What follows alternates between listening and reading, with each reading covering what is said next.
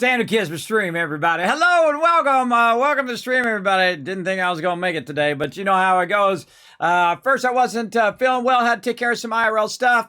I rested up because, man, I've been burning the candle at both ends, in the middle and on top and on the sides and everywhere. I've been really working hard on stuff. And then right when I was about to start the stream, boom, boom, big giant storms coming through. And I'm like, nope, not risking my equipment on that one. So I shut down all my computers and I let the storm pass. And here I am. Hello and welcome, everybody. My name is Kismet. They call me Overseer Kismet. I'm a partner streamer here on Twitch, or they call me the Wasteland Tycoon, rocking my gamer and cartographer shirt today, one of my favorite shirts. This really represents me, everybody, in all the ways that it can. If it just said artist on it, it'd be great as well. So we're going to get into it today. Man, we got as always, we got stuff lined up here in the Megastream. Boom, we got Satisfactory already cranking out me some resources. I was going to let that run today, but it was storming all day long. And then over here, of course, we've got some stream raiders ready to go. We're tier, God, I don't even know. We're way up there. Tier 39, and we have 12 days left. Now, we missed out on some battles earlier today, but that's okay. We're going to do a bunch of battles tonight and try to get it going on. Now, we also got marbles on stream, which I already have queued up. So you guys can go Excavation play right now in the chat. We'll start getting in there, start getting it going. We'll come back to that, as well as we got Fallout Shelter ready to go. We're going to check in with our shelter, see how it is doing. And then, of course, we're going to start some races. We're going to do do a race, and we're going to go ahead and start some battles. And then we're going to get deep into some satisfactory action. So settle in. Now, I was trying to get my zombie cure lab thing to work today with my little character. It looks so awesome, everybody. He's got a little red tie and everything in there. I couldn't manage to get it to work. So we're going to go ahead and push zombie cure lab back until I get that working. And then we're going to take another look at it once I get that working. So we'll see what's up with that. Now, remember, the game's still in progress. They're still working on it right now. It's really supposed to come out like into the year. But a very cool game. I'm really enjoying it. I was actually playing it a little bit. I was starting to get all wrapped up in it. I was like, hold on, I got a million other things I got to do. I got lots and lots of stuff going on. So yeah, go ahead and go Excavation play in the chat like all those other awesome peeps. We're going to do 8 races today. We're going to get into it. But first, let's say hello to everybody in chat. Thank you so much for your patience. Waiting for me to get in here and get it going on. Paul coming in saying hello. Hello, Paul. Rotisserie G bringing the love. Adam, Cat as well. Half Slab showing some love.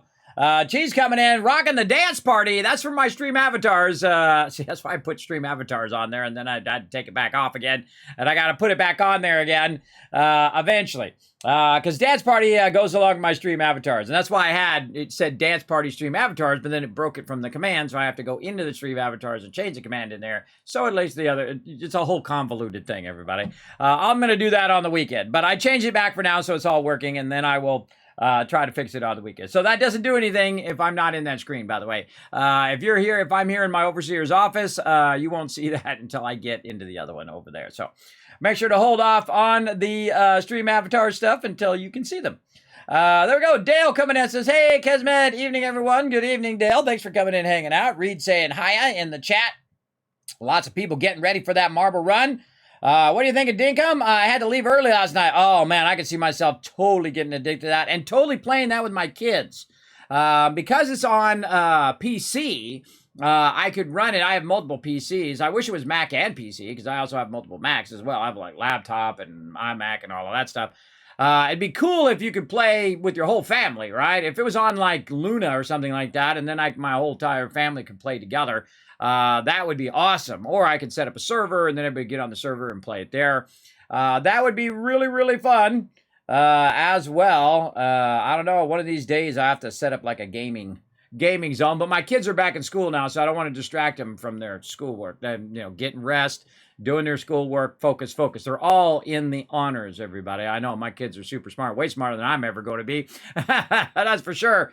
They are smart, as in I am work hard smart, everybody. People go, oh, you're so smart. You know so much about art and design and computers and all of that. That's because I spent tens of thousands of hours learning how to do it. That's not because I'm super smart. It's because I sat there and I went, okay, I got to figure out how to make this work. How did this work? How does that do it? How do I make these things go up and down? Now, how do I do this? Right? How do I do that? And that's 8 hours later, I've done that one thing. That's called work hard smart, everybody. That's when you work really hard. A lot of you I know can relate. You're sitting there reading that, and you're in college and reading that same paragraph over and over and over and over. You know, I don't understand what the hell they're talking about. Yep, that was me. But hey, whatever gets it done.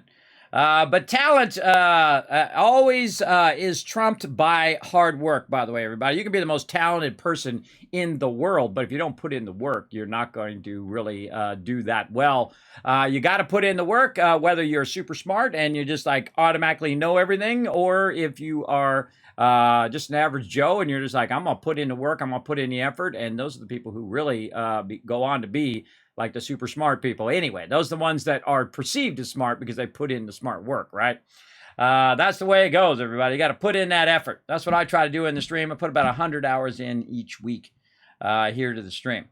So I'm totally addicted to that one too. I was fooling around with that one yesterday, and I know I could have played that one for about 12 hours easy.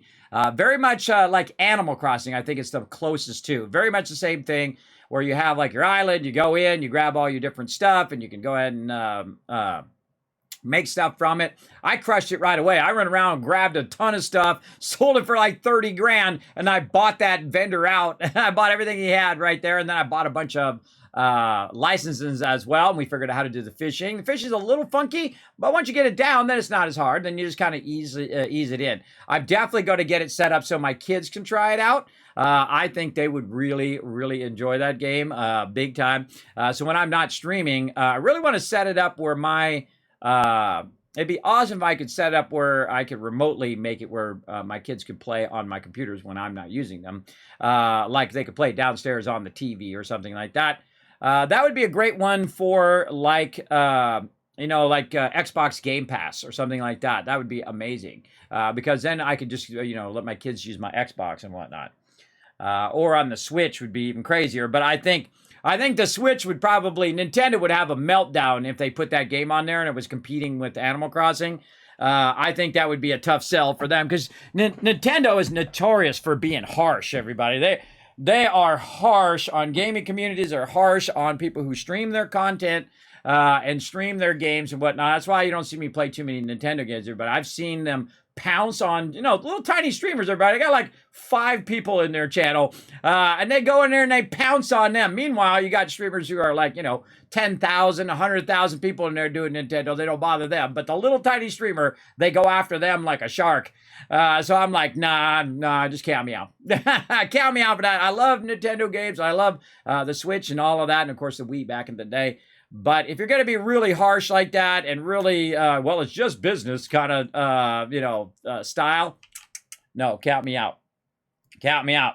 Yeah, they like to strike a lot. If they want to strike people like that, then I'm just not going to, not stream their content. It's as simple as that. I'm not going to advertise their product. They don't want free advertising, then screw them.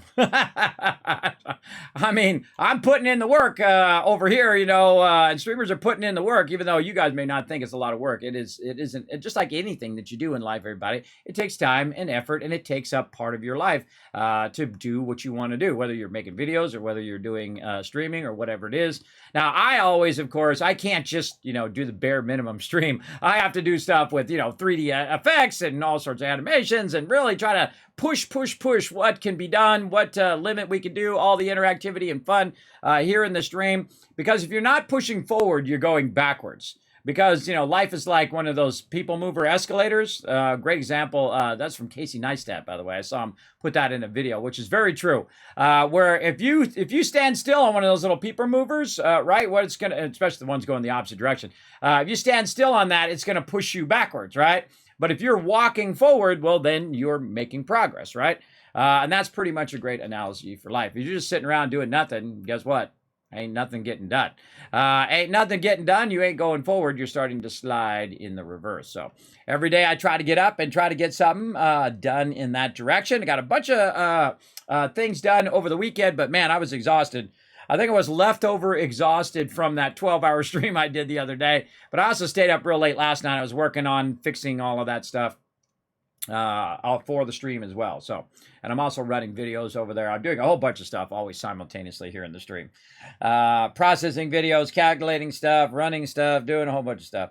And I'm going to give you guys behind-the-scenes tour here eventually. Again, give me about a week to rest up from that. And then we got a bunch of specialty streams that are going to come up. I'm going to do Legos of my original Lego sets. I'm going to pull them out, let you guys see me build those. I got a nice little spot over here with an extra camera and an extra microphone so I can slide over there and you guys can watch me do that. And I have to set up all the overlays and all of that stuff for that. As well as we got a graphic design one where I show you everything I know. I'm going to download every bit of graphic design knowledge to all of you, and then you can take and run with it. You can make your own overlays. I'm going to show you how to do graphics, logos, animations. I've done every type of design you can do, from t-shirts to comic books to gigantic posters and billboards for the music industry, for all the top people there as well. I've done everything you can do, from cereal boxes to nail boxes to little star scrolls that you see in the airport, or in the grocery store. I've done everything, and I wanted to do everything. That's what as a graphic designer, you want to have as much width as possible. I do as many different projects as you can,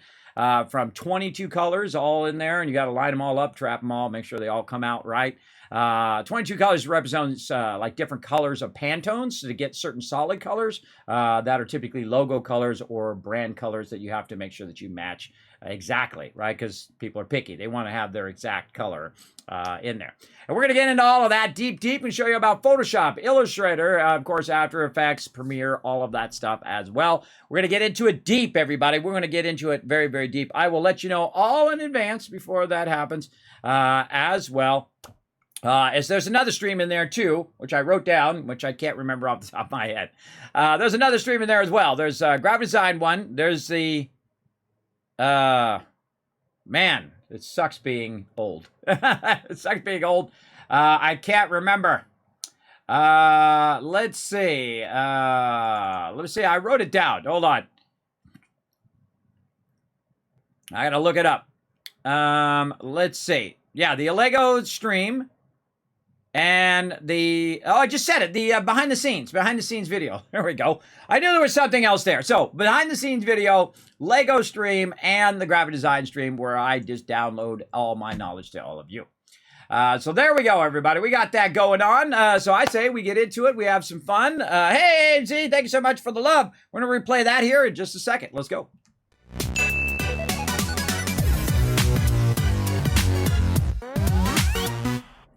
All right, let's get some hydration in.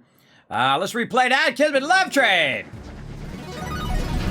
Coming in, new sub badge unlocked as well. AMZ bringing that 9 months of sub love. Let's blow up the chat, everybody.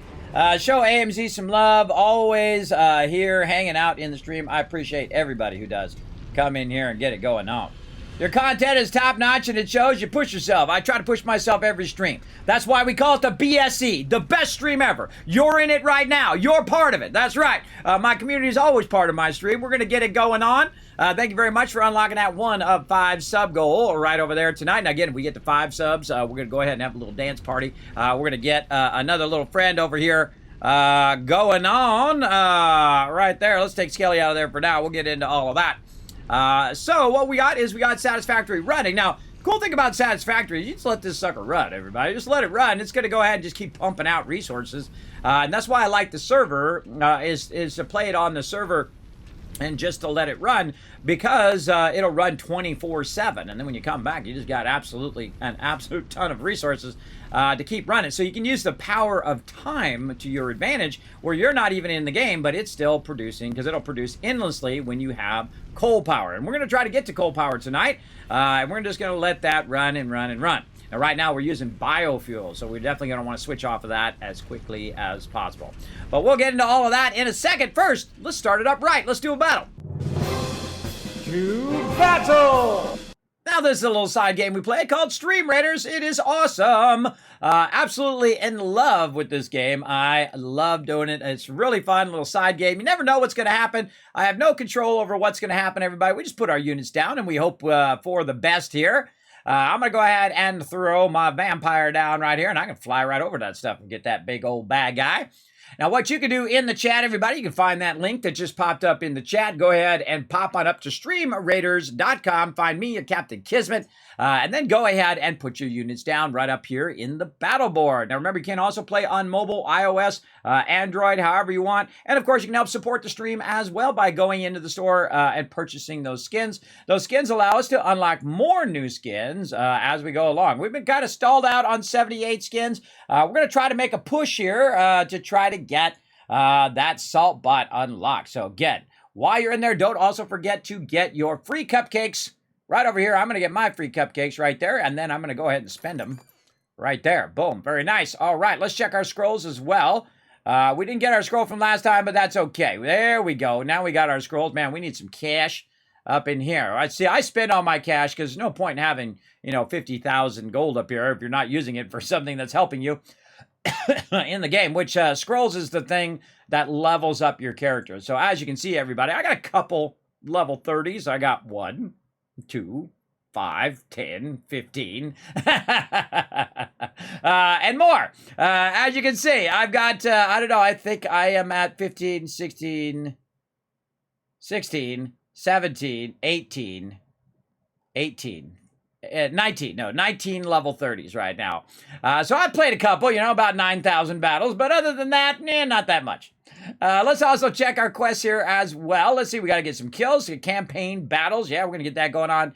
And melee units. Now, they got a dungeon thing coming up that we definitely want to check out some dungeons at some point and get that going on. This is another really fun thing where we can run dungeons together. This might be something I might do on a bonus stream. I'm thinking this Friday. What do you guys think? This Friday bonus stream, we can do a bunch of marbles on stream, and we can do a bunch of dungeon runs as well because they got an event coming up for dungeons, as well as they have drops coming up this Friday for marbles. So I want to go ahead and get you guys tons of drops. And whenever I see drops, I'll probably pop on in the stream 2-3 hours or so and try to get you guys some extra loot. That's what I'm all about. Now, remember, you can't help support the stream. Again, purchasing those skins right here in the store. You pop right in there. Now, if you haven't supported the stream, everybody, remember, it's not required, but I do appreciate everybody who does. Because, again, it gets us one step closer to getting it going on. So rock that yellow fedora, everybody. You can also gift them to other people. I'm going to try to push for getting that 100 unlocked here. Because, man, we've been working away on that one for a while. But we'll see if we can get there at some point. Look at AMC's little warrior. Yeah, look at that. Is that the one you won on the stream? The little marble warrior? Let me know in the chat. I think it is. That's a rare skin, by the way. I gave about 20 or 30 of those away, everybody. Just like absolute ton of those. All right, we'll come back to that.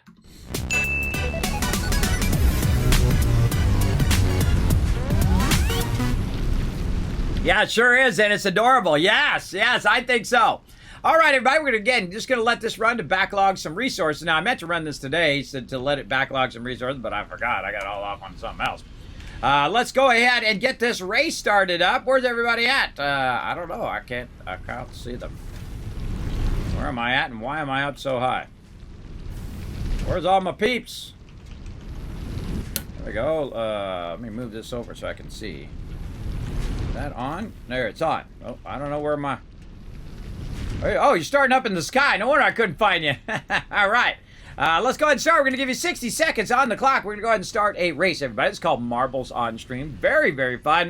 You can go in and customize your marbles. I've got 4 custom marbles for you guys right up here. This is for viewers, everybody. And then on the right side, those are for subscribers. We even got a little corgi dog in there. Kind of hard to see here in the darkness, though.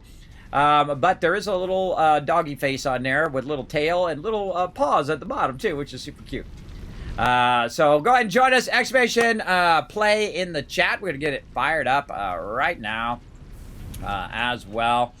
Get that going on. Clicky, clicky, all the thingies. There we go. And again, you got 10 seconds. Usually in the last 10 seconds, I don't think it lets you queue. So get in there quick.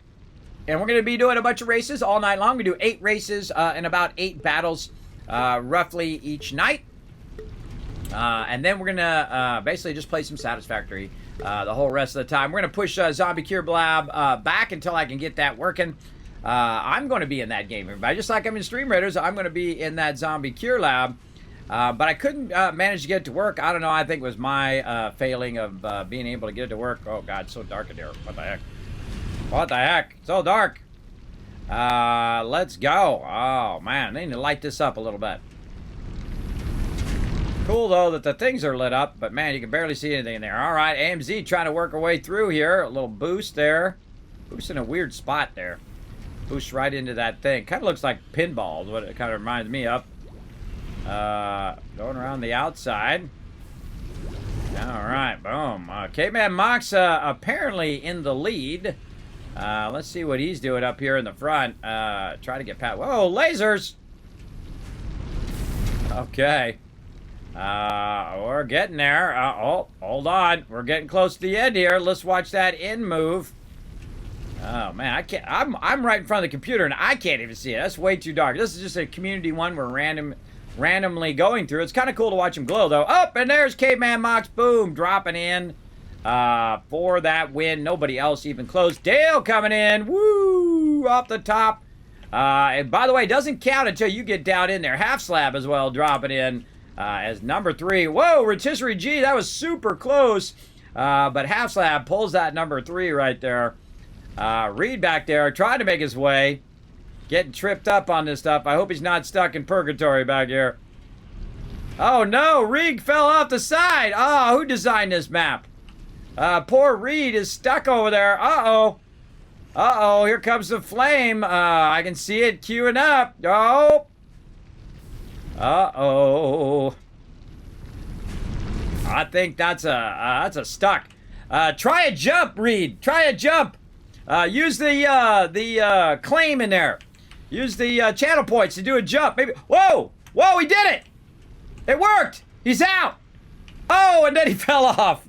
Hey, it's worth a try, right, Reed? It was worth a try. It did work, so we know the jump works. Awesome. Well, hey, you know, I'm gonna give you 1,000 Kiss Cats for trying that as well. There you go. Boom. Very nice. Caveman Mike's coming in. Dale Half Slab. At least you didn't die to the fire. At least you died on your own terms. So there you go. There we go. Yeah, the jump did work. Awesome. Now, see all that stuff over there? That stuff doesn't work. Don't use the excavation things. You got to use the channel points to tie it in. And you guys can go ahead and use boost. You can use strike, where you strike other people. I apparently think that is. And then jump, which we know now works. Now, go ahead and go excavation place so you don't miss the next race, which you're going to come back to in about 20 minutes as well. And our stuff is still cranking away here, looking good. I hear some storming going on outside. Hopefully we don't lose power. If I suddenly disappear, you know why. Darn storms in this place. It's weird that you have storms in summer. You'd think you'd have storms like in winter, but it's like every third day you got storms in this place. All right, we're going to turn that sound on, and we're going to go over here, and we're going to turn the sound of Satisfactory down here for just a moment. All the way down there. There we go. And we'll let that run. We'll come back to that here in just a second so we can hear the sound of Fallout Shelter. Now, Fallout Shelter, we're not actively playing it where we're like playing it all night long. We just get in there. It's a little side game that we're playing along with Stream Raiders and Marbles, getting that going on. So what I typically do in my vault is I'll zoom all the way out here, collect anything that's trying to collect, and I'll immediately go to collecting all of my resources first so I can start to catch up there. But look at this, everybody. Nice.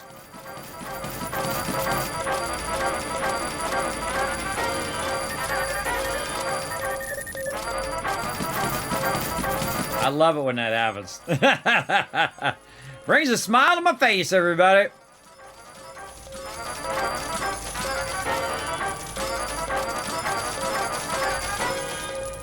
All right, now that was fun. That's fun every single time. Now, also what we want to do is go ahead and res our dead peeps here and recall them back to the base right away. It's going to take them 4 hours and 21 minutes. We might be able to catch a few of those at the end of the stream. We'll see how it goes.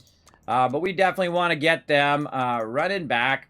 And, of course, the longer and more powerful all of these guys become, the higher level they become, the longer they will stay out into the wasteland. So sometimes we're going to run them out there for like 24 hours. Whoa, he got a flamethrower. Oh, and he got a laser gun. Oh, look at that. He's not quite dead yet. He's got, look, he's been out there for 1 day and 9 hours, everybody. And he still has 6 stem packs left, and he has 5,700 cats. We're going to let him keep going.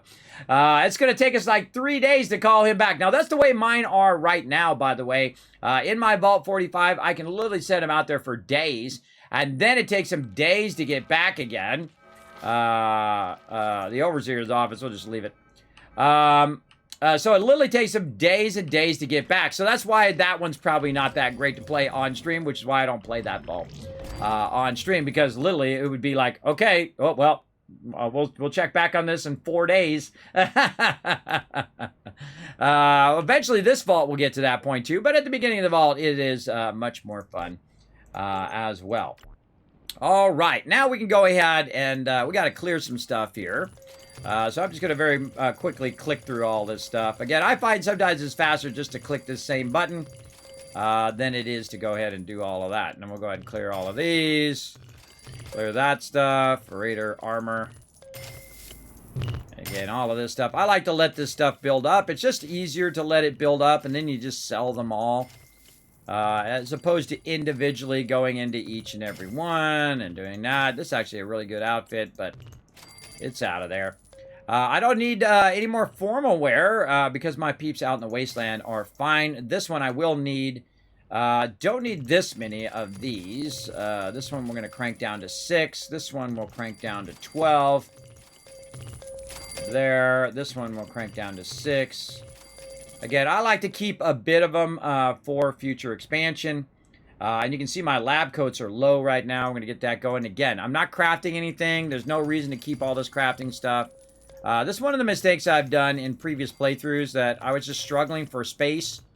This is the way it really is in any game, is the fact that you keep all this stuff that you don't really need in the moment. Oh, I hear the mysterious stranger. Let's see if we can find him. Sell all that stuff off. All right, mysterious stranger. Vault door. No. In the first few rooms. Is he in the elevators? No. Sometimes he's hiding in plain sight, everybody. He's really hard to find. There. Gotcha. Whoa! 2,400 caps. That's the way to start a stream right there, everybody. Get that mysterious stranger. Again, he's going to be close, because if you can hear him while you're zoomed in, that means he's close by wherever. Oh, Kismet love trade. Rotisserie G bringing in the love. That's 41 months. Still riding the crazy love train wherever she may go and whatever may happen. Well, thank you, Rotisserie G. Appreciate that big time. I'm going to order that shirt up for you, by the way. I got to get that done tomorrow. I was too worn out today to get it done, but we're going to get it going. All right, let's go ahead and... Oh, let's get him on his way back. There we go. And we're getting recipes here that we can craft up later on. But we want to get them into here. Now, we just got a few more minutes here to get this going on. So we're going to go ahead and take this person. And when they're maxed out, we're going to drag them down here. And if we can, we're going to grab some of these peeps who are not maxed out. I think they all are maxed out. This person right here. And we're going to throw her now into training. And this guy over here, we're going to throw him into training as well. And we're also trying to catch up on our power. Now, whenever you see people maxed out like this, you definitely want to pull them out of the training and get some more people in there, right? That you can go ahead and train up.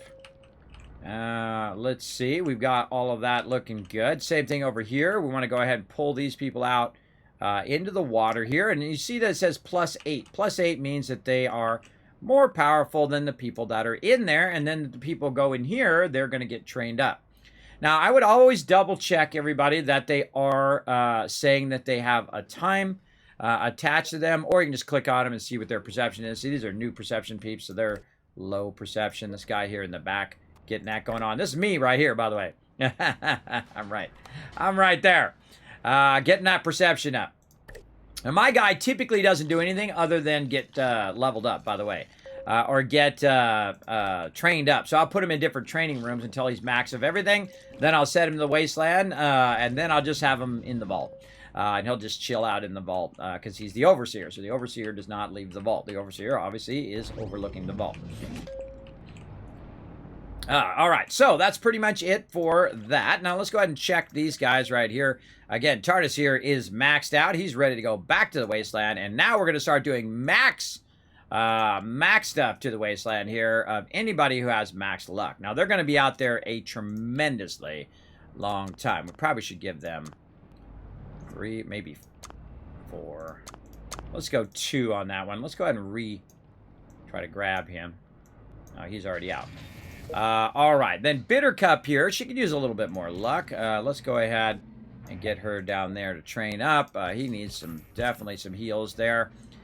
Dale's ready to get it going on right here. Also, Dale, boom, max caps or max stay, give you 2, and out you go. Now, they're going to be out there for a really long time. Now, if I max their stem packs out, they're usually out there for 3 or 4 days in real life, everybody. So the next time we'll be checking in on those guys will be like next week. And you want to start queuing your people up like that. And the reason why you want to do that is to burn up your stem packs. Because you can see I've got a huge stem pack factory going here. And that is so it can support that where I'm sending, you know, tons and tons of peeps out there. Now, also, he could go ahead and stay in there to get going. Now, there we go. That's pretty much it. Now, some of the other things we could do is we could go ahead and do some of this right here. We might do that. I usually wait until all of my explorers are max luck, and then I start to send them out to actually do quests as well. So we're just going to let them keep on keeping on. We got people here getting up there little by little right there. We got some peeps getting close. Bittercup's going to max out. She's a legendary, by the way. He's going to max out. Yeah, we got a bunch of people getting very, very close here. Yep. Yeah, they'll be done by tomorrow, a lot of those peeps. All right, that's it. Okay, now once you get to a point where you've got enough food and water and power there, you're good. That's it. Make sure you save on the way out. Save that loot. And then we just go turn the sound down and main menu. There we go. Now, what we do is we let it run. Now, what it's going to do is run for about another minute, and it's going to start burning up your resources and your power. But at some point, it's going to stop. Well, usually after about a minute or so. And then your people are still going to be going out to the wasteland. Your timers for all of your rooms will still be running. So when you come back, your people are going to be trained up. You're going to have a bunch of resources. You should have everybody in at least one person in every single room. So when you come back, you literally have just tons of resources that you can collect. It helps you recover from being out of the game. Very, very quickly. So there you go. That's it. That one's good to go. All right, back to some Satisfactory here. Let's get this going. 12 more minutes on that. Let's go ahead and check in on our current status of the game here. Let's go ahead and turn our sound back up again here.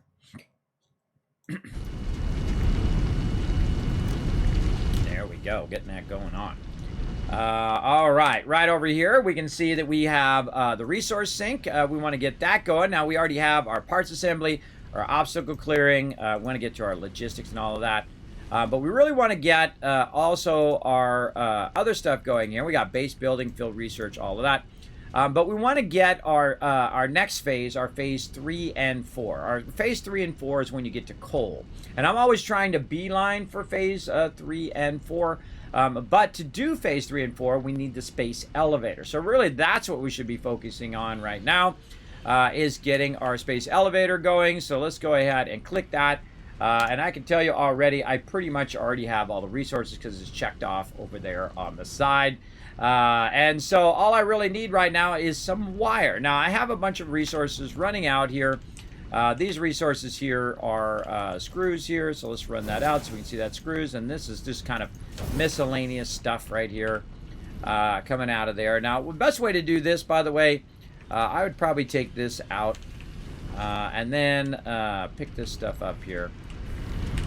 And then just have it something like that, right? Where it's kind of like you can see it's flowers and biofuel and something just random as opposed to being that limestone. All right, we've got a good amount going there. Now we've got those resources coming through. You can see we're coming through on that side. Now on the other side of the base, we're also feeding in some resources. You can see it's kind of going right here to this one.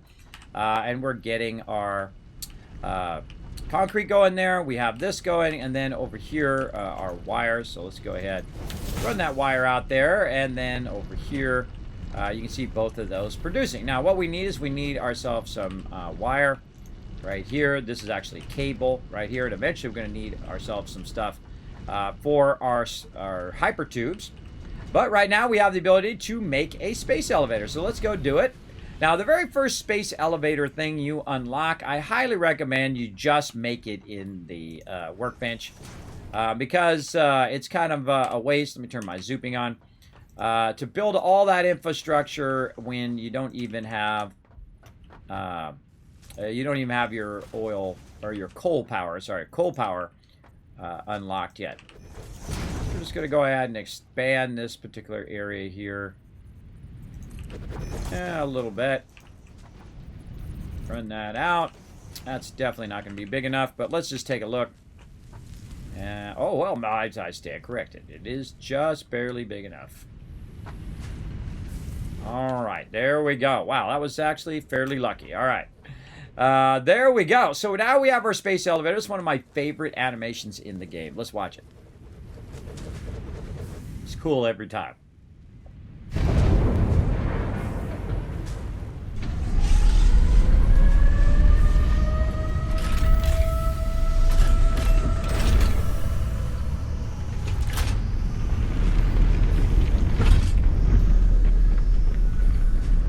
You redeemed your name in game, Half Slab. Awesome. I will get you in there. We're going to check that out at the end of the night. I can see it right down there in my redemption, so don't worry. I'm going to get you in Vault 52. So, yeah. I will get it going on. But again, if I miss it, don't worry. It stays in the queue. I never take them out of the queue until I actually physically add you into the vault. So, don't worry. We'll get you in there, Half Slab. No worries. All right, there we go. Space elevator is good to go. Now, space elevators for larger packages that you send up there, as opposed to the smaller ones that you send when you're just sending a little bit. But these ones are the more industrial strength ones that you send up the space elevator. And right now, we need a bunch of smart plating. So we need 50 smart plating. Now, the best thing to do is just to go in here and queue it up. Where's that smart plating? Oh, wait a minute. It's not in here. That's because it's actually made in one of the machines. And if you want to do that, you actually hit O, and then you go in here and you type smart plating right here. There you go. And you can pretty much put anything in the to-do list, which is awesome, through your recipes here. So I'm going to just go ahead and click this 50 times. Was it 50 or was it 25? I think it's 50 on this one. Yeah, 50 on this one. All right. And then we hit O. And again, smart. You don't have to type the whole thing. I just type smar. And then we're going to go ahead and click that 50 times, and it's going to tell us exactly how many we need to unlock that next tier. What we're going to need is 50 rotors and 50 reinforced iron plates. Now, right over here, we have a bunch of our various resources running that we can use toward making those things. Now, we can also set up production to make those things for us. If we want, but again, the ever-present power problem is going to present itself constantly. So right now we have a capacity of 90 and we're using 76, so we could definitely get a little bit of that going. But in this particular one, I find it's just faster to go in here and say, how many reinforced iron plates do I need? I have 17, I need 50. All right, well, I'll just press the button. And I highly recommend, if you're about to have dinner or if you're about to do something, to just go ahead, put your cursor right over there, put the space bar, and there you go. You got it locked in, and it's going to go ahead and just make those for you. I find that this goes way faster than actually making the stuff. I have one time, by the way, it was really funny. I went in and we were playing multiplayer on the server, and I went through all the effort of making all the materials and doing all of the stuff. And I went through and I was letting it run, and as I came back, someone had already made it and then updated it. I went through all that effort to make it, just to show you guys that you could go in and make it ahead of time. I forget who it was, but I'm not going to call them out. But they actually went in and updated the thing right when I did all that work. So if you are working with other people, make sure to be a good communicator on what's going on and what they're doing and whatnot. Very, very important, so those kind of communication errors don't happen. It does happen, everybody. I just roll with it. All right, then rotors down here. Look, we already have enough to make 50 rotors, and again, I'm going to make it way faster than it's going to make it. It makes like 2 rotors a minute. You can see that I'm going to make a lot more rotors in a minute. In fact, I'll probably make 50 rotors in a minute. So I'll just go ahead and let it run, or maybe 15 in a minute. You get the idea. You get the idea. Hey, Adam, what up? Thanks for being here. Thanks for coming in, bringing that love as well. Congrats on winning that super loot as well. Winning that loot. Now, again, if you put a comment or question in the chat and I miss it for any reason, feel free to throw it in there again. I never mind. Obviously, we got a lot of stuff going on in the chat. And again, thanks for coming in. F's in the chat. That's right. F's in the chat for poor Reed there. But hey, he did help us test out the jump function, and he also brought you guys 1,000 Kismet. So GG for him, right? Getting that going on. So again, look how much faster this is. This is 1,000 times faster, if not more, to just do this in the very beginning. So again, we're just going to try to go as fast as we can here. I try to catch up to the new stuff because I started over yet again because I switched over to Steam. I much prefer Steam, everybody. I don't know. Epic Game Store is getting there little by little. They got lots of free games over there as well. Make sure to check those out. I usually post them on my deals over there, or you can just pop in the Epic Game Store, get yourself some free games.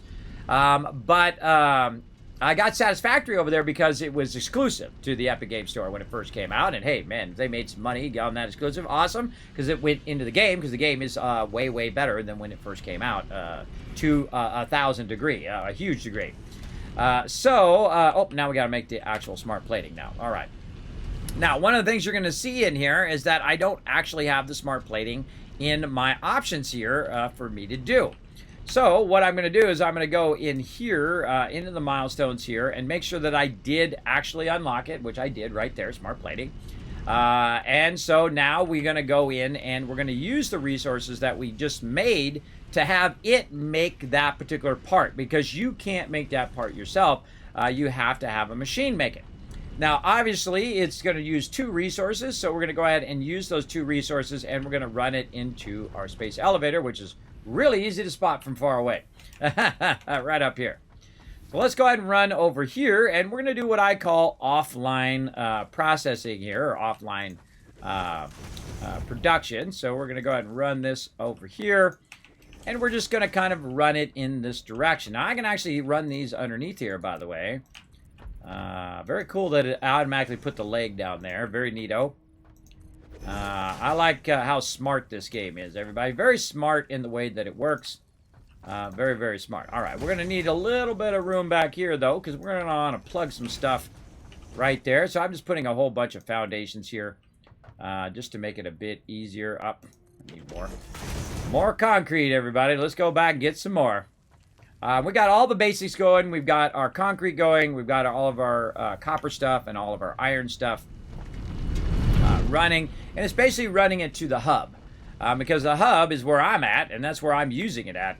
Right there. There we go. Make sure that you see that's still working. Now, of course, this is a much slower speed in the beginning. Later on, you get much faster and much bigger, and then you can combine stuff together, and then you're doing massive amount of resources at the same time. Which, of course, speeds up the whole process. And I've been going very heavy on keeping your production going on a single-player game as opposed to using the server, where, again, I could just queue it up and let it run and run and run. Now, we want to go ahead and put a couple of these down just to make this go just a little bit faster right over here. Now, what we're going to need to do is make some smart plating right here. So we're going to need reinforced iron plates. We're going to do 2 per minute. So we're going to do 4 per minute.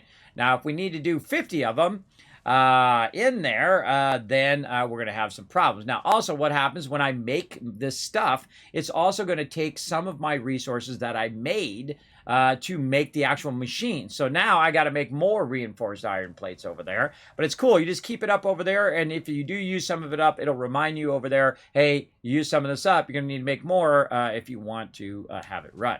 Now, again, in this particular playthrough, we're really going to scale it up and try to make it go even faster. So here's what we're going to do. We're going to go ahead and actually made this even wider here. We're just going to keep on going. And yes, you can just build out however you want, which is really fun.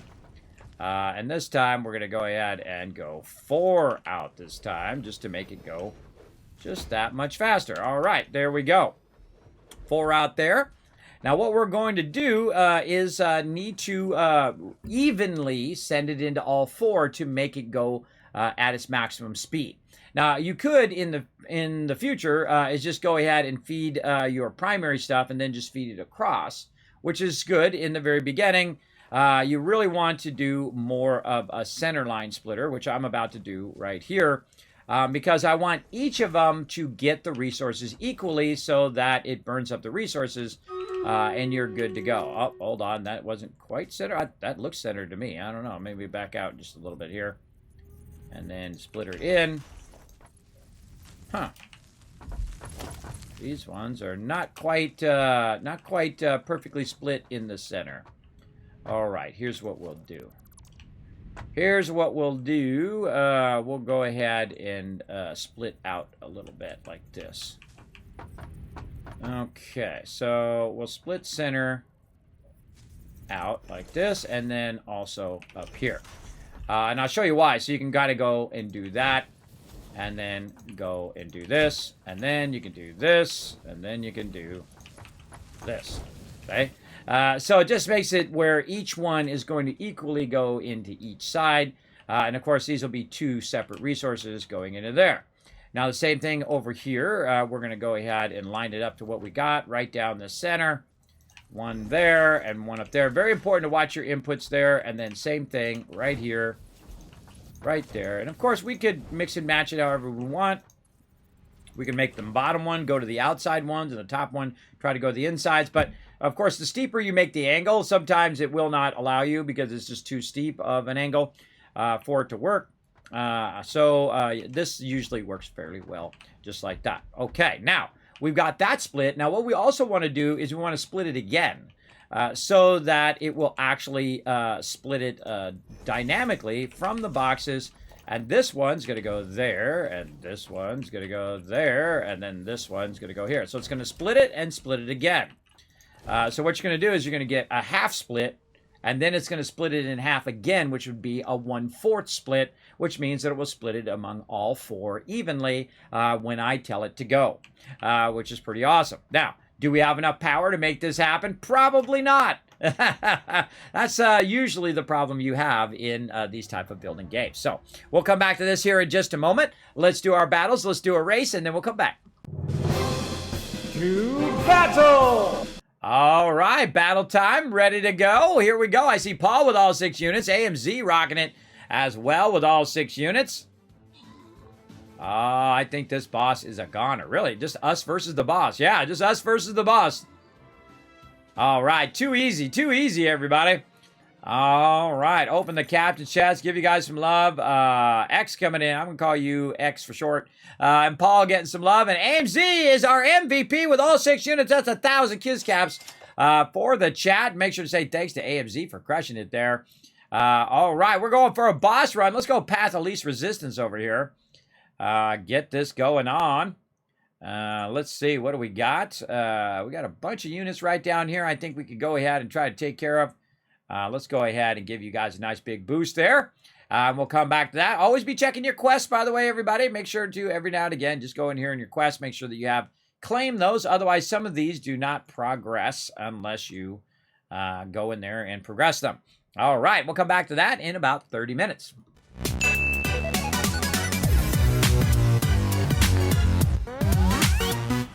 All right, 60 seconds on the clock. Excavation play to come. Put your marbles on the table, everybody. Let's go right now in the chat. Come and join us. We've got some peeps already in. Now, remember, you want to at least join us for 4 races. If you joined us for a race last time, you want to make sure that you join us. Otherwise, you will not get your energy back. So go excavation play in the chat. We're going to get it going on. Again, we're going to do them about every 30 minutes or so. When we are doing the battles over there, we're also going to do races at the same time. Best thing to do is when you come into the stream, just go exclamation play. If it's been about 30 minutes, usually I have them running all the time. Go ahead and do a little posture check here. There we go. Get settled in for some races here. Settled in big time. All right, here we go. Race starts in 10, 9, 7, 6, 5, 4, 3, 2, 1. Get it going on. All right, what's this one all about? Oh, this looks like a straight drop. Straight drop. Oh, there we go. Who's going in first? Oh, everybody in. All right, let's go in and look. Oh, I love this shot right here, everybody. It's so cool. Everybody just spiraling down. Neato. Spiraling down into the other one here. And let's see who goes down there first. Who's it going to be? Yeah, these races are really fun, everybody. I have lots of fun. All right. We already got the boost going in the chat there. There you go. K-Man Mox getting in there. Everybody dropping in. Let's follow them. Down into the thing. Whoa, whoa. Oh, some ups and downs here. Wee, wee, wee. All right, here comes the first barrier. Oh, Caveman Mox ran into it, but made it past pretty well. Didn't get stuck in there. Oh, Base with some momentum. Look out. Oh, Base is going to be the person to catch now. He's got that momentum. He's looking good. Let's see how he does through the next obstacle. Oh, like it was nothing. What obstacle? What are you talking about? Whoa, I got the big boost. Caveman Mox coming in next, though. Let's see what happens. Oh, it's going to be close. So, up I go. Caveman Mox through as well. Wabbit's Foot. And AimZ coming in right there. Don't feel bad, everybody. If you make it to the end, 2-3. What's that all about? What's this 2-3 all about? I don't know. Let's get it on in there. God, it makes me want to make these levels, everybody. It makes me want to go in there and do a bunch of level making stuff. I don't know what the limitations are. A lot of these look the same. I'd like to make something that's, uniquely different. But, also has really the fun race element in there. Don't want to make it too long as well because I feel like... you don't want to make it, take 90 minutes or something like that, All right, we don't count me. Caveman Max, Wabbit's Foot coming in, and AMZ is our top 3 there. Though I do get points for that. If you are the top 3, that's when you're getting your points. Now, remember, if you are the top of the leaderboard, you instantly win at the end of the season on August 17. So I would get in as many races as you can because it's a great way to have fun here in the stream as well as potentially winning free loot. So go ahead and exclamation play in the chat so you don't make sure not to mix the next race and keep that rocking. We're going to come back to that in about 25 minutes. All right, back to some Satisfactory. Let's go. Okay, so we got all of these going. Now we want to go ahead and tie in the power and see if we can cause our power to go off because that's usually what's going to happen. Right over here, we got the power running that way. We got these powers which are maxed out. We haven't got to our quick wire yet. That one's maxed over there. This is a constant problem that you'll have in the early game is all of your wires will be kind of maxed out. Right over there. All right, anything back this way? We got unlocked? No. Over here? No. Wow, we literally have used every single one. All right, that's okay. We know what to do. We're going to go over on this side, and we're going to find something that's tying itself across. Let's see, right here, this wire. And we're going to take that out for just a second, tie it to here instead, and then we'll tie it over there. Make sure you tie it back or you'll be forgetting that one later on. And then what I love to do is I love to put this on my splitters here, which is really fun. You can put it back here. And then maybe over on that one. And then we can go ahead and tie these in. Like so. And again, I'm going to get all of this ready first before I put the resources in. Because again, it's going to burn up resources when I got it going. So that one's good to go. So I can just go Control-C without actually being in the thing now. In Update 6, which is way better. And then paste again. Double check that it did work. Yes, it did. And good to go there. Let's go ahead and add a little bit more room here for us to work up here in the front. Now, on the way out, it doesn't really matter because what I want to do is merge all of these together. So I'm going to put a merger right here at the end. And then same thing here. This particular merger, I'm going to aim toward this other merger at the end. I'm going to do the same with all the rest of these here. Try to get them all lined up. Now, sometimes, those little green lines tell you you're all lined up, but sometimes it lies. It's a big fat liar. So, you know what? You try your best. You run your stuff. You see if it works, and you're good. Oh, that one's already in there. And one of these ones right here where you have a real short distance, you can just double-click, by the way. Right here, you can't double-click, or it thinks it goes back in the thing. But if they are close together, you can't just double-click, and most of the time, it will connect it like that. All right, so we have our output here, and then this output is going to go right into the space elevator. There we go. And again, double check all of these are on smart plating so that when you do start up the smart plating, it will all start up together and hopefully evenly feed through there. I crouched through there, by the way. And there we go. So these are all ready to go. Now, we need to go ahead and feed the resources in there. So what I'm going to do is get myself a storage container. We have not unlocked the big containers yet.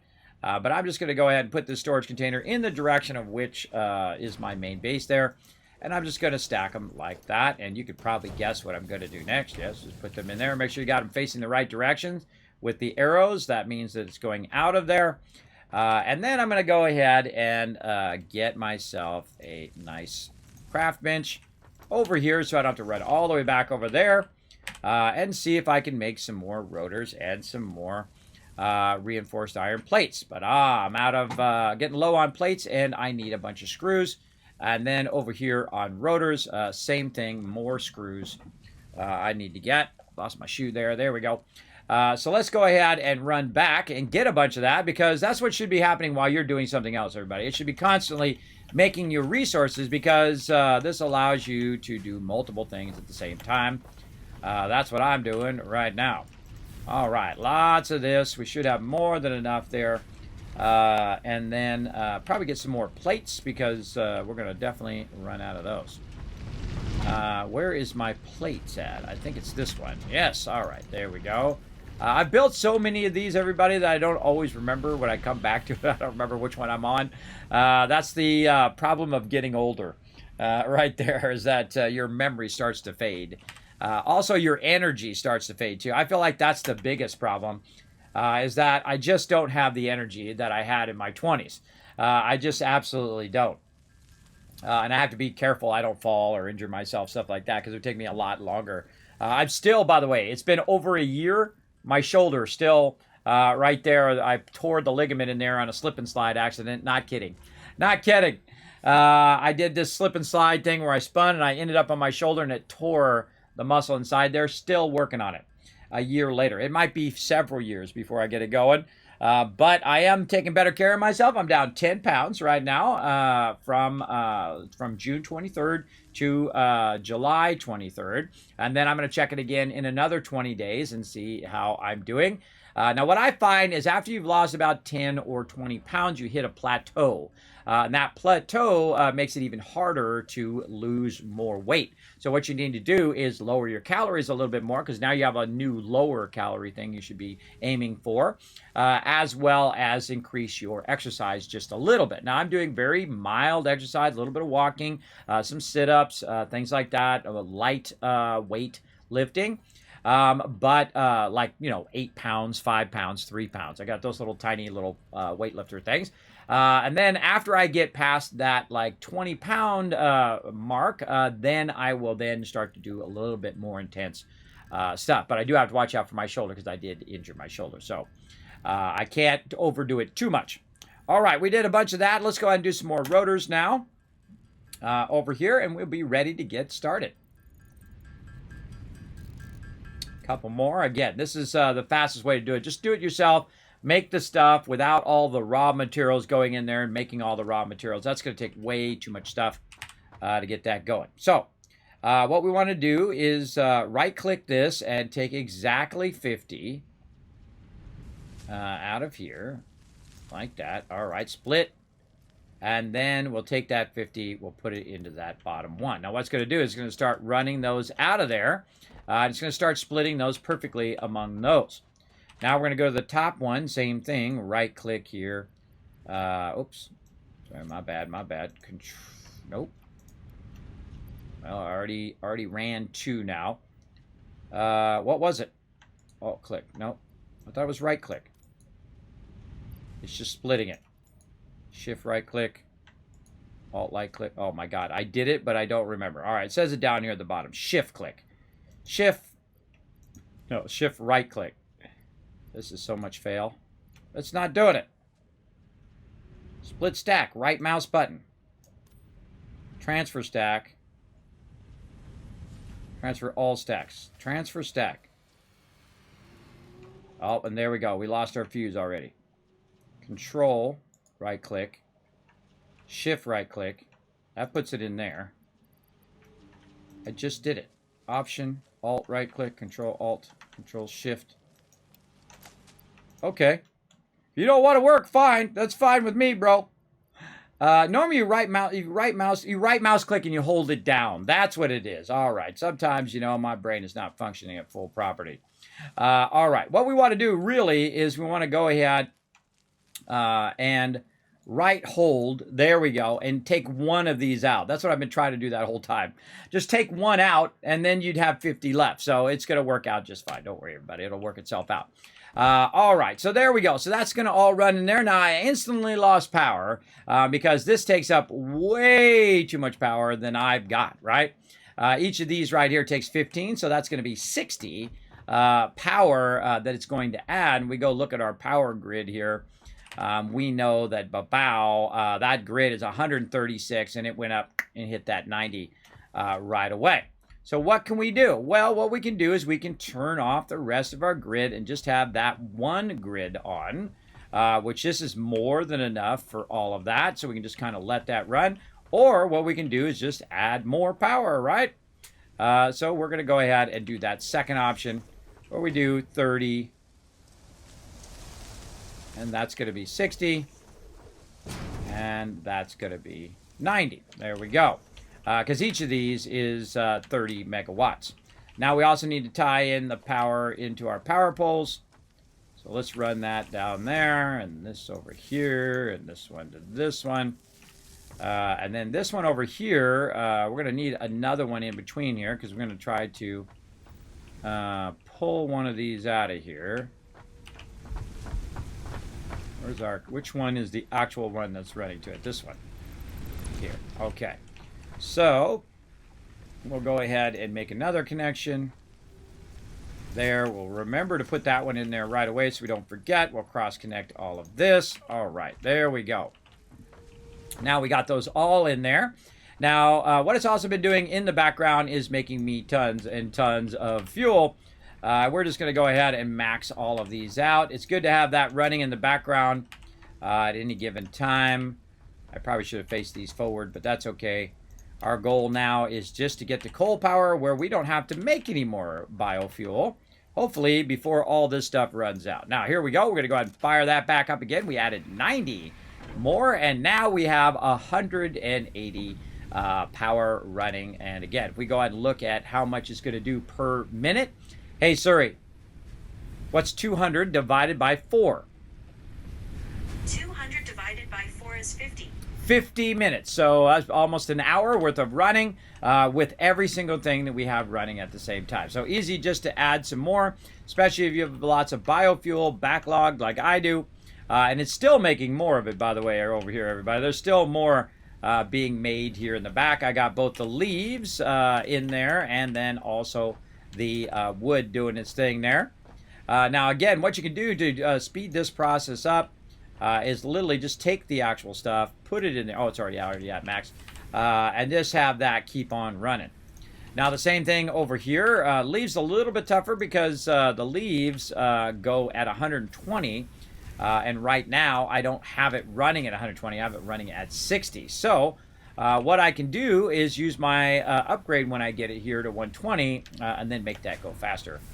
So that keeps up with that, and that'll burn all that up. All right, so there we go. So we have all that going. Now, if we look in the upper right-hand corner, we can see our space elevator up there. We're 5 of 50 already.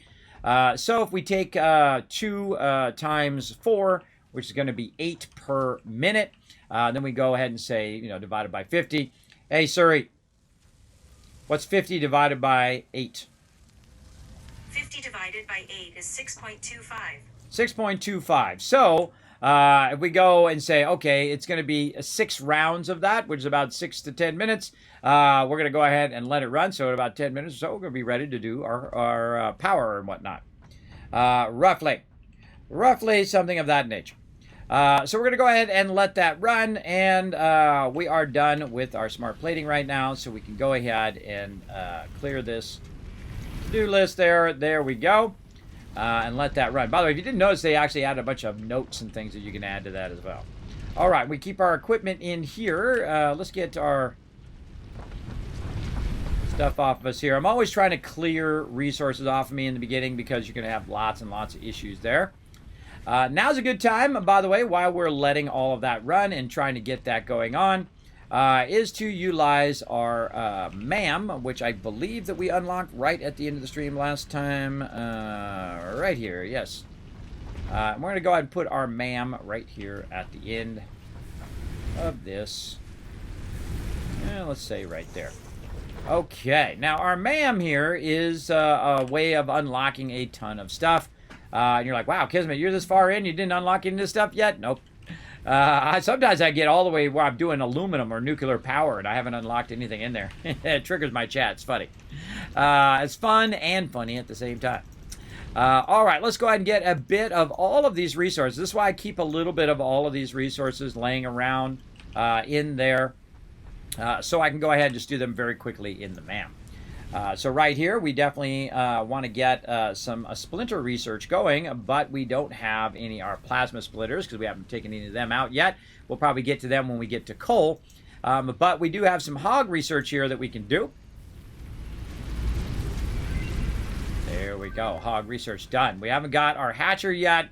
We haven't got our spiders yet, and we haven't got our spitters yet. But we can go over here and actually get this going, bio-organic properties, and unlock this. And one of the things they added was the ability to see further down the line here. So you can see right here an inflated pocket dimension. I can try to get there if I can get this one going. So what it's going to need is some biofuel, and it's also going to need, or biomass, and then also some little cooked guys here. So let's go ahead and take this out now, and we can go ahead and put ourselves a nice crafting bench out here where we don't have to run inside the hub every time. And there we go. Okay, we're going to go in here, make all this hog protein that we need. There we go. And we already have a bunch of biomass. Do I have some on me? I see that it does say I can make some, but I probably just want to go over here, go to this machine, which is going to have a little bit in there, grab that out of there. I can't remember how much I need. We'll go ahead and look here again here in a second. Let's see, 15. All right, so I need a couple more. And again, I can also grab it coming out of here and throwing that into there. That'll help as well. And then unlock this. So you don't have to unlock all of these to go ahead and progress this. I'm going for this inflated pocket dimension right there. And there we go. So now we've unlocked all this other stuff. We've unlocked all this other stuff down here. Available in the MAM. Thank you. And then again, more inventory slots right here. Inflated pocket dimension is what we want to do. So we're going to need 3 more. Now, if you notice, I make exactly as much as I need because you never know. You might need this stuff in other stuff. So I always try to make the minimum amount just to progress what I'm doing. So let's go ahead and... oh, we forgot our wire. Wire is on the other side. Over here. Yeah. And we'll just take all of it. Take all of that wire. And let's see if we got enough. We do not have enough wire. Ah, what a bummer. I mean, enough cable. I got to take the wire and convert it into some cable. But no worries. We'll make a bunch on our own here.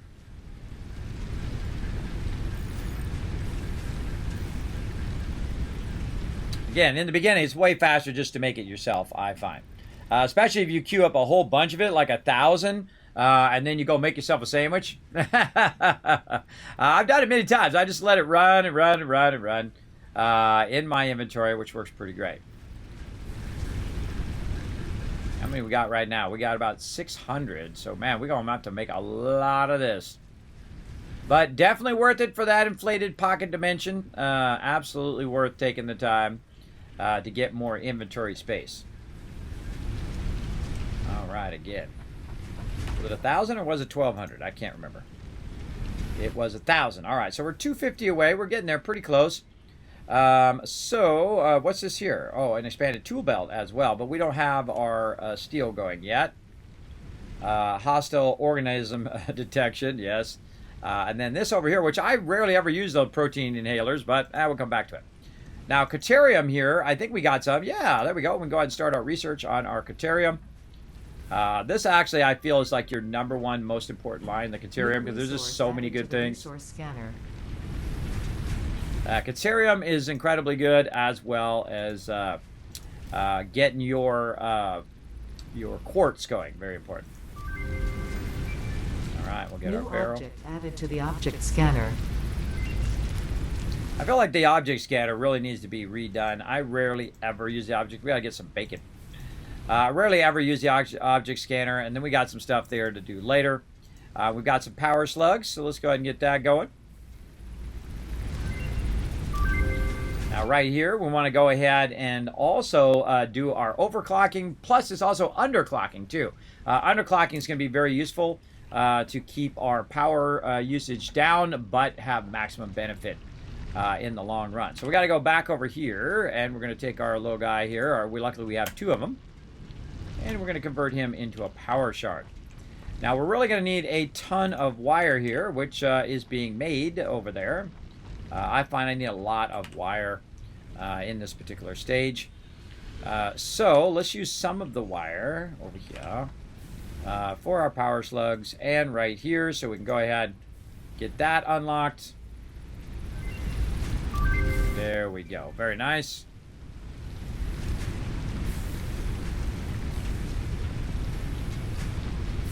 Enough to get that going. And then a little bit more there. All right. And let's make some more cable. And it looks about right. I think we got just enough. Yeah. Oh, we're going to have some extra too. We'll definitely have enough to get that wire going.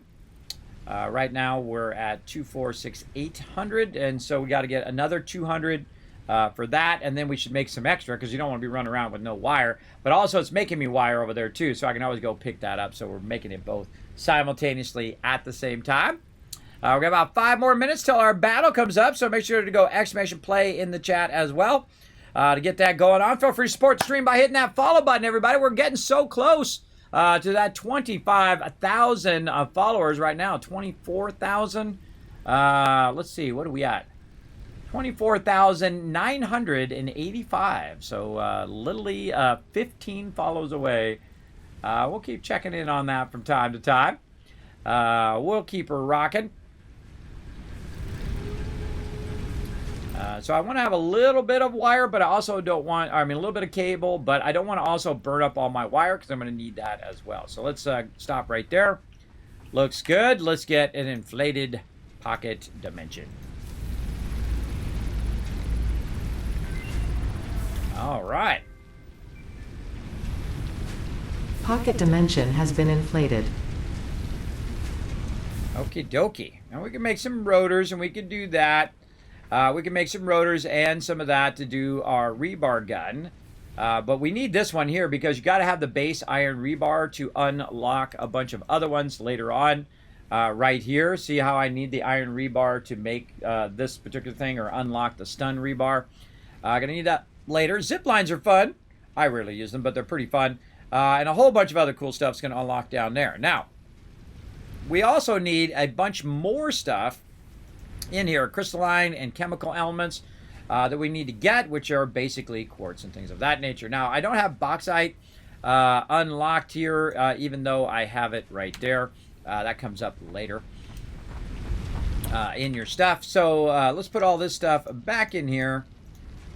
So when we need that a little later, we're going to even leave that biofuel in there, or biomass in there.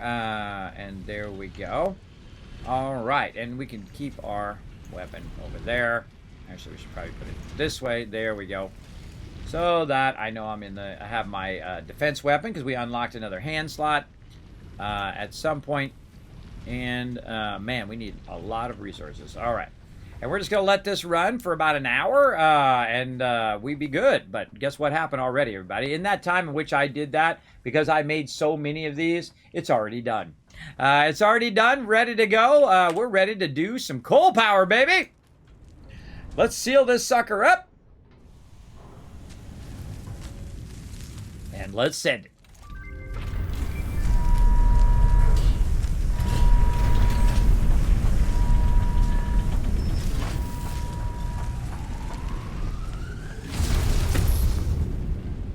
And off it goes. All right, yay! We haven't even finished our tier 1 and 2, but we've already unlocked 3 and 4. Let's go take a look right over here and see what goodies we're going to unlock later on. All right, later 3. There it is, coal power. That's my baby. That's called perpetual power.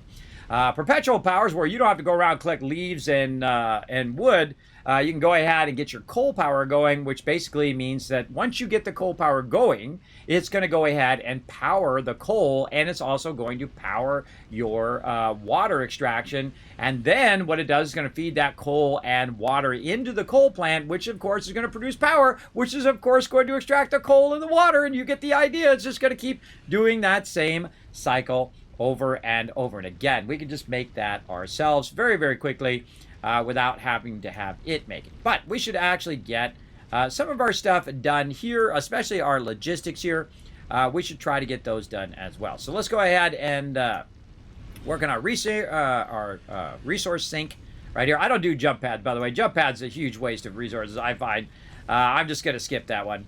I typically don't use those. I have used them in the past, though, in builds before.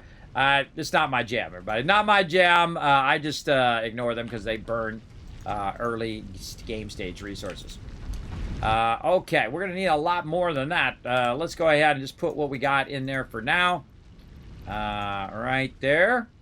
And we're going to need to get a bunch more of this nicely made right over here. Let's get the full stacks. Put that in, and then definitely a lot more wire. Now, how can we make the wire go faster? Well, we can make it ourselves, right? So if we've got some extra over here, which I think I have somewhere, iron right here, a little bit of copper. Oh, actually, I got a whole bunch of copper right there. A whole bunch of copper there. I just control-clicked one of the copper, and it pulled all of the copper out at the same time. So what I can do is go in and make my own copper ingots here, and I need about 250. So again, it's always faster, I find, in the beginning to just make a bit of your own stuff. So just AFK, go do something else, come back, GG, it's all good, right? Now what I'm going to do is I'm actually going to convert all of this copper and then convert it all to wire while we do something else, while we do a battle and we do a race.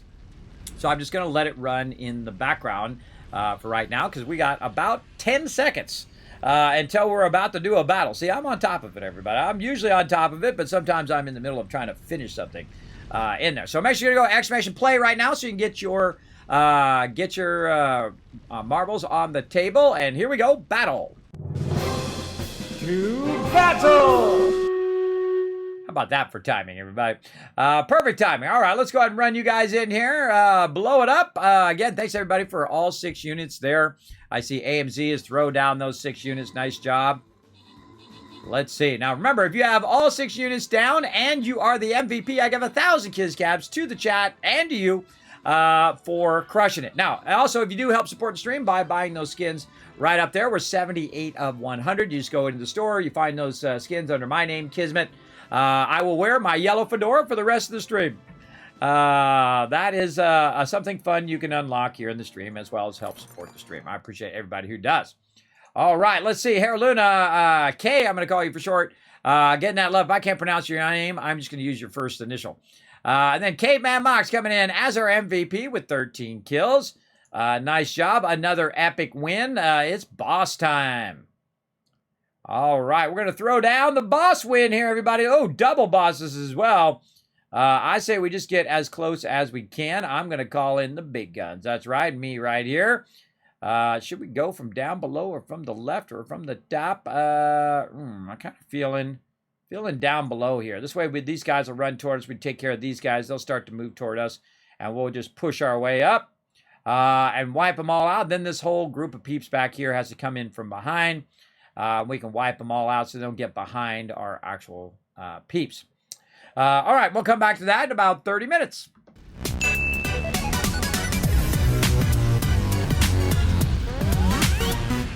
Now this is cranking away, still going, still working away on it. So again, we'll let it run in the background.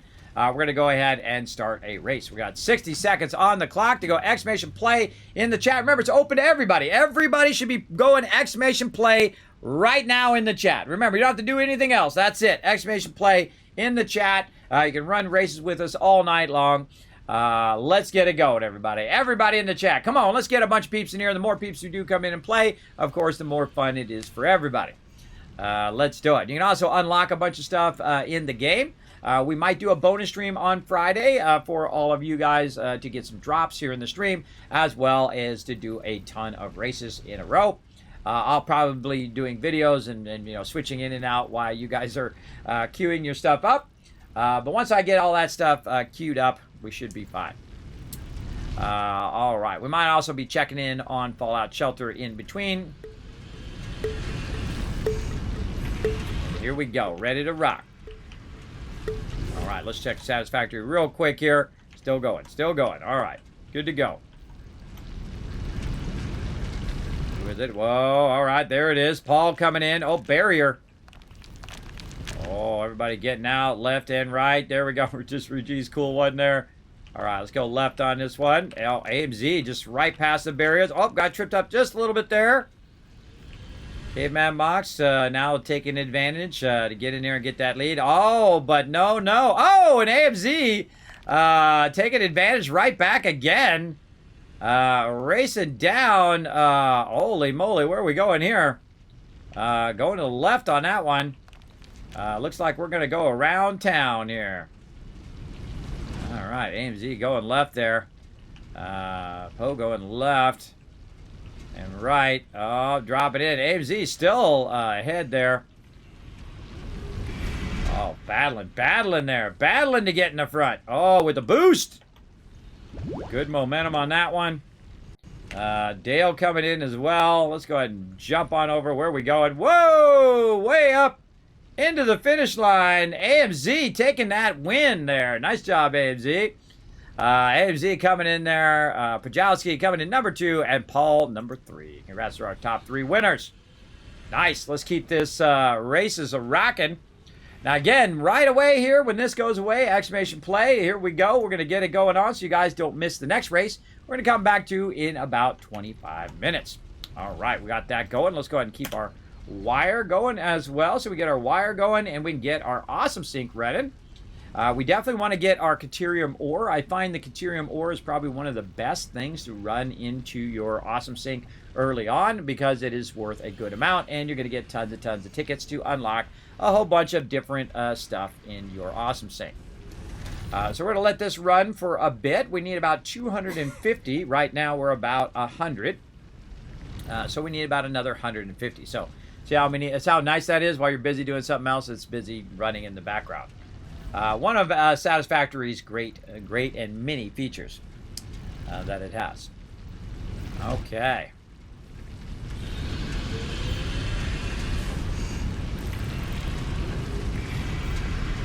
We'll get all this stuff more automated later on, and we're also going to increase its capacity to go faster and faster and faster.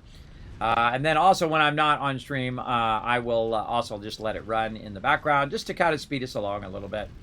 One of the smart things to do is to keep that running. All right, there we go. Let's get this going so we can start our timer. There we go. Milestone reached. You have been given early access to the Anti-Waste Effort for Stress Testing of Materials on Exoplanets bonus program. Funneling parts into the awesome resource sink, depending on their amount and complexity, will grant you coupons in the awesome store, which can be exchanged for bonus rewards. Examples of bonus content are parts, walls, factory attachments, and cosmetics. Fixit is working hard to develop additional options, which will be added to the awesome store in the future. Go that extra kilometer. Go awesome.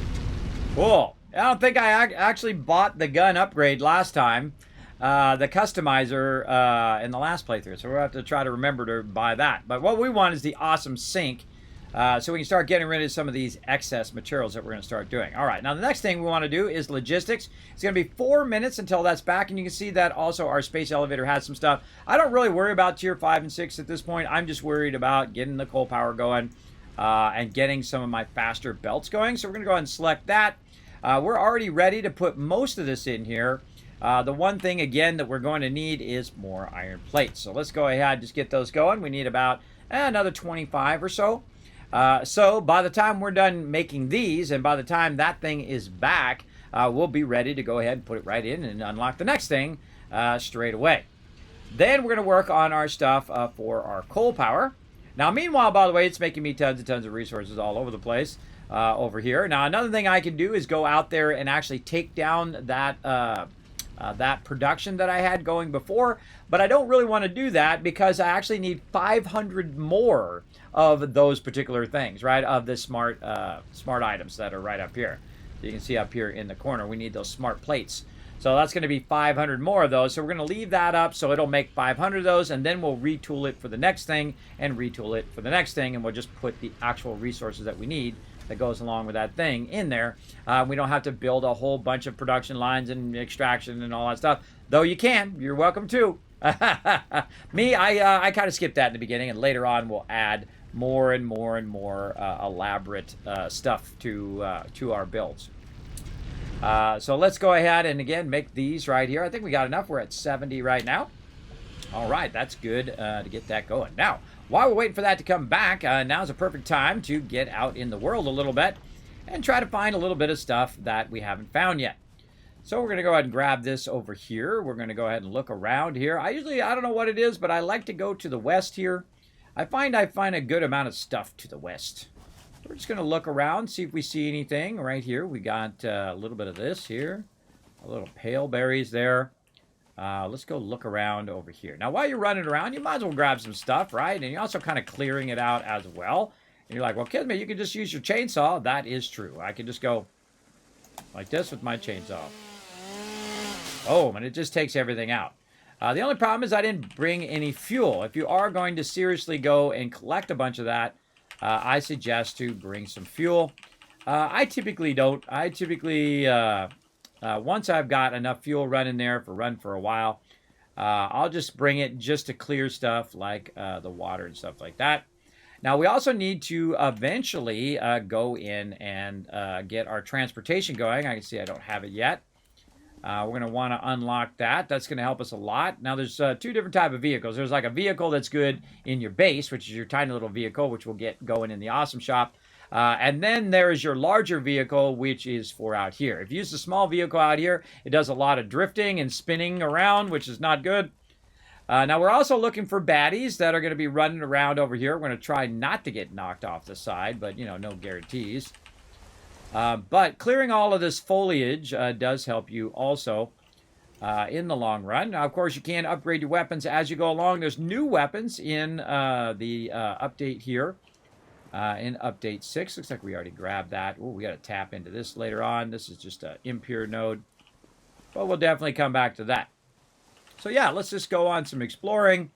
Oh, and we got some friends over here. Okay, I'm going to show you a little trick to taking on the borers. That's actually their official name over here. And what you want to do is just kind of clear this out. And when they come at you, you can either go up or to the side. Here we go. Come on.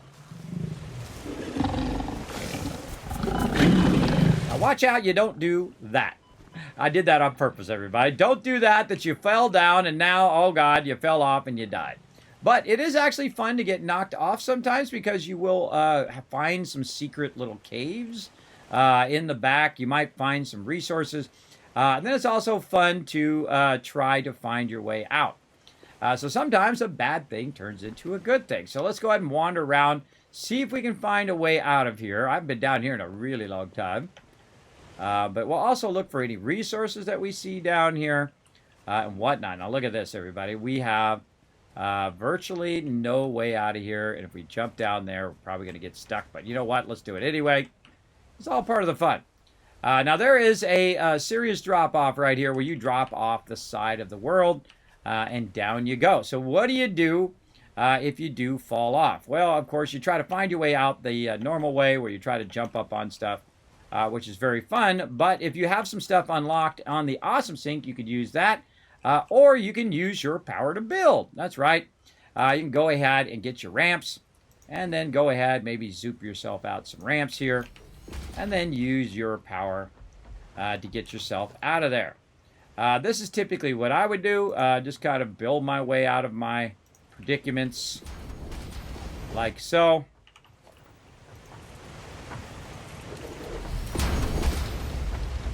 And then a smart idea, by the way, is to also pick this back up again.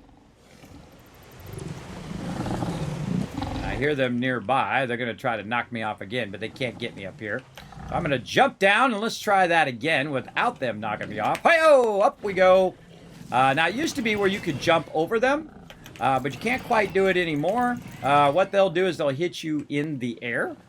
And one of the cool things also is the fact that you actually will heal yourself. Eventually, sneak up, get a free shot on this guy. You will heal yourself eventually. Now, I'm really close to my base. I also feel like you got to hit them a lot more than you used to have to hit them. Again, see me removing the bushes. This allows me to see them a little bit more. And see, I jumped to the side on that one to avoid them a bit. And see, they can get you right there. So you just go ahead and keep zapping them until they dead. Now, if you get below 3, you're going to see this kind of faded thing. It went away. You're going to see this kind of effect that says, hey, you're getting low health as well. Now, watch this, everybody. If I had some things, I could cut that whole thing down. Now, just because I'm in the middle of nowhere doesn't mean I can't just go ahead and make myself some fuel, by the way. I can just go ahead and throw that down. I go right up here. I can make myself a little bit of biomass. Like this. And then make myself 60 biofuel if I wanted to. But I'm just going to make a little bit. Right there. There we go. Easy peasy. And then my chainsaw is ready to go. And boom, I can just AoE loot all of this. By the way, it also takes out the rocks. Watch this. Boom, bye-bye. Much better. That's the only way you can take out the trees, by the way. I typically am just hitting command, or just hitting, not command, but hitting E most of the time. I also try to remove the rocks as much as I can because later on you're going to be running, stuff through here and the rocks are going to be in your way. You can remove them another way as well with explosives later on.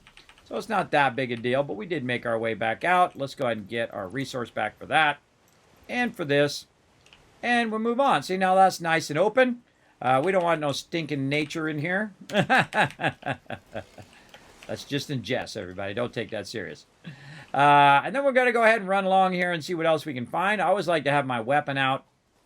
In case things go horribly wrong. And again, I like to look along the edges of the mountains because you may find samples of different materials like your quartz and things of that nature.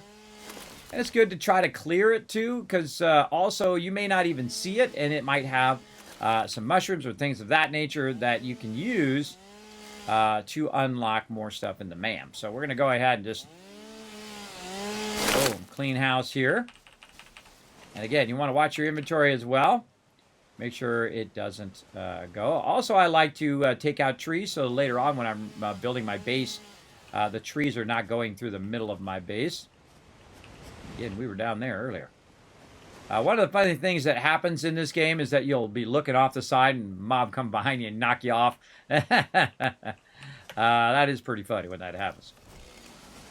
All right. Oh, right there. Did we get that? Did we get that bug from that? I don't think we got it. We didn't get it. It's probably still sitting down there. Yes, I forgot to get the thing. All right, we forgot to get the snail. Hold on.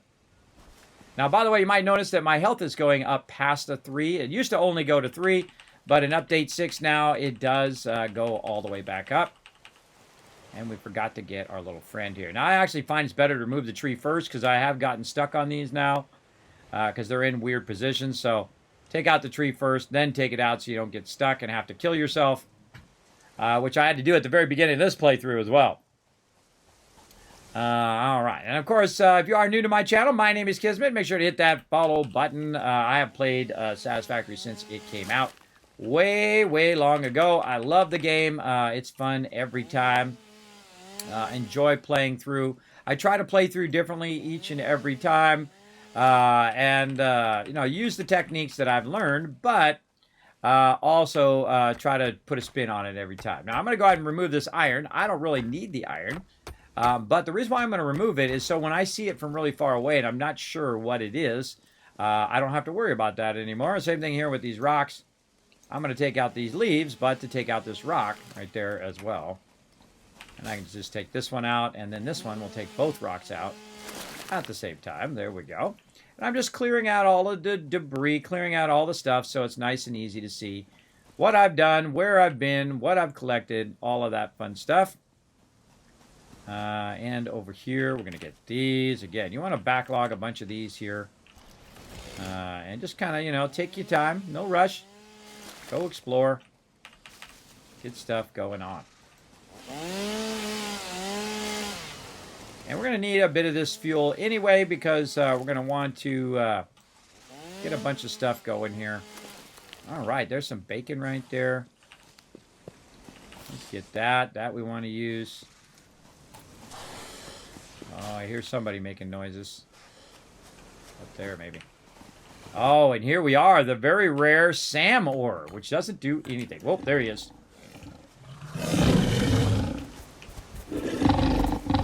Oh, God. He made me jump. I thought he went to the right.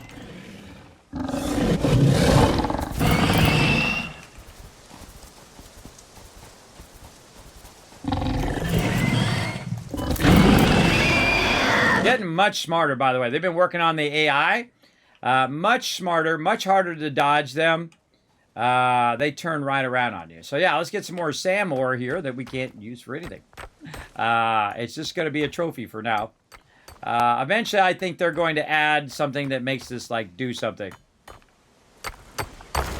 But, hey, might as well get it anyway while we're at it. I hear another one hiding in here somewhere. Now, I'm low health right now. I gotta be a little careful. Ah, look at this. More Caterium. Very nice.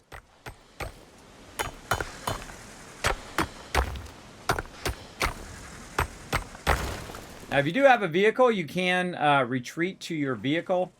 That'll help you a bunch as well if you're trying to avoid taking damage. As well. Now, I don't have a really well built up weapon right now. Uh-oh. Uh-oh. We got some problems. Not shooting at me, though, so that's good.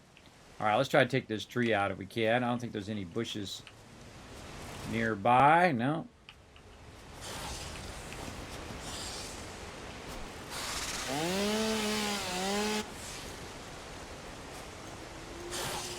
Oh, we ran out of fuel. He's over there. I don't think we have the health to take that guy on right now. Look at this. Look at this beautiful water section. We're going to tap into all of that eventually.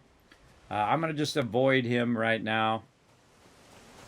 Try to make my way over here to this Caterium while I let myself heal up. Now, later on, of course, you can get some things that allow you to heal up. That's why we're going around and grabbing these resources. Oh, and look at this.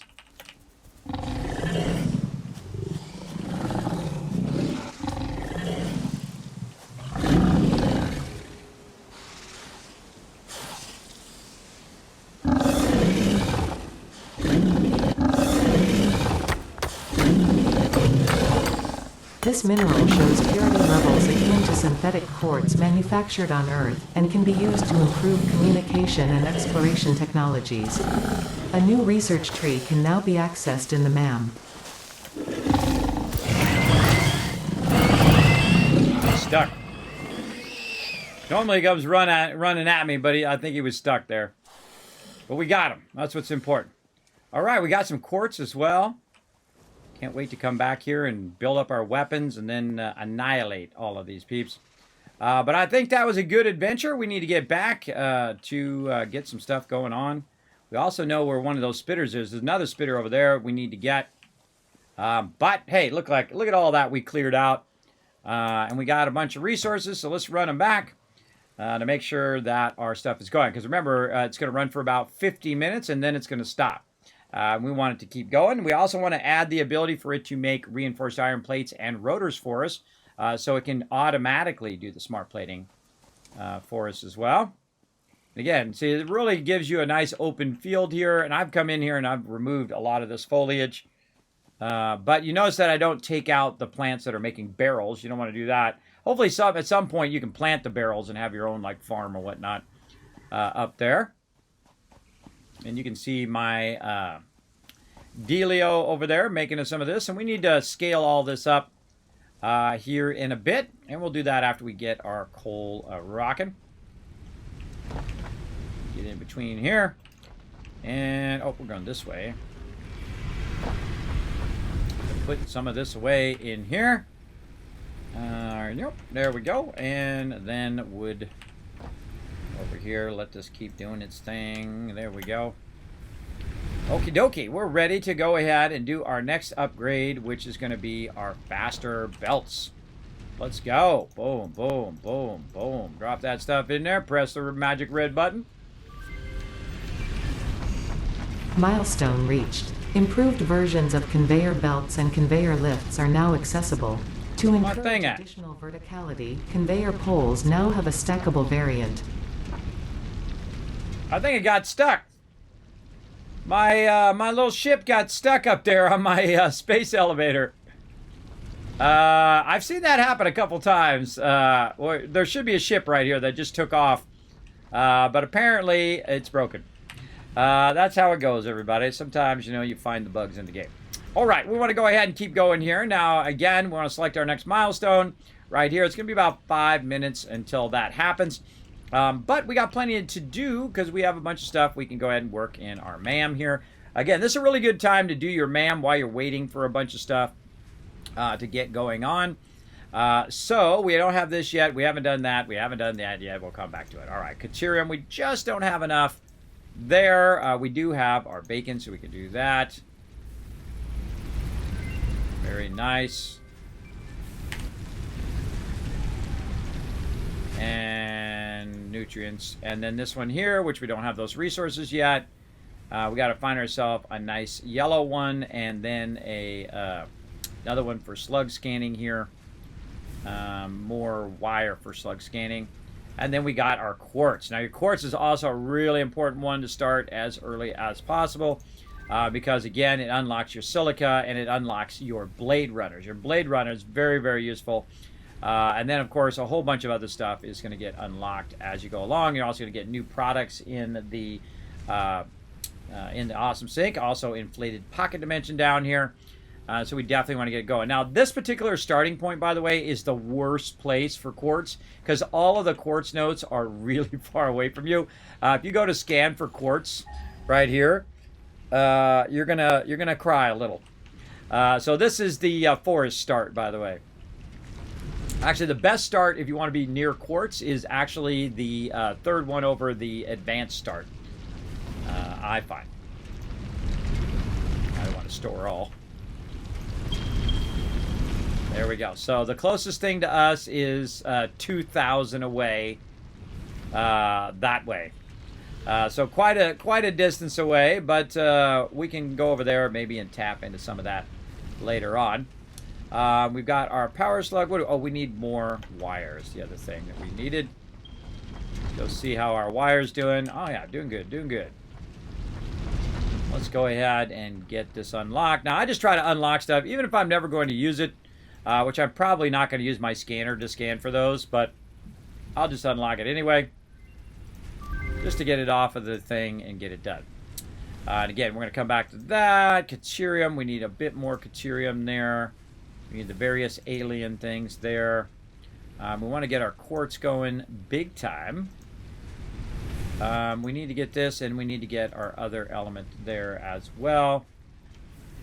And we already have some bauxite, but it is not letting us unlock that yet. Let's go ahead and get back in here. Let's see, what do we got? Let's sort this out. Put our quartz back in there. Put our other resources in there. Not really that much room in there. Probably take this iron ore and this out now. Let's put one stack of each of that in for later. We have this SAM ore, which we're never going to use, but we'll put it in there as well. Unless they came out with something for SAM ore, you guys let me know. Let me know in the chat. We're also going to use our other container that we have over here for some of this extra stuff. There we go. And now we can see how much resources we have. And that'll help us better know whether we need to grab some more. I always grab full stacks of stuff, everybody. It doesn't help you if you grab it and then you have like 12 of that stack. I always put it back in So you can control click, put it back in, and then grab yourself a bunch of stacks of that particular thing. And I always kind of what I call stack up, where you stack up all your resources in there. I'll just grab all of that. You get the general idea. And then we can also use some screws here. Lots of screws. Very nice. I like to see lots of screws in there. That's going to help us. Okay, so to get that milestone coal power unlocked, we need lots of wire. We need 300 wire right now. Oh, there we go. Very close on that wire. We're going to need 150 reinforced iron plates, which we got about 100 there. We got 21 on us there. And again, just faster for me to make it than to go through all the process of getting it all up and running. It's just a bit easier.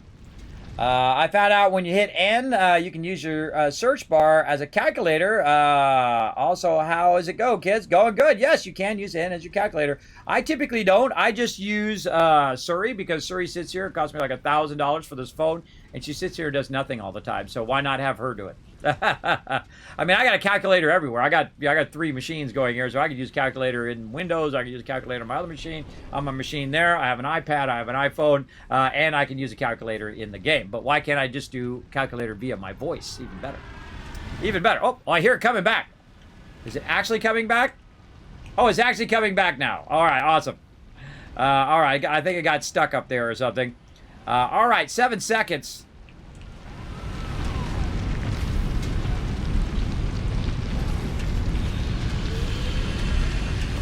And then we're ready to go on some coal power. All right, let's go ahead and put in there what we got. And let's keep making a bunch of these.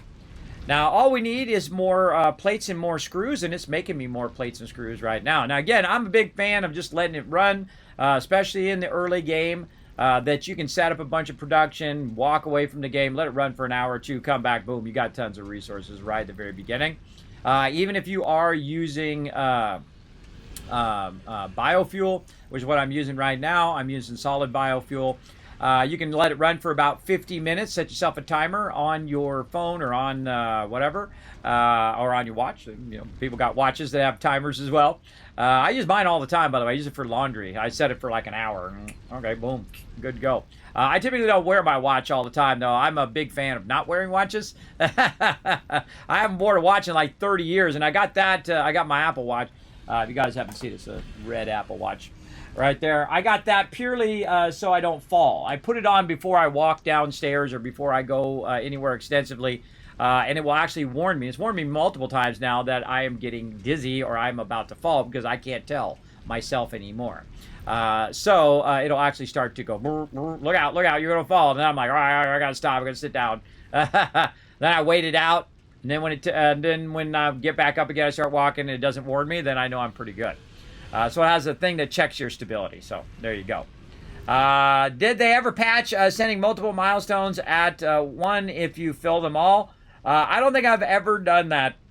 There we go.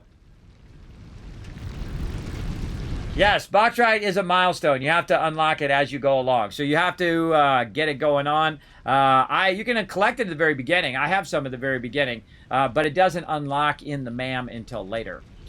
So good to know that one as well. All right, how many of rotors can we make here? 23. All right, let's just make those and get those going. Now, I have done it both ways, everybody. I have done it where I have made all of the production, and you can very easily make the production and keep adding more and more biofuel and keep adding more stuff. I find it's very inefficient time-wise to make all of that production. Ego-wise, you can feel free to go ahead. But to make all that production before you have coal power just means that you're going to be collecting a lot more leaves and a lot more trees and a lot more of that stuff. Spending a lot of your time doing that versus just sitting here doing this and getting the actual resources made. Because at this point, you should have enough where you could just manually make the resources. I find if you've been letting your stuff run a little bit and got it queued up. All right, very close on that coal. Let's go back over here. We're just going to take all of these resources now and just get crazy and convert some more. Now, cool thing is we're going to be doing a battle while we let that run. So let's let that run some more. Let's do a battle. To battle! And now you know why I got so many things queued up at the same time, so we can, let one thing run while we're doing another thing while we're doing another thing, which is really fun. So we're going to let that reinforced iron plates run. I got to go in right now while we're doing a battle.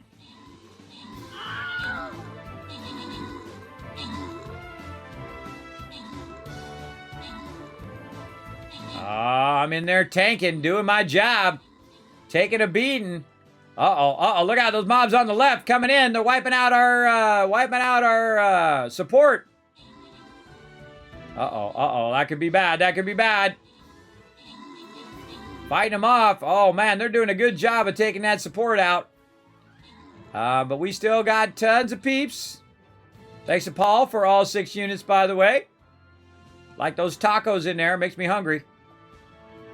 Makes me hungry for tacos. All right, open the captain chest. Give you guys some love. Paul, Caveman Mox, and Adam walking away with the love. And Tardis is our MVP. All right, where we're going. Another boss defeated, 887. We're about to get 888, by the way. Kill more bosses. Oh, top side for sure. Look, we're going to need a silver chest and a blue chest. All in a row there. And a nice gold chest there. We'll go gold chest there. High side, and then there. All right, sounds good. Let's get to it. More battles. How are we doing on our plates here? We're doing good. Let's go ahead and switch over to some rotors as well. There we go. All right, let's put our units down. Let's see. This is a 1 skull, so yes, definitely want to get the vampire in the middle of it. Right there. We'll try to take that boss out and then run over and take those other ones out in about 30 minutes.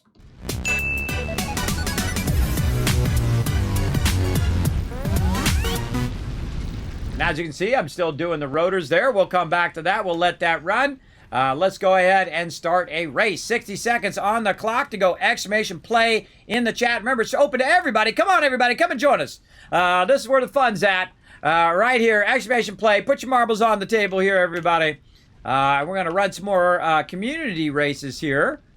Let's hope no one else gets stuck. Remember, you can use your channel points to boost and strike and also jump barriers and things like that. So if you see a barrier coming up, exclamation jump, try to jump over it. Now remember, the stream is about 10 to 20 seconds delayed. So if you got to see it out a little bit. If you're up against the thing, then most likely it's just going to jump up and then come down. So of course, anticipating that problem is probably going to be a good thing. I wonder if you just jumped right here. If you just went down and got right here, and then just when you were coming down and you just jumped, if you landed down there, because you could bypass that whole thing. You totally could. You could just literally just go down, wait for it to hit that bottom part, jump, and then if you're lucky, you could make it ahead of everybody. Again, you can try to take shortcuts, but it could also cause you to do Kismet's famous thing, which is a DNF, aka did not finish. All the way to the bottom, then up and over this way. Oh, we're going back up again. Whee! All right, up we go, up we go. And then back down again. All right. Whee! And then out the side we go. Buck taking the lead. K-Man Mox coming down. There I am, Rotisserie G with his cool-looking marble. AMZ as well. Coming in. Everybody dropping in. Let's go right this time. Let's check in on... Oh, and it combined back together. Okay. And through the little spinny. Buck is way up in the front here. Whoa, that's a straight drop off there. Drop, it's like upside down drop off. Buck getting in there, into the tube. Kind of working my camera work here. There we go. Oh, he's just got to do the dropper here. These are among the toughest things because sometimes, whoa, that happens. Where you just get knocked around the whole time. And it's difficult to get into the dropper here. Let's see who the first one is going to drop out of there. Very tough. Oh, there was a bump in there. Dale came out ahead on that one. Nope, Buck again. Getting in there, getting in the spin here. Let's watch it happen. Oh, Caveman Mox did a little sneaky.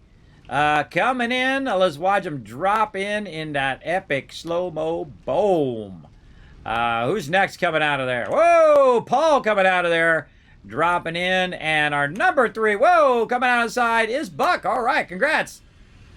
Congrats on that epic win. All right, let's get everybody here in the washing machine. Drop it in. There we go. All right, we got some peeps hanging out in the back there. There's Tacky coming in. Let's go see what's going on with Dale up here. He's trying to get down in the thing here. I think he's in purgatory. There we go. Dale's got it going now. He's in that final thing. Let's find out what happened to AMZ here. AMZ down here now, too. All right. Dropping in. Very nice. Tart is still in the back there. Got caught up back there, but we got it. All right, nice. And there we go. Another one done. Again, congrats to our top 3. On to the next one. Again, get ready, everybody. Exclamation, play in the chat when this goes away. Let's go right there. We're going to come back to that in about 25 minutes. Again, exclamation play. Make sure to do at least 4 races with us because we don't want you to not have enough energy to keep getting that loot for the next thing. All right, rotors in place. I think we might just not have enough. Yeah, we need 2 more right there for them rotors. That's okay. We'll get it going on. We're probably going to need some screws. Yep, we need a little bit more screws. And then we're going to try to get our coal power going on. We also need a little bit more cable here, too. Let's get our cable going. There we go. Put a little bit more of that in there. How many more? 9 more on those cables. We'll make a little extra so we have some. There we go. And we'll go ahead and put that in there. Now we need 2 more rotors down here. We're going to need about 50 screws. Go ahead and let our screws run. Our screws, by the way, go at 4 each. So you can actually make a tremendous amount of those at the same time. There we go. Just get a bunch of those going. Oh, we forgot to make the actual rotors down here. There we go. All right. We are ready to rock. Oh, it only made the 1. Maybe I stopped it too early. Stopped it a little early on that one. There we go. All right. Big red button. There we go. Coal is an improved alternative power source to biomass and can be fully automated if provided water with the new pipeline buildings and power throughout the initial setup. Coal has been added to the resource scanner. Note: ensure the close proximity of water to the coal production line. Note: pumps will aid in vertical transport of fluids through pipes. Note: throughput and volume indicators are added to each pipe section automatically. Okay, cool. So we got our water there, and of course we got our coal generator, and this is going to give us a huge ability to expand our power now and keep expanding and expanding and expanding it. We definitely want to get that going on. Now, before we leave the base to go work on our coal, I highly recommend taking out all your power here and just maxing all of this out so it doesn't go down while you're busy doing other things. So that's what I'm going to do right here. I'm just going to go ahead and max out all of this power over here. Like that. And then this way, when I walk away, I don't have to worry about it as much. Okay, there we go. Got that going. Now, I just happen to know where the coal power is because it's the same node that we've used in a couple playthroughs here. And we're going to work our way over to that coal. Right now, and we can make sure we got a good amount of plates. We do. Maybe grab a little bit more before we go here.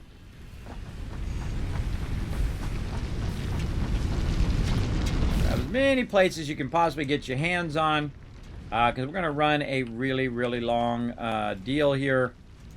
Let's get a bunch of those. Let's get as much of that as we can get. Let's get our concrete and anything else that we can grab because we're going to need a lot of resources to get this going. There we go. All of our basics are going there.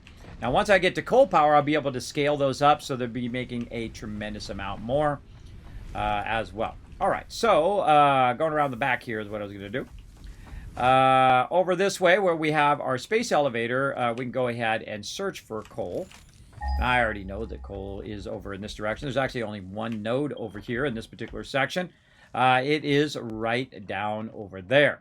Now, one of the things that I will do is I typically will build my base up fairly high so that I can go ahead and avoid mobs, avoid getting killed by stuff. But it doesn't always work. Of course, some mobs are ranged. But what I'm going to do is go ahead and kind of line this up to right here. And then we're going to run those resources over here. And then run it along out to our coal power over there. And of course, you can just run it straight. I've done it many different ways. But we're just going to go ahead and run this down here. And we're going to go in hot and try to get this guy right over here.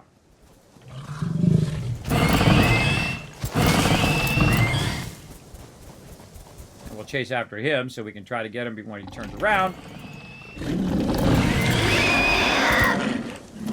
No hit run right there, everybody. All right, we're getting in the groove now. Let's go. Now, we didn't bring our biofuel again. But again, no matter where we are, if we have some resources, we can go ahead and just throw down a crafting bench. And do it. Now, I suggest while you're running around to collect all this stuff as well. By the way, I can use the other biofuel if I wanted to. Let's just collect a little bit more here. The solid biofuel is better over here. Tons of it right there. Now, we have tons of biofuel over there that we could have brought with us, too. We could have just brought a stack of biofuel. But what I try to do is just kind of make some that's just for, like, the road, right? And usually you make about, I don't know, 20 of them or so. And you should be fine, because it makes them at 4 per round. Grab a little bit of leaves. There we go. That'll be good enough for the moment. And then use your chainsaw when it's appropriate. Usually I use chainsaws when it's trees or when it's near rocks. Oh. And then it's just going to AoE all of that. Don't want to cut that down. That's bringing me resources. There's also more stuff down there. I could jump down there and get some resources down there. We're not going to worry about that. We're just going to kind of clear this area here so when we're running stuff. Also see a little wormy out there we're going to try to get as well. Now make sure you got room in your inventory before you leave your base. You can clear all this stuff out. And again, if it's just something small, I'll just hit E to grab it. Or if it's near a rock, I'll go ahead and just try to take out whatever's closest to the rock. So it takes the rock out. And I get limestone from that as well. Always be listening for mobs sneaking up on you. Oh, it's the big boy. I do not have enough to do that guy. I'm out of here. Use trees and rocks to your advantage.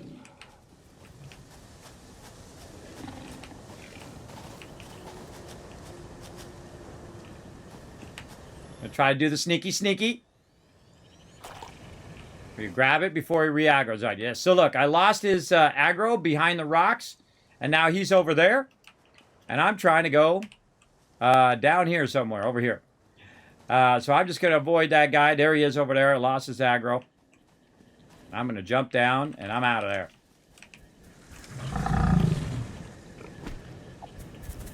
I went around the thing. Sneaky. Turning my back to the wall there. So if he does knock me back, he knocks me right there. Sneaky move there. Sometimes, you know, again, the mobs are getting much smarter, so sometimes you can't anticipate which way they're going to go. It used to be where it was super easy, but you could just totally just jump over them and do it. And that's one of the parts of this update 6 is that they're trying to make the mobs a lot smarter, which is great. I hear another one somewhere.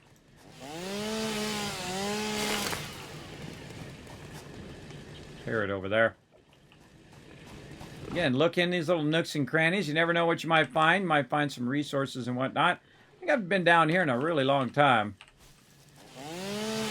Let's just look around a little bit.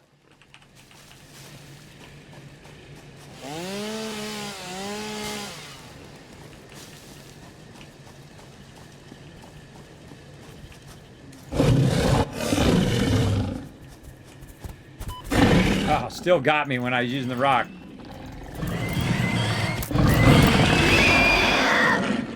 Definitely need to get some upgrades for my weapons. We'll get that going eventually. Now I'm more collecting this biofuel here just to kind of clear it out of the way. Very rarely am I thorough in clearing all of this stuff. But I kind of feel like in this playthrough we're going to do a little bit more thorough foliage removal. So we can check for caves and things like that that we might find, or resources that we might find along the edge here. And again, this is just easier just to sometimes AoE that, or sometimes it's easier just to hit E and do it that way as well. This one's a real good one to do right in the center. Taking all of that out at the same time. Get that rock out. Ah, look at down there. Yeah, something going on down there. Taking out the rocks as well. Might as well. This one's going to get all of this in one shot. Boom. Look at that. And the rocks, too. Some of those rocks, by the way, cannot be removed if it's actually part of the mountain. But most of the little rocks, those ones can, either through explosives or through you picking it up. And just taking out the rocks.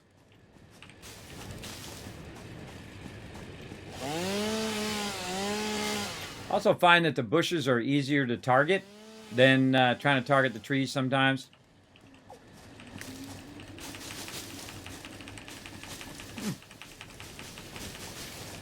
Very nice. All right. Clearing this area out. Try to get every little bush. Now, we still got to get to the coal here, but I'm just kind of taking the long way to get to the coal. I know right where it's at. It's right over around the side there. Oh,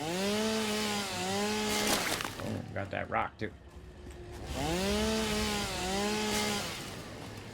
Now, ultimately, you want to be in the center of everything that you're grabbing. But I find, you know, it's really up to you. Whatever you want to do. As long as it gets removed somehow, that's the important part.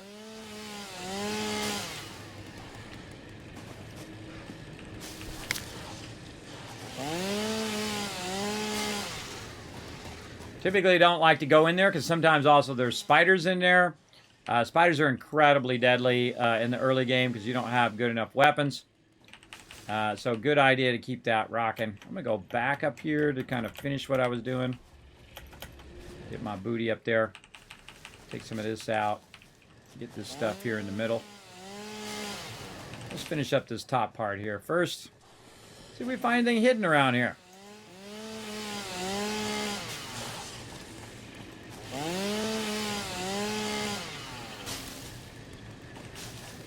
Some more pale berries. Alright, so far so good. And we know there's a mob down there because I saw him when I was down there. Wow, I think that's the most I've ever cleared that, everybody. The most I've ever cleared that area at once. Alright, let's go ahead and take care of the danger first.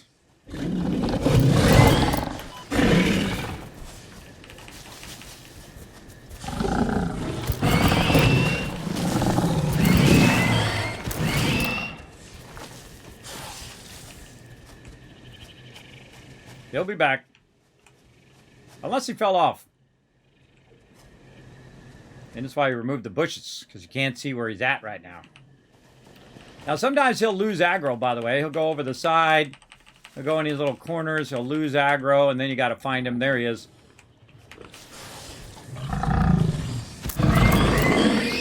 Get wrecked, bro. All right. Oh, and there's our spitter over there. Picking up multiple Fix-It personnel in the area. Let's go. Come on, let's do it.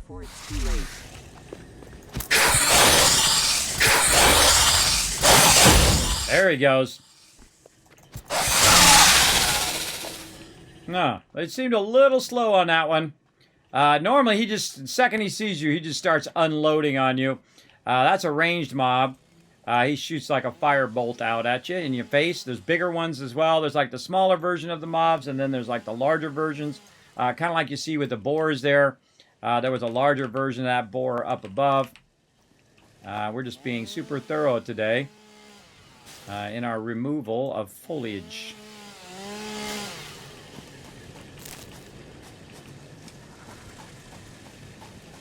Again, this game has no timer. You can go as fast or slow as you want to go. Uh-oh, I'm full. How can I tell? Because I cut that down and it didn't take anything out over there. All right, now we also need to get these other mobs over here. Let's look down here at our coal first. Now, one of the cool things about this particular coal node is this is actually a pure node. Now, we also got to take out some more of these guys.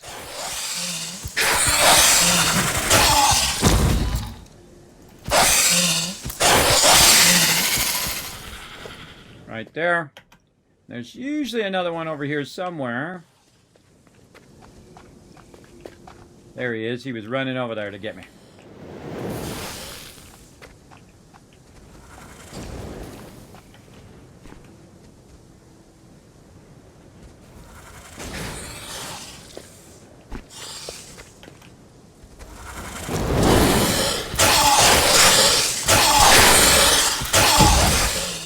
Sometimes you just take the hits. And that's a faster way to pick them up. Oh, not enough space. All right, let's sort it out. Let's see. What do we want to get rid of? That's no big deal right now. I want to keep all of that, really. But let's say our solid biofuel. We definitely want to pick that up. Nope, not the coal. Nope, not the coal. Not the coal. Can't pick it up. I can't pick it up. They definitely need to work on this, everybody. See, the guy's in my way, so I can't target this until he disappears. Try to crouch.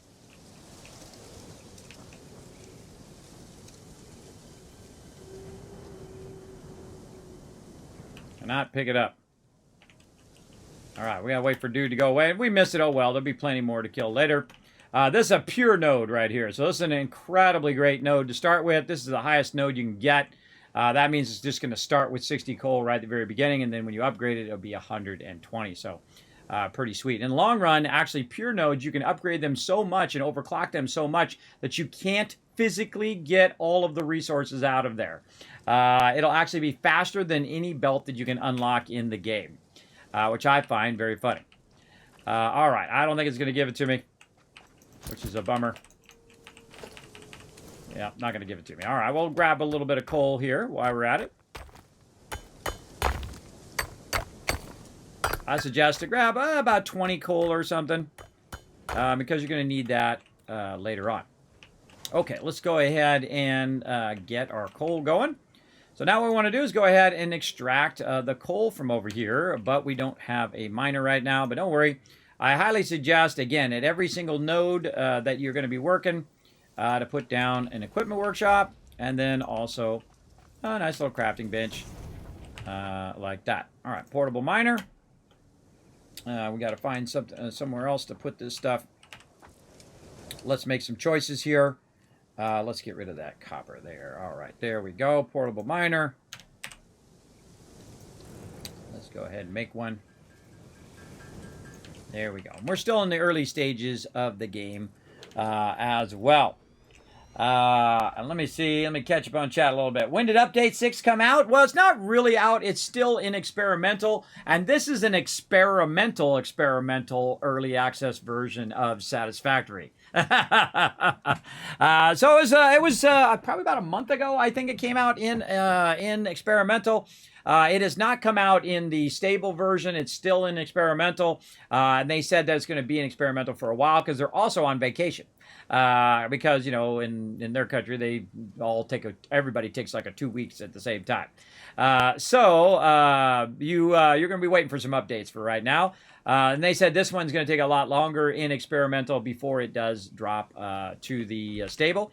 But very fun to play it, though. You can just go ahead and opt in if you're on Steam. There's an option where you can go to experimental.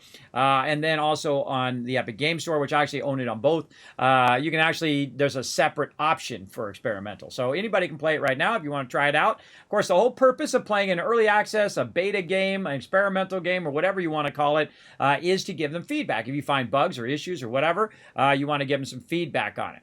Now, of course, don't complain if it doesn't work, because remember, it's not done. It's not done cooking in the oven, everybody. Don't complain that your pizza's cold when it's not done heating up, right? So there you go. So, you know, give them that time to make it great. And they've been doing a phenomenal job on Satisfactory. This game is the only game I've ever rated an 11 out of 10. Certainly the only game I've ever rated an 11 out of 10 on early access. And I don't usually rate early access games. But this one is awesome. I don't care what platform you buy it on. I suggest you snatch it up because it is really, really good. All right, right there. Boom.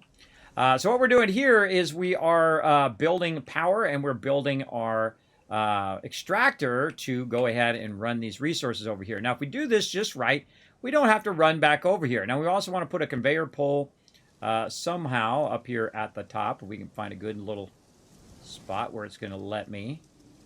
This is a very hit and miss as well. Oops.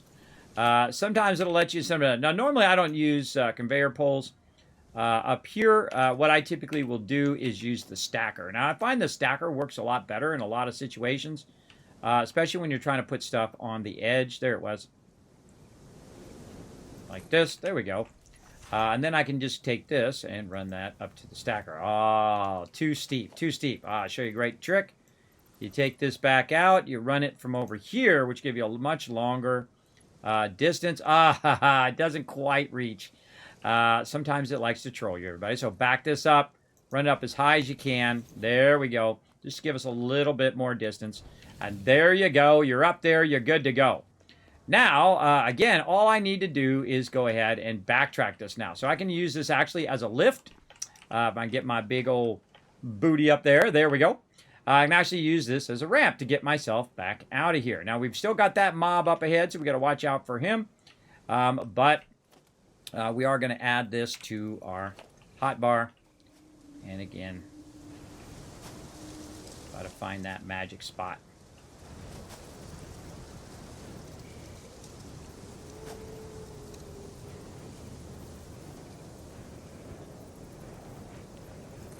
Good enough. Now, a good trick, by the way, is to bring this down and then bring it up. In this particular thing, the reason why is so I can get on it. From that part right there. Now, we got to get past this guy over here who's going to be blocking. Now, he's a big pig. He's one of those really tough pigs that are going to smack you around and knock you really, really far back. So let's go ahead and clear some of this just so we can see what we're doing. We're going to grab this and we're just going to max run it. Hope he doesn't notice we're here. Do a little sneaky sneaky.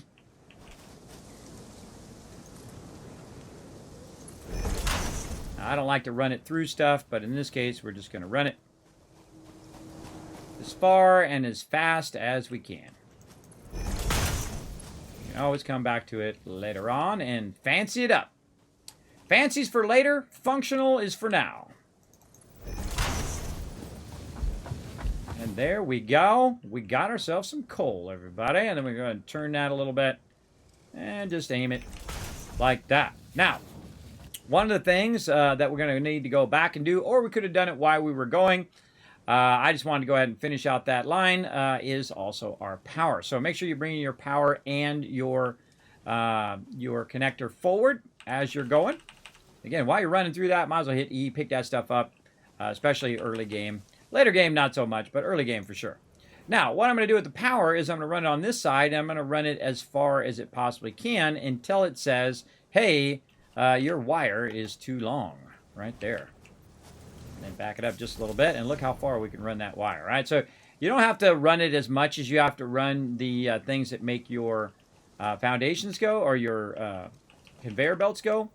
You can run it way, way further, and thus use less resources. Let's just put it down there. All right, and the same thing here. We can actually cross this across this way, and at an angle, it's going to go much more better. And let's see, where are we tying our power over here? Let's do it this way. Let's just put it here for the look of it. And then we're just going to go back here, put another tie-in here. We're going to actually use this tie-in right down there. We got some else we got to get going on down there. We'll get to that. And now that is actually working. It's actually extracting coal right now, and it's running that coal from over there. It's going to run over here. Now, it takes time for it to spin up, but we want to get it over here, and we want to go ahead and utilize it for our coal. Now, I feel that it is much smarter to bring your coal to the water than it is to bring... Here, what the heck is going on here? Come on, you. Why you do that? Why you do that craziness? All right, right here. Much easier to bring your coal to the water than it is to bring the water to the coal, especially resource-wise. you'll probably have a ton of plates at this point that you can go ahead and utilize. And we'll try to run that nice and straight through there. And then what we're going to do is we're going to run it around our space elevator here. Utilize the stuff we've already built right over here. And maybe another little row here. And we'll go ahead and just cut this across. Let's say right there. Now, I typically don't like running my stuff at the ground level. But in the case of my coal, I'm going to be doing a bunch of stuff with this coal, including doing a bunch of pipes and other stuff that's going to make my my conveyor belts, there it is, hiding in my brain. My conveyor belts go faster. I have sleep apnea, everybody, so it's hard for me to recall. Plus, I'm older as well. So both of those factors make it difficult. So I'm going to keep this running and just keep running along this edge. Because way out here, it's the only spot nearby, other than the waterfalls, that you're going to find some water. So we're going to run these at what I call max length, which is about 6 of these things here. And we're going to do a lot of my favorite thing called zooping right over there. Now, the water is actually over that way, but I'm just going to run it straight, and then we'll elbow it over there. What this also does is it creates a platform for me to run on, or later on use my vehicles to go ahead and drive. That's why I've put it out a little bit, so I can drive from my main base right down here, go down here, and also add a hypertube later, so I don't even need to drive. It'll just run me out here where I need to be. And I can go a little bit further here. Right through there. Like that. And we're going to do that battle here in just a moment. And we'll just kind of keep that going on the side there. Catching up. Yeah, it came out 6. Are you on a delay? Well, everybody's on a delay on Twitch. 10 to 20 seconds usually. It's really on Twitch's end because they have to compress the video and then pump the video out to you guys. But typically, no. Typically, I'm focused on what I'm doing. Yeah, if you refresh, it should help you. But again, that's on Twitch's end. I have my delay turned all the way down to the minimum amount. Satisfactory is one of my top plays game on Steam. I'm 150 hours in right now. Awesome. Purple Rain. Yeah, this is an incredibly great game. I don't even know how many hours I have. It's not a lot compared to some of my other games like Fallout 4 and things like that where I have, thousands of hours. Because I don't really burn myself out on a game, especially when it's early access or if it's a game I really like. I won't just play it to death and then get bored of it and then stop playing it. I've actually played through this game 40, 50 times. I've played it since it first came out. I've never stopped playing it. I play it on and off. As new updates come out, I start a whole brand new playthrough, which is what we're doing right now. Right, having some fun. Oh, and we ran out of some plates. We got to go back for some plates here, everybody. We also need to do a battle. So while I'm running back, let's do a battle. To battle! Yes, I think this is a gold standard in building games. It's not just the way that it does the mechanics of the building. It is the way in which it is so elegant in when you're putting down foundations, when you're doing stuff from really far away, when you're running massive lines of stuff and big walls and all of that stuff. They've got that down. It is actually how every other game should be doing that now. It's kind of like when The Witcher 3 came out, right? It was a new gold standard of that style of game. And so if you're not doing that, everybody's expecting that from your game. And if you're not doing that from your game, you're not stepping it up. That's for sure. Did I even put my unit down on this one? Yes, right up here. Let's go ahead and fast run us up here so we can catch up, try to wipe out these other guys down here. So yeah, it's a little side game we play right here, by the way. This is called Stream Raiders. Played every 30 minutes for about a minute, and then we'll jump back to Satisfactory. I'm just running back right now anyway, because I don't have my skates yet, and I don't have my vehicle yet, but we're going to try to work on that here in a bit. All right, that's another win. Very nice. Thank you to TARDIS for all 6 units there. TARDIS getting some love. Paul getting some love. And Netflix coming in MVP with 5 assists there. Let's go ahead and queue up another battle. One step closer to getting that sweet loot over there, everybody. Let's do it. Right over there. Now we're going to do a race here in just a second. Get ready. Exclamation play in the chat. I'm going to go right there. Let's go. Let's throw down on that big time.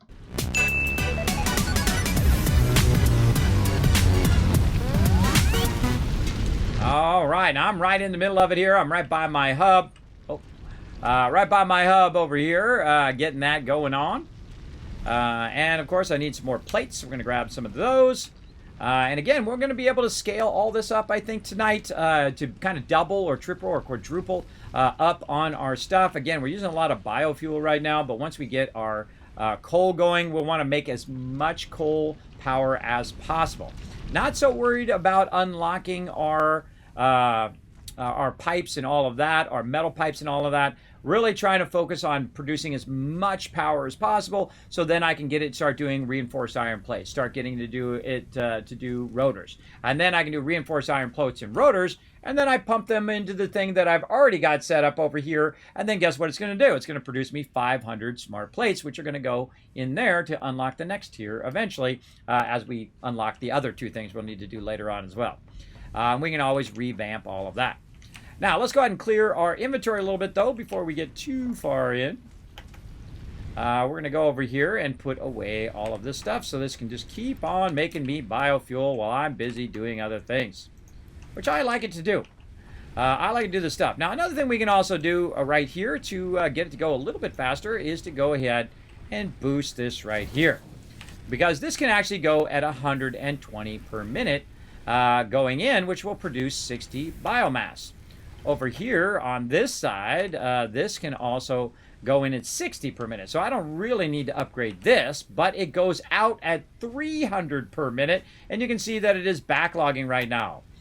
So we can actually increase the speed of that as well. But we also go here to the front one, we can see that it can go in at 120. Now, I might suggestion, instead of figuring out all the numbers, everybody, just go in here and just upgrade all of this front stuff. Just upgrade that one, upgrade this one, upgrade that one, and it'll take care of itself at this point. Later on, you really need to optimize your power usage. You need to watch your resource usage. But on this, you want this to make this as fast as it possibly can in here. And it's actually producing a crazy ton of it because this is coming out at 60. This is coming out at 300. And this actually is combining together to be 360, and this belt right here is 120, so it can't go any faster. Plus, it can't input any faster anyway than 120, so it doesn't really matter. But you got it running as fast as you can possibly get it going for right now until we unlock our faster belts, and then we're going to be able to run that at 300, or actually, if we leave it as is, it'll be only at 380, but you get the idea. Okay, so we let that run. Let's get over here. Let's put all of this other stuff that we collected to be used in here. I think we want to keep our plasma splitter here, so we can go ahead and use that over here on our thing there. And get that nicely unlocked. All right. Let's see. We also wanted to do our quartz as well. Do we have enough quartz to do anything else? No, we need to get some silica unlocked, and then we can make ourselves some nice blade runners eventually. Okay, let's go check our upgrades in here. How we looking? Ignoring jump pads. We can definitely use a vehicle here. We definitely want to get our steel going, but I'm not going to worry about that right now. Oh, some Mark IIs would be real nice. We could up our stuff. There's our improved combat right there. This would probably be the first thing. If you notice, I do skip a lot of tiers. I like when I first start off, I'll just skip. Like instead of doing tier 0 and doing tier 1, I'll just skip right to tier 2, and I'll go right to obstacle clearing, right? Because that's what you're going to need to run all of that stuff you're going to need, and you can unlock it pretty early in there. The same thing here, improved combat and getting more hand slots and inventory slots. That should be a pretty good priority right there to set. To get that unlocked, because that's going to give you one of the biggest benefits at this point in the game. So again, we're going to go ahead and set that, because this is different right here. This is my space elevator, the one that's up there in the corner. So we're going to say improved melee combat. Now, 1500 wire is a good amount of wire.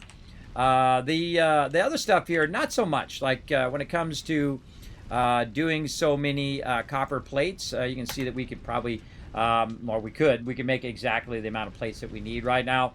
Really, it's going to be your wire. And so we'll go ahead and let this run for a while.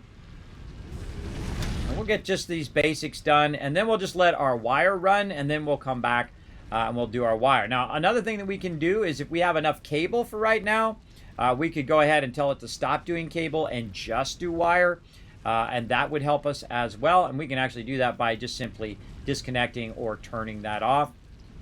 We can get all of that going here in a moment. Let's try to get these going first. We'll try to get 50 exactly. Boom, right there. Turn around, put that all in there like that, and that's good to go. So we already got our wire, so we don't need it to do any more wire for right now. So what we can do is just simply go back over here, turn this off, and then one of the things that I noticed, by the way, if you watch the wire, it actually doesn't keep feeding the wire into the machine. It will stop feeding the wire, and then it will start to backline the wire. Now, of course, even better is just take it out, and then it's not splitting it, and then you can always add it back later. And it's putting all the wire in there. Now, I'm not producing too much wire. I'm just producing a bit down here at the actual node. We do have multiple more nodes that we could go ahead and increase our wire down here, increase our production of wire. We can definitely work on that later on. But again, it's all about the power, everybody. You got to have the power to run all of the machines. So our power is our main focus right now. We want to get our coal power fired up. Now, to get our coal power fired up, first thing we need to do is think about how much coal do we got, right? And how much coal does the coal power generators take? Well, I can tell you it takes 15. So if we have Surrey do a little bit of work for us, hey, Surrey, what's 60 divided by 15? 60 divided by 15 is 4. Is 4. All right, so we know that we have enough coal for 4 coal plants right now. But do we have enough water? That was a great question right there.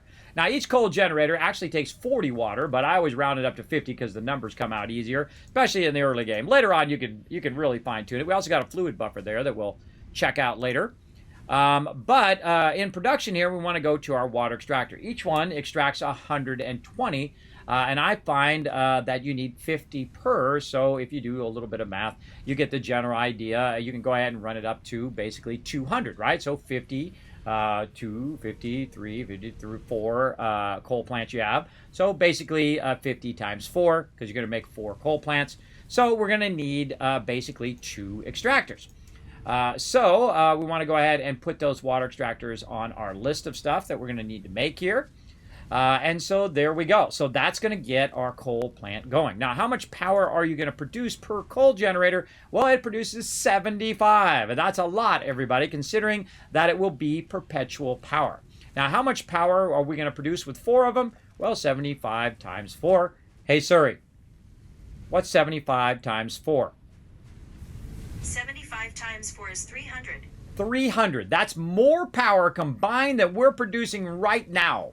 That means that it's basically going to obsolete all of our power that we have going over here. Now, we can keep building more and more of this and keep processing more and more of this, but it's literally going to replace 6 of these right here. My total power production right now is 180, so almost double than that when we get our coal going. Plus, we will never have to go and manually collect coal and won't have to manually collect water.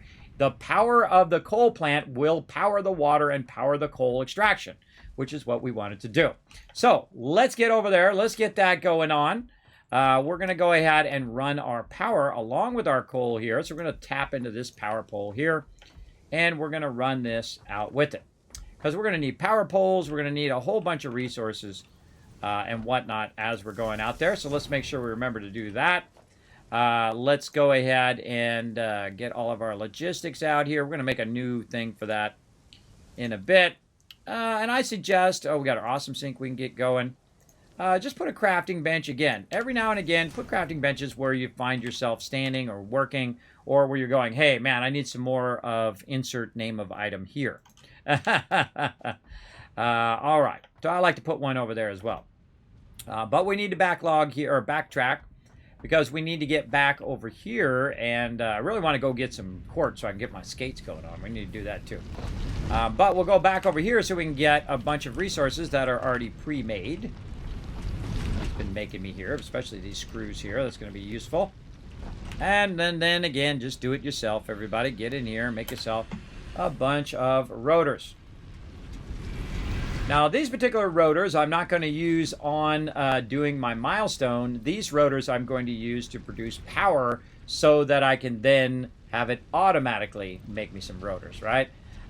This is going to be a lot of resources. This is why typically in this particular stage, it's good to get to a point where you run out of resources, get all your factory up and running until you don't run out of power. Make sure you don't walk away with your power going off. And then you can just let it run.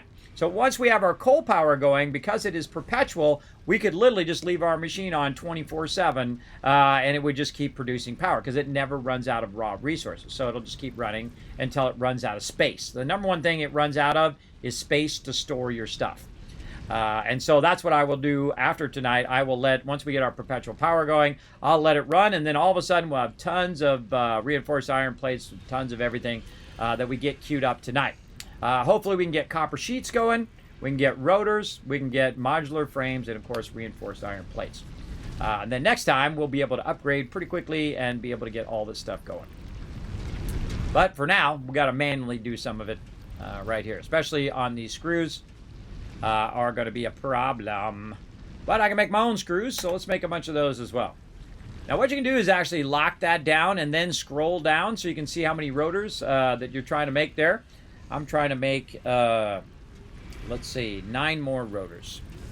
So I just wait until it makes exactly the amount that I need, because I'm also producing more screws. I can also go grab those.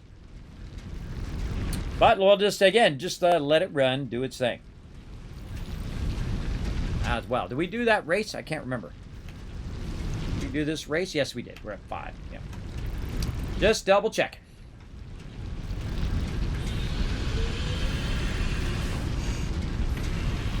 All right, there's 9 of those. Let's get 9 of those done.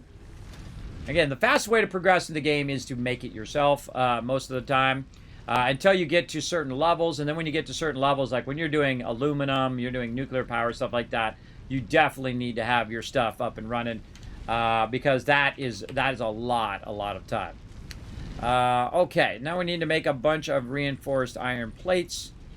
We're going to need a ton of screws, and we don't got them. But we do have a ton of rods, so we can make our own screws. So we're going to grab a bunch of that. We're going to grab whatever we have here. We're also going to grab and check out our wire here. How we looking? 218. Let's just grab a bit of everything. Just max out everything we got. All right. Now, what I'm going to do, since it's been going for about 2.5 hours, is take a little break. Now, while we take a little bit of break, we're going to need a lot of screws here. We're going to go ahead and just let these screws run. And when I come back here in a few minutes, we'll have enough screws to make an absolute ton of reinforced iron plates here in a minute. So I'm going to let you guys enjoy some of my AFK highlights. I'll be back in just a moment. Standard Kismet moment right there where I'm talking about something that may happen, and then I turn around, a bunch of ghouls start running at me. Hello, I'm back, everybody. I took a moment to have a few of my salted crackers here while we were finishing that. I've got some crackers nearby. A very good appetite suppressant, by the way, everybody. When you get really hungry in the middle of the night and you want to go have some cake or ice cream or whatever, I just have a few crackers. They help me out, keep me from overeating, keep my calories down. So, also, while you guys were watching that, I went and crafted up reinforced iron plates. We made a bunch of copper sheets as well, which is right here. So we have all the stuff that we need over there on our list. So we are good to go. We're ready to go ahead and get out here and make ourselves some deal. Now, they also, by the way, let you open up the map earlier in the game so you can see what's going on. You can see we want to go right here. So what we can do is go ahead and take our little droppy drop and put it right there. And then we can click on that. And we can highlight that stamp right there. And then as we go out this way, can't get on the side of there. All right, we got to run this a little bit further here. We're going to run that across. There we go. You can see it highlighted way over there. So it's actually highlighting where the water is. So you find it on the map, you put down a marker, you highlight it. And you can also take a train right there. Use the conveyor belt. That's how we used to do it in the old days, by the way. Before they had hyper tubes and all of that, you would use your conveyor belts to get from here to there and all over. But now you got hyper tubes, which are way faster and super cool. All right, we want to run our power while we're at it as well. And again, we can just get up here and have it make us go a little bit faster. Running these power lines until it turns red. All right. And then we'll go ahead and run some more of this. And we can actually see where we're aiming toward. We'll just run this out flat because we'll probably put all of our power back here. We'll just run our water up and over maybe this time. We'll just put it down here in this little flat spot. Try something a little bit different. All right, that should be good right there. Now, another thing you're going to notice is that it will actually just keep pushing the coal down to me here. Probably a smart thing to do actually right about here is to put down a storage container. This way, we're not stopping the production. We want to push this out just a little bit. We're not stopping the production of our coal. You don't want your coal to stop at any point in its production at all. You want it to keep feeding into this box because it'll just keep feeding it. It'll never run out. And while you're building out all of your power, what you're doing is you're backlogging a ton of coal there, which works out really, really well. And you definitely want to do that because then what we can do is we can have extra for some other stuff that we're going to do with it later on. So let's go ahead and, again, extend our power pole forward. We'll reconnect this back into there. There we go. All right, and that's probably about as far as we need that to go for right now. Now what we want to do is get our stuff going. Now, we're going to need some more copper sheets here and stuff like that to run all of our lines. But we're going to run over here, and we're going to see the closest area in which we can do our extractors. Now, one of the problems is you got rocks in the way as well. So when you do go in to do your water extractor here, sometimes those rocks do come into play. You can try to tuck it in the corner. You can try to fuddle with it and get whatever.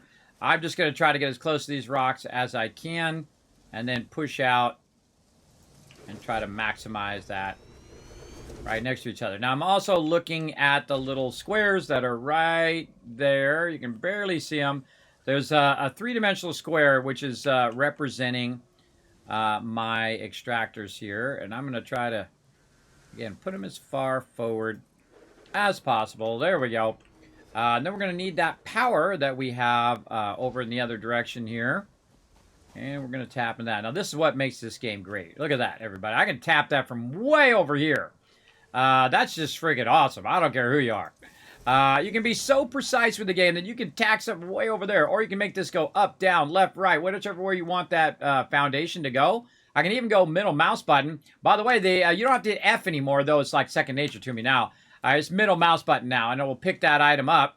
You can rotate it, go this way, up, middle. I can even go, if I do it just right, I can go far ways away from me, everybody. I can't even see that side, and I can put it there because there's a little metal edge on there that you can aim at, and it will let you do that. And that's what makes this game incredible. Next level. Again, the gold standard that everybody else should be stepping up to. All right, now let's go ahead and get our water extractors going. So they've got to backlog a little bit of water there. Now, my biggest problem here is going to be my pipes here, because I'm just not going to have enough to keep all this running, or enough of my pipe stuff here. There we go. So we're going to run that one into this one, basically. Now, remember, these are both mergers and splitters when it comes to pipes, but when you're doing lines, that doesn't account for it, right? So basically what this is going to do is push water into this pipe, and that's going to push water into the pipe, but it doesn't have an output right now, and I'm going to go ahead and just basically add an output right here, or a junction cross right here. Now, you can also do straight up and down junction crosses. Now, again, if it's too close to the terrain, it's not going to work. It doesn't really matter where you put it in there. Just make sure you have enough resources, which I don't have. But again, like I always say, if you are out in the middle of nowhere, wherever you're going to be working, just throw yourself down a little crafting bench. Try not to put it in your own way, which I do all the time.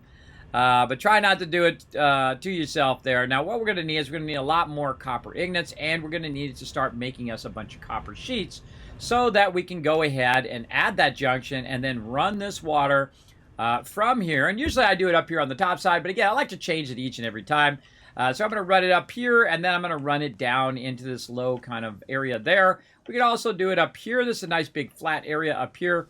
But I don't know. I feel like building it down here this time, and we're just going to build it out. And then as we add power, by the way, we can also tap into that water and bring that water over here as well, or bring the power to the water, whichever we want to do.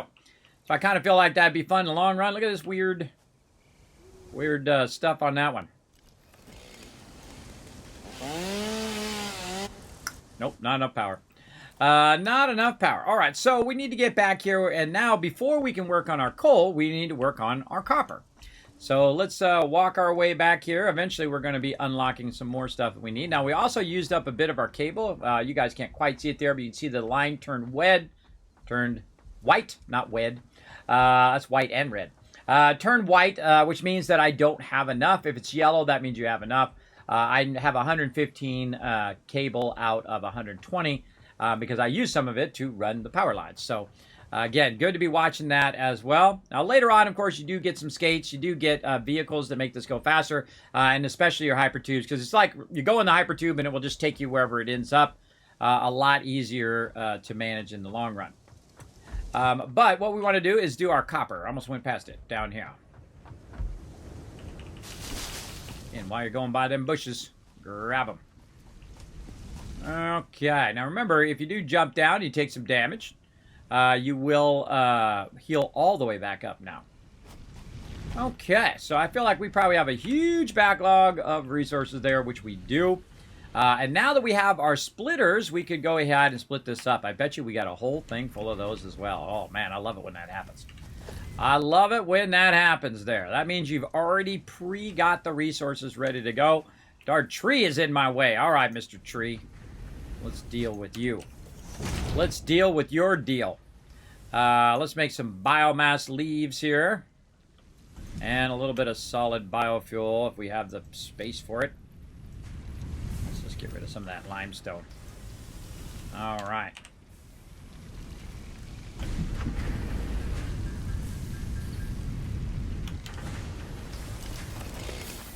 Out of here. There we go. All right, let's go ahead and make another one of these. Just on the ground here. We're not even going to bother to make it fancy. We're just going to put a couple more of these on the ground. Now, that's using my reinforced iron plates as well, by the way. We're going to take this one out, and we're going to rearrange this a little bit. We're going to push this forward just a little bit. Remember, you can't do this stuff right on the ground. No big deal. We're not even going to worry about making it inline. We're not going to worry about making it fancy. We're just going to go ahead and take that, and we're going to run it into there like that. Now, this particular one here at the end, I'm going to do copper sheets. Now, copper sheets also uses copper ingots, so what we can do is split it and split it again. Now, one of the things that I would do in this particular case is I would take this one out. I would take this out here, and I would try to better align all of this. Now, this one right here is not really needed. It didn't backlog our wire, but it is good to have that backlog later on. And then another thing that's happening here is it's not really easy to build on, right? You got all this stuff. It's all in your way. It's kind of awkwardly on the ground. So what we want to do is just go ahead and clean this up a little bit, probably rework this a bit. And we also got another node here. So we can take this and make another one, but we're going to need some stuff to make that happen. So we're going to let that keep going for a minute there, that side. But this side we're going to take out like this. And uh-oh, we're dropping stuff on the ground. We're going to need a temporary storage to keep all of our random loot in it over here. And so we're going to just go ahead and put all of that in there. I hate these little boxes. They drive me crazy, but we do what we got to do, right? Take that out. Now, also in here, we got a ton of backlog resources there. What we want to do is be able to put down some foundations that match up to our other foundations that we can basically flatten this out, put 2 extractors there, and then build a little bit of a building here. Now, another thing I also want to do is move my production from down here and move it to up there, so I don't have to keep coming down here every single time. So this is like a whole different process that we need to do to make this work. So let's go back here. Let's grab some back of our plates here so we can make ourselves a way back up there. Say like this. And we'll work our way back up here, and we're going to set up a little spot here where we're not running this across here like that. We're going to take all of this production out and move it up and eventually run it back over here. But right now, we're going to get a bunch of these resources back right here. Take all of this out. Oops, did not mean to take that out. Turn my zooping off. There we go. All right. Then we'll just take this out. We'll redo all of this. Sometimes it doesn't highlight the thing. You got to do that little thing I just did there, where you do move your cursor around. Just pressing Control and then release, and then I'm gonna get all three of those things at the same time. So there we go. So we've reworked that.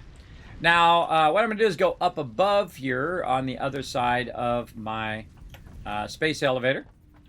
And we're going to build out a little spot that's going to extend out toward where we want to go. So right down here. Now, the cool thing is I can just build out right above it. I can just go ahead and zoop this. You can run that out. Run this out. You get the general idea. Now, I do want to leave a hole so that I can bring that up as well, which that's about good. And we'll come back to that here in just a second. We're going to go ahead and do a battle and a race first, and then we'll come back. We'll finish that up. To battle! All right, time to go to battle. Let's fast run you guys in there. Whoa, look at all those units. Wow. All right, AMZ, TARDIS coming in, showing some love. Having all 6 units down there as well. I saw somebody else who had it as well. Paul with all 6 units. Nice job. Let's go. Let's try to get them kills. Try to get you guys those assists to get you guys maximum loot here in my channel. Remember, you can always come and join us for some battles. This is a little side game we play. It's called Stream Raiders. It is free to play. You can just go ahead and find that link in the chat when we go to start another battle. Find me, your Captain Kismet. Add your name to this epic list of peeps. And come and join us. It's pretty fun. Getting everybody as much loot as I can in this event. We're almost coming up on tier 40 here. And we still got a couple weeks to go. Absolutely crushing it. All right, open the captain's chest. More love for Caveman Mox, Bo, and AMZ. And Paul showing you guys how it's done. All 6 units and is the MVP. 1,000 kids cats for him and everybody in the chat for working together as a team.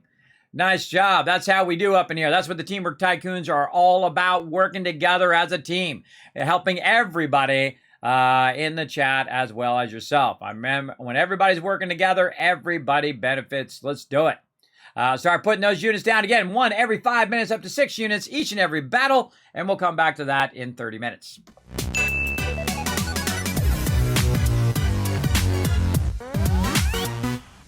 All right, time for the races down here. Go ahead and add your name to our epic race by going !play in the chat. Let's get everybody in here. Look at Netflix's Marble, super cool. I didn't even know those were books at first, but that's awesome. I love the book thing. Very cool. Rotisserie G with his cool thing. Now, remember, you can go in the shop, customize your marbles.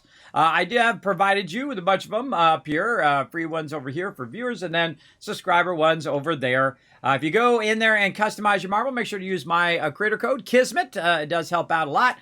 They have a bunch of cool stuff in there that does rotate every so often. So if you're looking for a unique thing, feel free to go in there and show yourself some love and the stream some love at the same time. Look at this. Good stuff. Good stuff. All right, let's do this.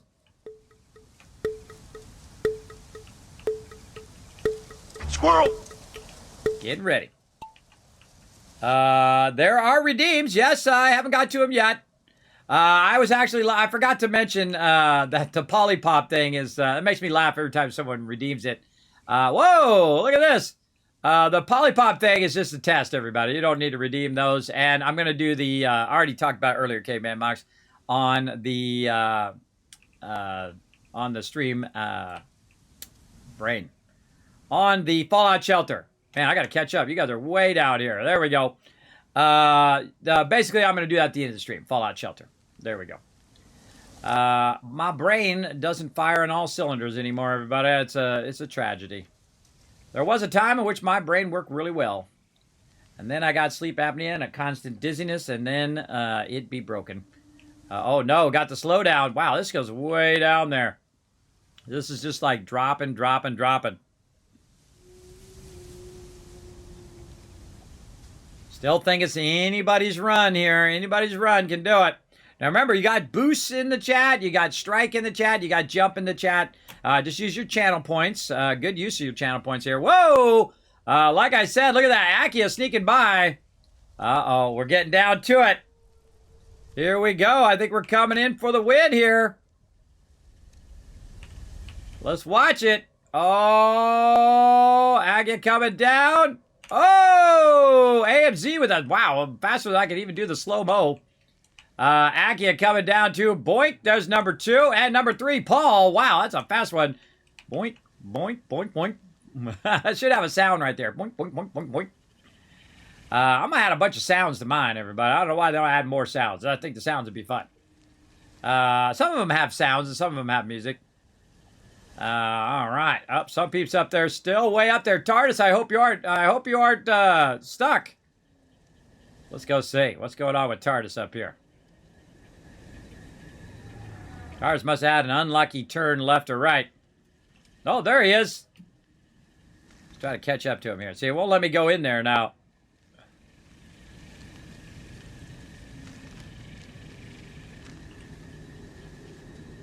This is that's faster than my camera can go. That's funny. All right, let's watch him drop in. Get this done. There we go. AMZ yet again. AMZ is like the queen of this for everybody. Absolutely dominating. Right there with 168 points right there. Very nice. Akia coming number 2. Paul at number 3. Let's go. See, and Rotisserie G earned some energy over there with +4. Very nice. You want to keep earning that energy, everybody. All right, Excavation play in the chat. Did not miss the next one. We're going to come back to that in about 30 minutes. Oh, all right. Back to work over here, everybody. Don't stop slacking off. Let's get into it. We're going to go ahead and get our stuff. I guess we could just do it this way. Right there. And then we need another of our workshops. So we're going to go ahead and put a workshop right up here. And a craft bench temporarily up here as well. I got a bunch of these, which is funny, back in my base, but I'm not going to run back and get it. I'll just make another one because they're fairly cheap to make. And then we're going to go ahead and do this. Now, this is one of my favorite things, everybody, is the ability to go ahead and build stuff really, really far away from where you need to do it. Now, I don't really need to build out a whole bunch of stuff down there. What I need to do is I need to get all of my resources organized up here for a minute. So we're going to go ahead and make... let's say 3 of these ought to do it for right now. Just temporarily right there. We're going to go ahead and put all these resources away. Just so we don't have to run back down there and pick up some boxes, hopefully. And we'll go ahead and take out that container. And then we'll put all of that in one of these as well. Let's say put all of that in there. All of this in there. Very nice. And let's hope we didn't end up with any extra boxes. Take this out. Take out that, take out this, take out this. There we go. All right, we took all that out. Now, I know there's more down there. Down there I need to grab? No.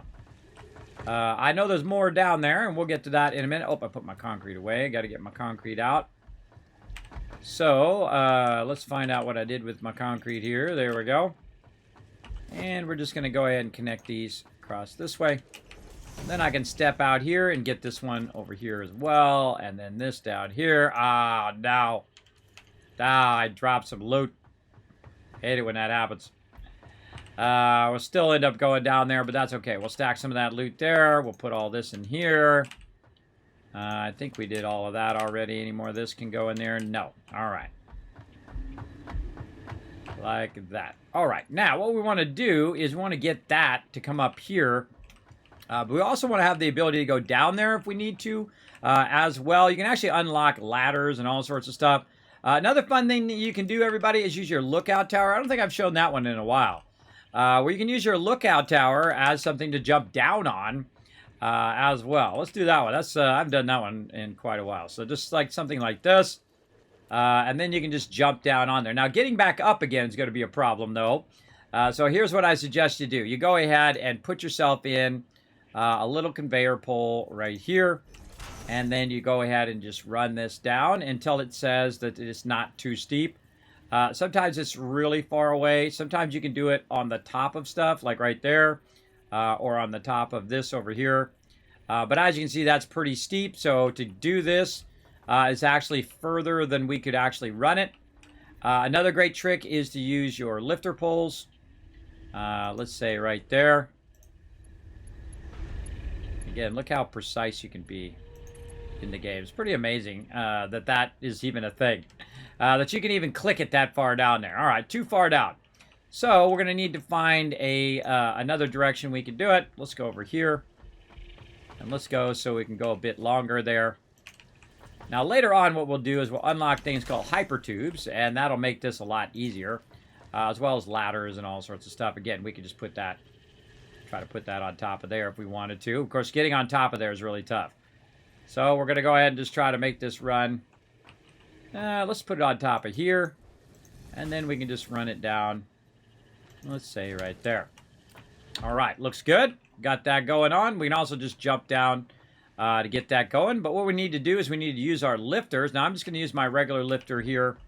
We're going to need more of our plates, but it looks like we are out of plates. Unless I put them somewhere else. I think they're probably down there. All right, let's go down there and get them.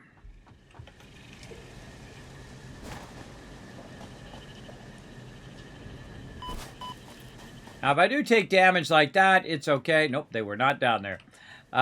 It's okay if I take damage because I'm going to be able to heal all the way back up now. Again, let's take all this stuff out. There's probably a pole right there. Get that. Let's go up here and check this top side. Make sure there's no more. Nope, we cleared that all out nicely. All right, cool. And we got some of that stuff back.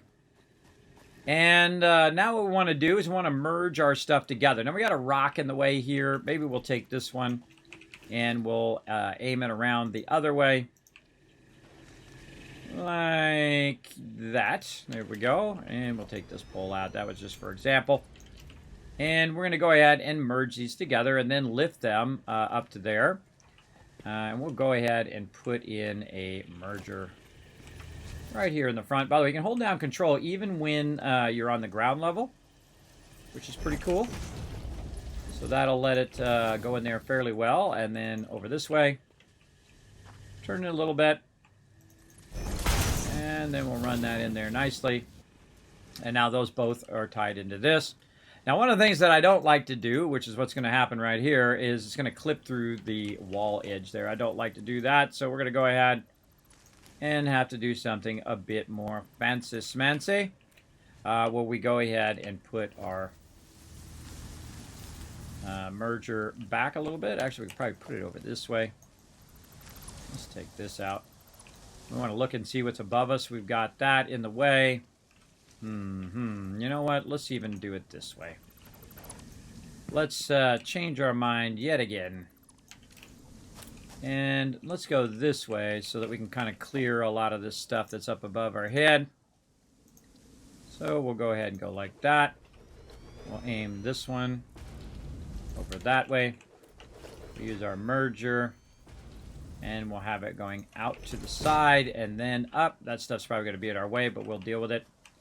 A little too close on that merger. Let's move it way out there. There we go. This way, if this line is a little turned, see like that, it'll go in there.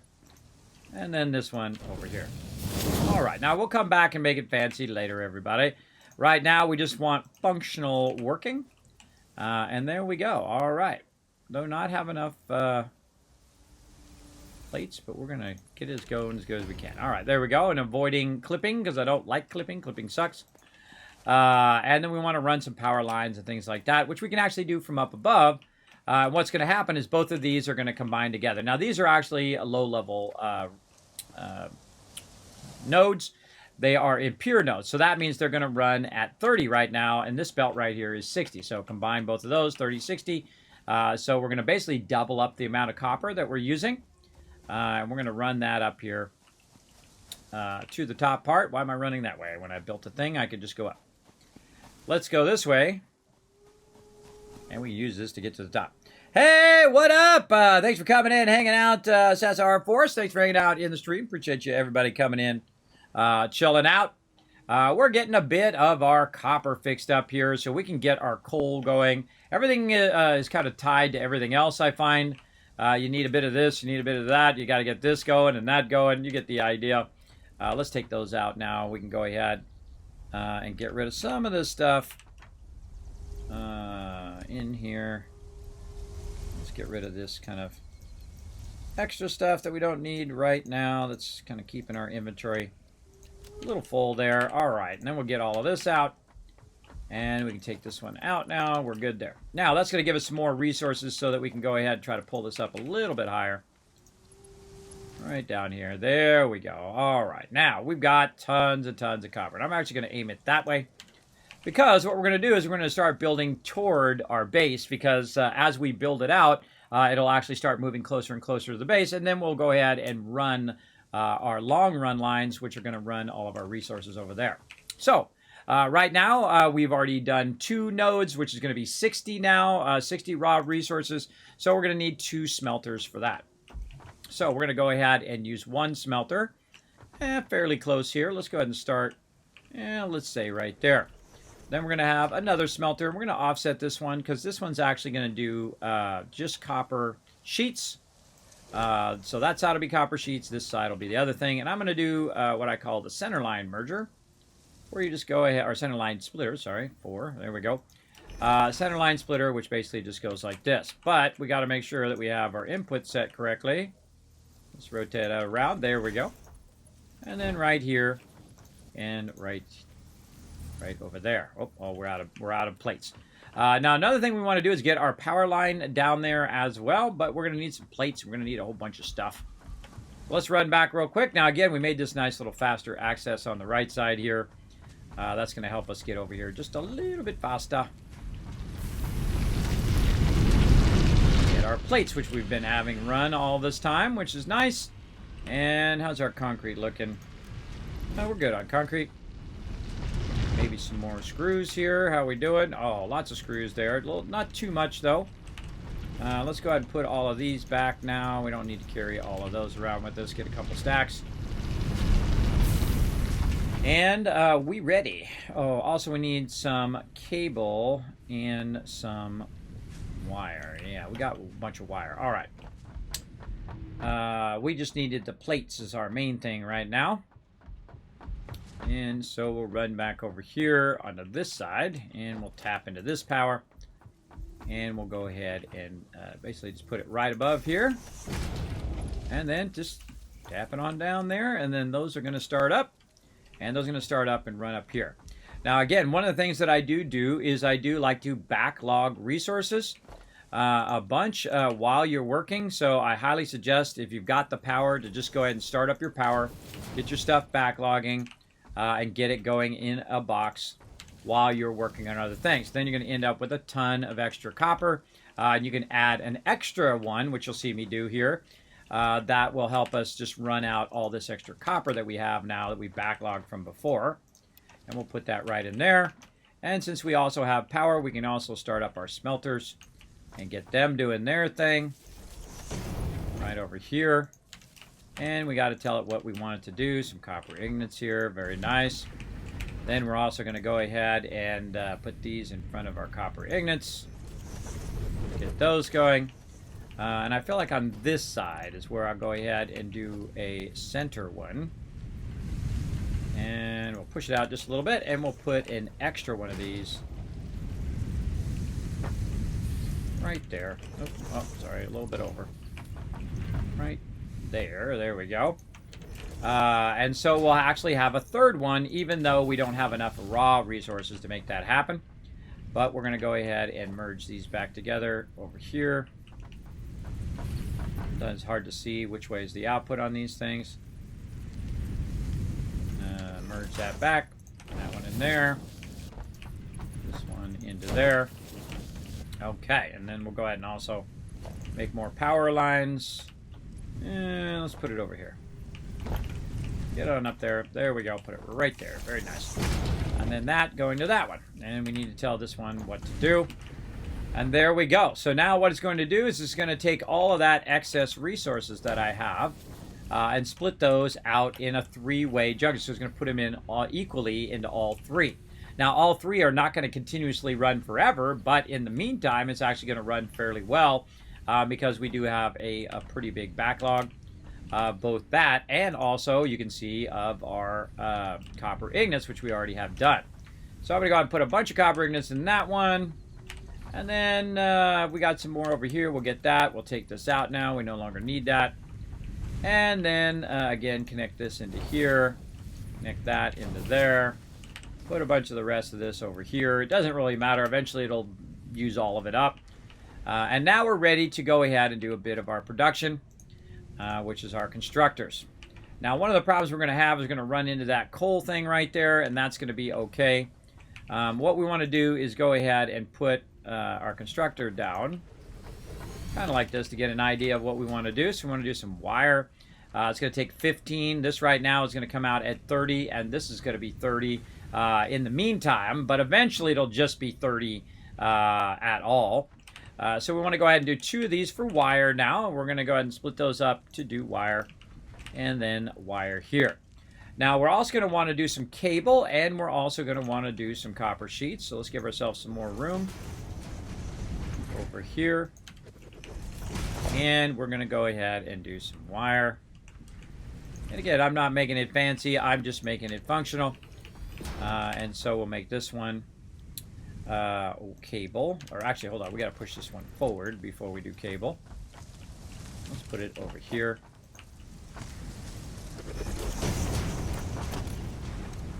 And we'll do some cable right there. Now, the cable comes in at 60 in there, and this comes out at 30. So you could actually, with one 30 node, you could make 120 of those cables, and more than you would ever need. But I go very easy on those cables. Now, again, look what happens here, right? We got this right in our way. Well, that's no problem. What we're going to do is go ahead and lift this up and over. So we'll go ahead and go to this side. We'll use our lifter right here. We're going to put it way up there. We'll count how many on the side we're doing here. 1, 2, 3, let's say 4, and put it right on top of the 4th one. And then over on this side, we'll do the same thing. 1, 2, 3, 1, 2, 3, and there's 4. It doesn't matter which way I put it, it's automatically going to know which way I did it. Huh. Oh, I took out 2. Oh, I took out 2 along the way. No worries. We'll go ahead and do this. Bring that up. And then right there. There was a connector in between there that I didn't see. I didn't remember. So we'll go ahead and do something like that. By the way, you can just take this back out again if you don't want it to be in your way. It's a little floaty, but yeah, if you don't want it in your way, you can just take it out. Okay, so what we want to do is we want to have one of these be our actual wire, and then the other one is going to go in here to cables, which is not going to be as efficient as it can be, but it's going to work for our purposes here big time. So we also want to have this one come out, and it's going to go ahead and share these ones with both of these. So we're going to go ahead and put a splitter in here. Line that up. Ooh, that's real close there. But whatever gets it done. The important part. We can still get that going. That's a little too close for my comfort, but if it works, it works. All right. So basically, we're going to run those raw ingots here into our raw wire. So we're going to go ahead and run that over here. Turn those both on. Now those are going to start up. And then this, one of these is just going to simply come out, run into there, and we'll pull some more wire. Say right there. Again, we're not trying to make it too fancy right now. We're just trying to make it functional. Get our stuff back up and running, because we will eventually run out of this, and we'll be making a bunch of this ourselves as well. And so we're just going to run that way up there. We're going to run this one up as well. Oops, wrong one. This one. There we go. And we're going to run it that way.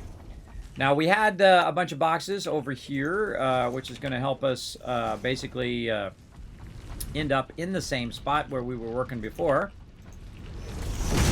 And we're going to widen it out a little bit because we're going to add more boxes over here. And I can't wait to get my bigger boxes as well, everybody. I hate these small boxes. I'm going to leave a little bit of a gap there so I can get a little bit more. There we go. So I can get in between there. And then 1, 2, 3. And I can still get around the side this way as well. All right. So now we want to have our 3 resources end up in this spot. Very good to start from the end and work your way backwards when you're working with a lot of factories, so you know where you're trying to end up. Now, the first thing I want to do is get my wire over here. So I'm going to put my wire to this one right here, but this one's too long. So I'm going to go ahead and just say right there, lift it up just a little bit. Still coming downwards, but going down into there. All right, and then the next one, just run it to there, put it up a little bit, and maybe there. And then our next one going there. That's going to bring our cable down this one and our wire down the other one. Now, we have some more to do over here. Let's just fill this in. So we'll bring in this nice and close here. And then just make it easy on yourselves. So you don't have to keep running around all over the place. And just zoop yourself in a nice ramp. There you go. Now, this one over here is basically going to make me some copper sheets. Now, copper sheets come in at 20, which is an odd number to run in. So what we're going to do is actually make 2 of these copper sheets over here. So it goes 10 and 10. And we do something called underclocking, which is what we're going to do here in just a moment. I'll show you how to get that going on right here. Once you unlock your overclocking, you're also unlocking your underclocking. So right here, what I can do is I can go in and I can change the amount per minute, right? So if I crank this down to, say, 50% of what it's producing now, it's also going to be 50% of the input, right? Or I can just type 50% in there, or I can just type in 5 down there, whatever you want to do. I wish you could go ahead and type in this number, because this is the number I really but usually am looking at more than I'm looking at the output number or the percentage. But because we have a lot of extra copper ingots, we don't want to do that right now. We want it to actually go as fast as it possibly can. And right now, we actually have the ability to run the belts at 60 or even 120 if we wanted to, and be producing massive tons of copper sheets if we want to. But I think 2 is going to be enough for now. Also a smart idea power-wise as well. So we're just going to run that right in there, and that's going to start running out all of that. Oh, well, that is the wrong one, everybody. That was not the right one. The other one is, where to go? Over here. This one right here. We'll run it out of here into there. There we go. Sometimes I do that, everybody. I get distracted in the one. But if you grab it before it goes in there, you're fine. Just take out the belt as quick as possible. All right, and we need more power here. Now, I have a feeling that we're going to hear that dreaded noise here at one point. We'll find out here in a second. And we did already have some of this already in line, so it should be fine. And now we got our copper, and then, of course, we'll just do a nice centerline merge for now. Centralized merges are easy. You only got to use one, and you're good to go. All right, and then logistics. We'll go ahead and just raise this up so we can get under it later on. And then grab this, and you get the general idea.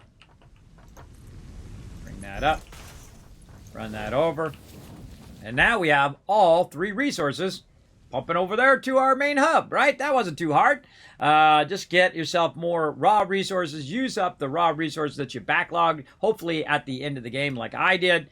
And that's going to help you a lot. Now, what we need to do is go look and make sure that every machine has a green light, right? Right here. Oh, look at that one. See? Light's going off. You know why? Because it doesn't have enough wire. Well, let's just give it a little bit of love. Let's just go ahead and put 500 wire in there, and it's going to go as fast as it possibly can.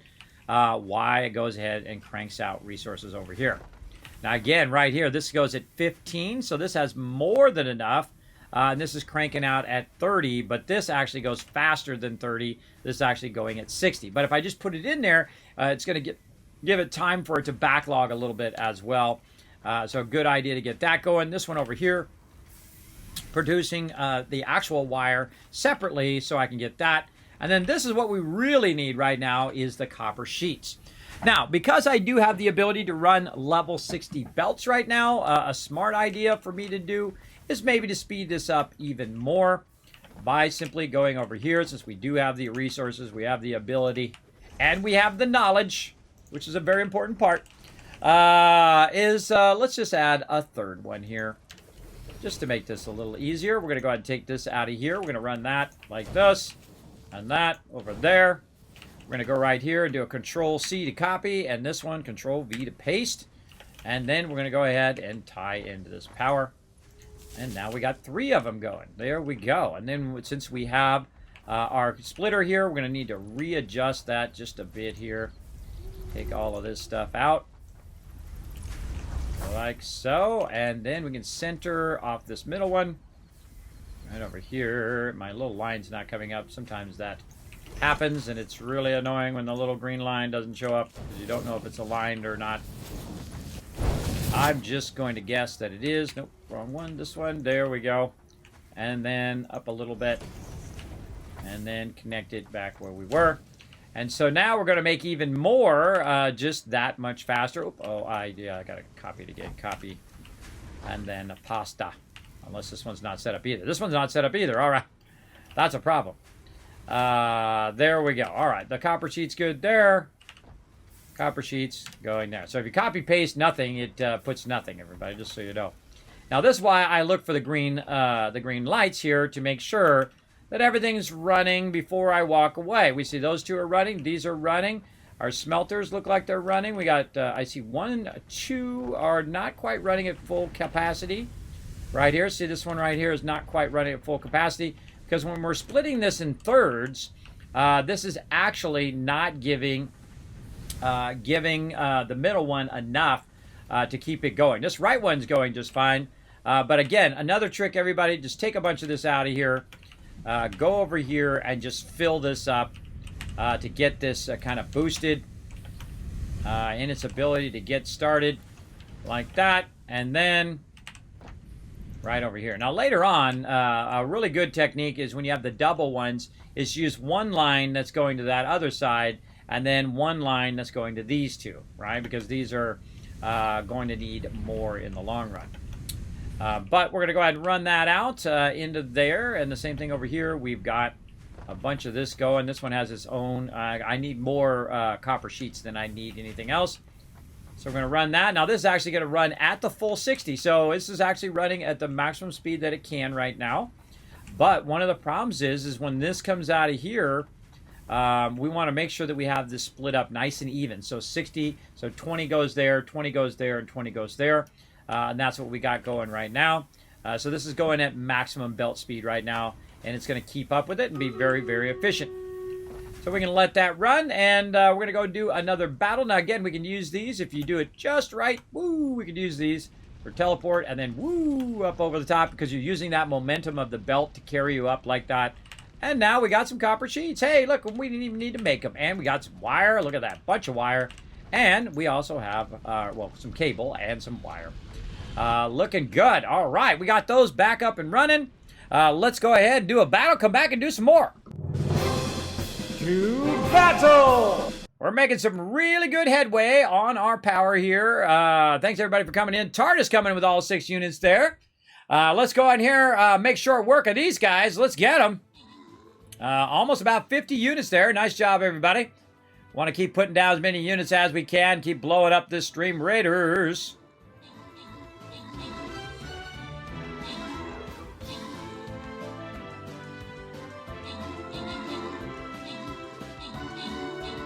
So much loot for everybody in the chat.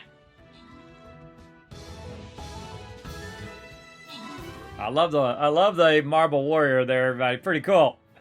Pretty cool. All right, open the cab chest. Give you guys some love there. K-Man Mox, Netflix, Hair Luna getting it. And TARDIS coming in, MVP with all 6 units. That's how you earn Kiz Caps in the chat, everybody. If you have all 6 units down and you are the MVP, the number 1 in the list, boom, you got 1,000 Kiz Caps for you and everybody in the chat. So awesome. All right, next battle underway. Almost tier 40. One more battle and we'll be tier 40 here. We have gotten to tier 45 before. I'm going to go ahead. I think you guys got this. I'm going to go ahead and just use my Saint there to boost you guys. Let you guys get all the kills. Let you guys get all the assists. And then get all the loot. That'd be cool.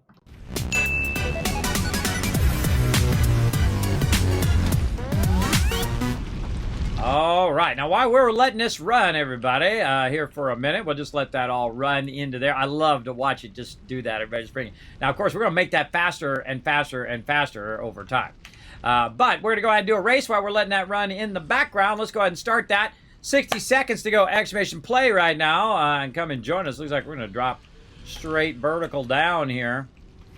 We're going to drop on down. Right down into there. Let's see what else we got going on. Whoa, look at this one. Cool. Neato.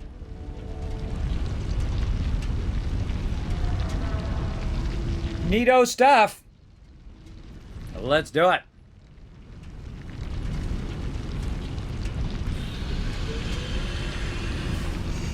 Again, exclamation play in the chat, everybody. Come and join us.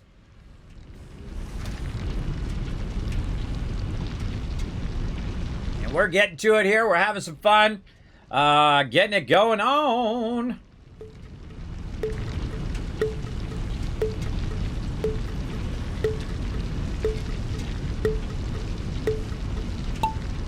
Okay.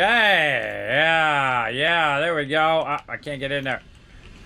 I can't get in there. I'm a noob. There we go. Whoa, whoa, whoa, whoa, whoa. What's going on? I don't know. So much stuff going on at the same time. Oh, and it teleported. Where'd they go? Whoa, way up in the air. Boom! Kismet with the drop in. Oh, Cowboy was ahead of me, but nope. Doing a little sneaky. Caveman Mox going right here with Rotisserie G. Uh-oh, in the spinner. Who's coming out ahead? Who's it going to be? Oh, looks like Rotisserie G and AMZ fighting for that #1 position. Let's go. Oh, still trying to catch up to me, though. I'm way up in the front, which is very unusual. Whenever I'm in the front, everybody expect to do not finish here in a minute. Expect me to fly off the side. Yeah, coming in. Oh, no. Boom, hitting that barrier, but no problem. Boom, dropping in. Whoa, getting shot out. Hitting that target. There we go. Let's watch everybody else come in. Hit that target winner, and wow, how did I get in the front? We don't count me. AMZ, Netflix, and TARDIS, we're going to count them as our top 3. Remember, you get points for being that top 3. Plowski there, got some energy, +4. Look at you go, Plowski. Crushing it. So keep getting that energy, everybody. Keep doing as many races as you can with us. Does help out the stream tremendously. All right, join right there. Hit that exclamation play so you don't miss out on the next race. We'll come back to that in about 30 minutes. All right, I love to see it bringing me resources. Yes, and more. Yes, all right. That is doubled up. We doubled up on that production, so now it's making a lot more than it was before. Now, we can do the same thing on all of our other resources, but right now, again, we're very focused on trying to get our coal power going, because once we get that going, we are going to be super styling. I'm going the wrong way, this way. Super styling on our power, and thus we'll be able to double up anything and everything over time. Let's go ahead and use our coal run here. Now, again, the coal should be continuously running. Oh, it stopped. That means it's filled up. That means this box over here is filled up, everybody. You don't want that to stop running. You want your coal to backlog as much as you possibly can. So here's what I suggest you do. You double up on your box. Just like that. Make another box right there. There we go. That'll keep it running. Okie dokie. Now we have the ability to go ahead and run this out a little bit closer. We're just going to keep extending this out a little bit as we go toward the water. And what the heck, we'll go ahead and get this right up against this time. And we'll see how far we want to go. Maybe one more right there ought to do it. Soup our way across here. All right, now what we want to do is get our water to right here. So what we want to do also, if you hold down the Alt key, you can switch your sets down there at the bottom. I'm going to go ahead and switch my set, and I'm going to set up a set purely working with the pipes. So I'm going to go ahead and press 1 there on the side of my mouse. I have a Razer Naga. You can see it's got 12 buttons on the side there. Works really, really well for these types of games or MMOs or any of that kind of stuff. I do actually recommend the Corsair mouse. That Corsair mouse is awesome. The Scimitar. that has the 12 buttons because it does have better tactile feel on the side. I'm actually using it over here for my Mac, which I use for editing and all of that, graphics and whatnot here in the stream. So I will eventually, as these razors die, I'm going full Corsair in the future. So definitely going to get those going on. But they usually last a long time, by the way. I've had Razer mouses the last 10 years. Same thing with Logitech mouses, by the way. Big love to them for not making a cheap product. A product that's going to like instantly die. All right, I'm going to go ahead and put this up like this a little bit. Now what it's going to do is we're going to need to put a pump in there to pump it up a little bit. But that's going to be fine. Oh, we need to go ahead and put a, let's see, pipe in first, then cross, and then this. There we go. Oh, nope, we want this to be number 1. I'm going to change this time. This to be number 2, number 3, and number 4. There we go. All right. Because your power lines, you do a lot of power lines while you're doing this. So we're just going to run this over here as far as we can run it. Let's say right there. And we're actually going to bring it up just a little bit. And you'll see why here in just a second. Now what I'm going to do is I'm going to put a foundation down, one of the smaller foundations, just so it's up ever so slightly above where I'm going to be putting all of my other things. Now, the reason why you need that is it actually takes in account gravity. That's right. It actually takes in account gravity with your fuel, with your fluid buffer. So if I do backlog a bunch of fluid that I can use to jumpstart my stuff, that's what I want to do. I want to have a bunch of that backlog. But again, like I always say, go in here, make yourself some craft bench right here, and then a nice equipment workbench because you're going to be out here working on a bunch of stuff. In this case, I need to make some modular frames, and I can make a bunch of them right now.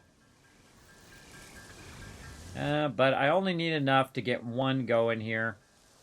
Because right now it has my water is actually running, but it's not backlogging the water. It's not building up a backlog like I am with my coal. So we want to get that going as quick as possible. So while we're working on other things, it's going to backlog into this fluid buffer right over here. And there we go. And you can see I'm trying to keep it pretty much at the same level so it's not going up. But if it's going down, that's fine. You're getting a actual positive lift in there. So that's going to go ahead and start filling that up very nicely. And again, build up those backlogs so that if anything goes horribly wrong, you will be able to restart your stuff. Now, this one's the furthest back, so I'm going to have this one push the water like this by using a pump right here. And then we'll go ahead and put it in. We'll run some power to it here. And then what we're going to do is we're going to check something called head lift. Now, you need to give it a minute to run a little bit. But right here is the head lift. That's basically how much it's pushing it up into the thing. And it takes a little bit for it to run to figure out what the head lift is. But you want to keep it below 20 on your Mark 1s, and then I think it's below 50 on your Mark 2s. But right now, you can see it's still going up. Again, we'll let it run for a while, and then we'll check it out later. We're doing a bit of a lift here up to there. We could actually smooth that lift out by bringing it up and then combining it up on the top part, so you have a little bit left of a lift. But that one pump should push all of this water down here at its maximum speed. Right here, you can see it's pushing at a maximum of 300, but it's actually not producing 300. And you're like, well, how come it says it's doing it at 300? That's because it has a backlog already in the pipe, and so now it's trying to push that backlog through the pipe and into our raised water pump there. Now, another thing that I like to do on top, that's already full, is I like to put one on top of this one. Now, the one on top of this one, I feel, is more used as a backup. So let's go ahead and do that. We're going to go ahead and rearrange this by getting ourselves some more modular frames here. There we go. And then we're just going to middle mouse button that one and go like this. Now, while we're waiting, we've got this one filled, right? We got this one filled, so we can use this one to start. It's 400 as well, so that's a lot. Let's go ahead and take that out. Let's go ahead and run this up to this one. Now, while we're waiting and while we're working again, it's going to go ahead and start filling this top one up. Now, the top one, don't connect that to anything. That's going to be your backup plan, right? So when you need to come over here and the bottom one is empty, You just go ahead and attach the top one, run that down when you got your coal going, and bam, you got water and coal backlogged, ready to go. And guess what? You got power again. You're welcome. I just saved you crazy, crazy tons of time. You are welcome. I just saved you a lot of time fooling around with that. All right, and again, we got lots to do here.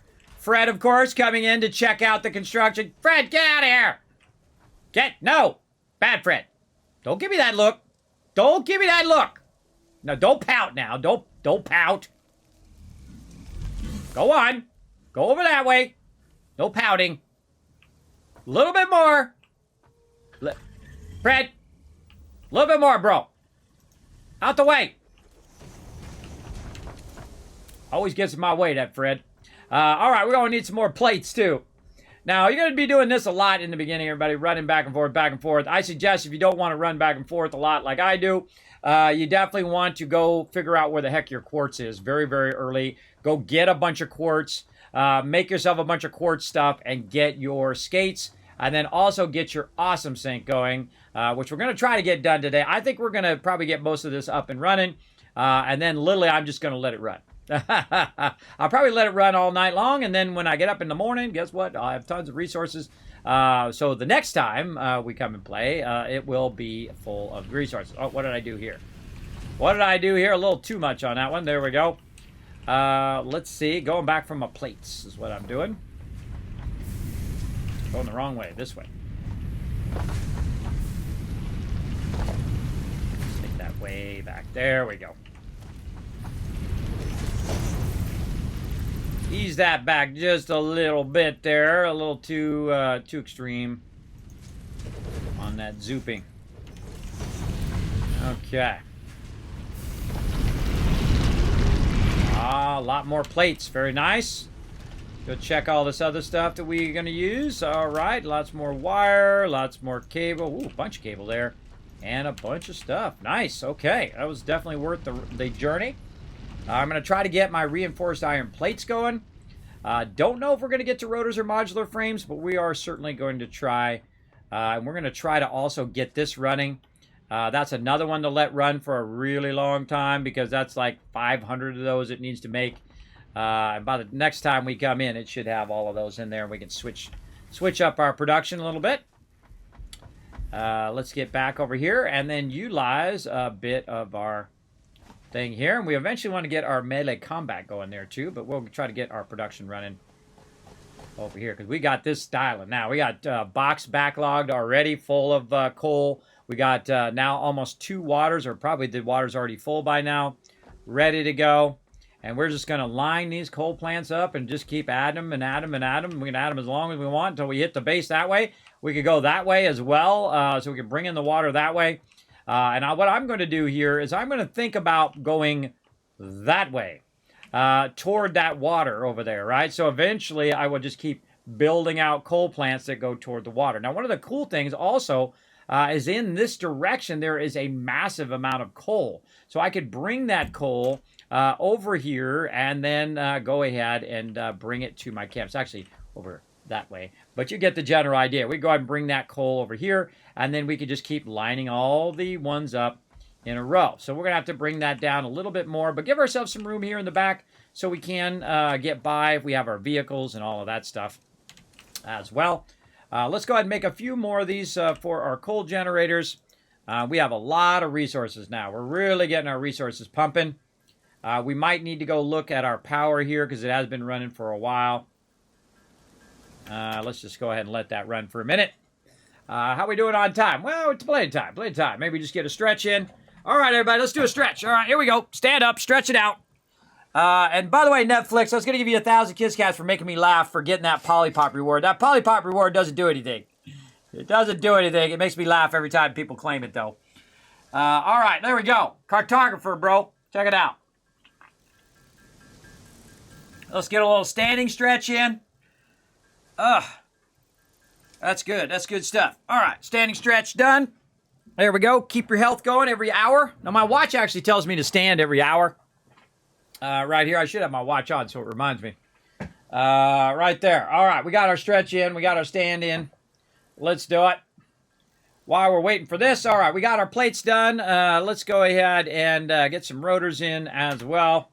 Highly recommend stretching, getting up every hour or so when you are working on the computer, everybody. One, it'll make you hunchback like me. Make you a hunchback because you're always hunched over the computer all the time. That's why you see me sit back in my chair. I'm trying to work on it. Trying to work on my posture, pushing my shoulders back, pushing my head back a little bit. Working on that posture while I'm playing games at the same time. See? Multitasking. So working on that, and then also working on my overall health. Always a good idea. We want to move way over here because we're going to bring that line down, and then we're going to cut across. So we're going to start, let's say, right here. All right, so number one, right here, maybe a little bit forward so we have room for our piping and stuff like that. Number two, number three, and number four. All right, very nice.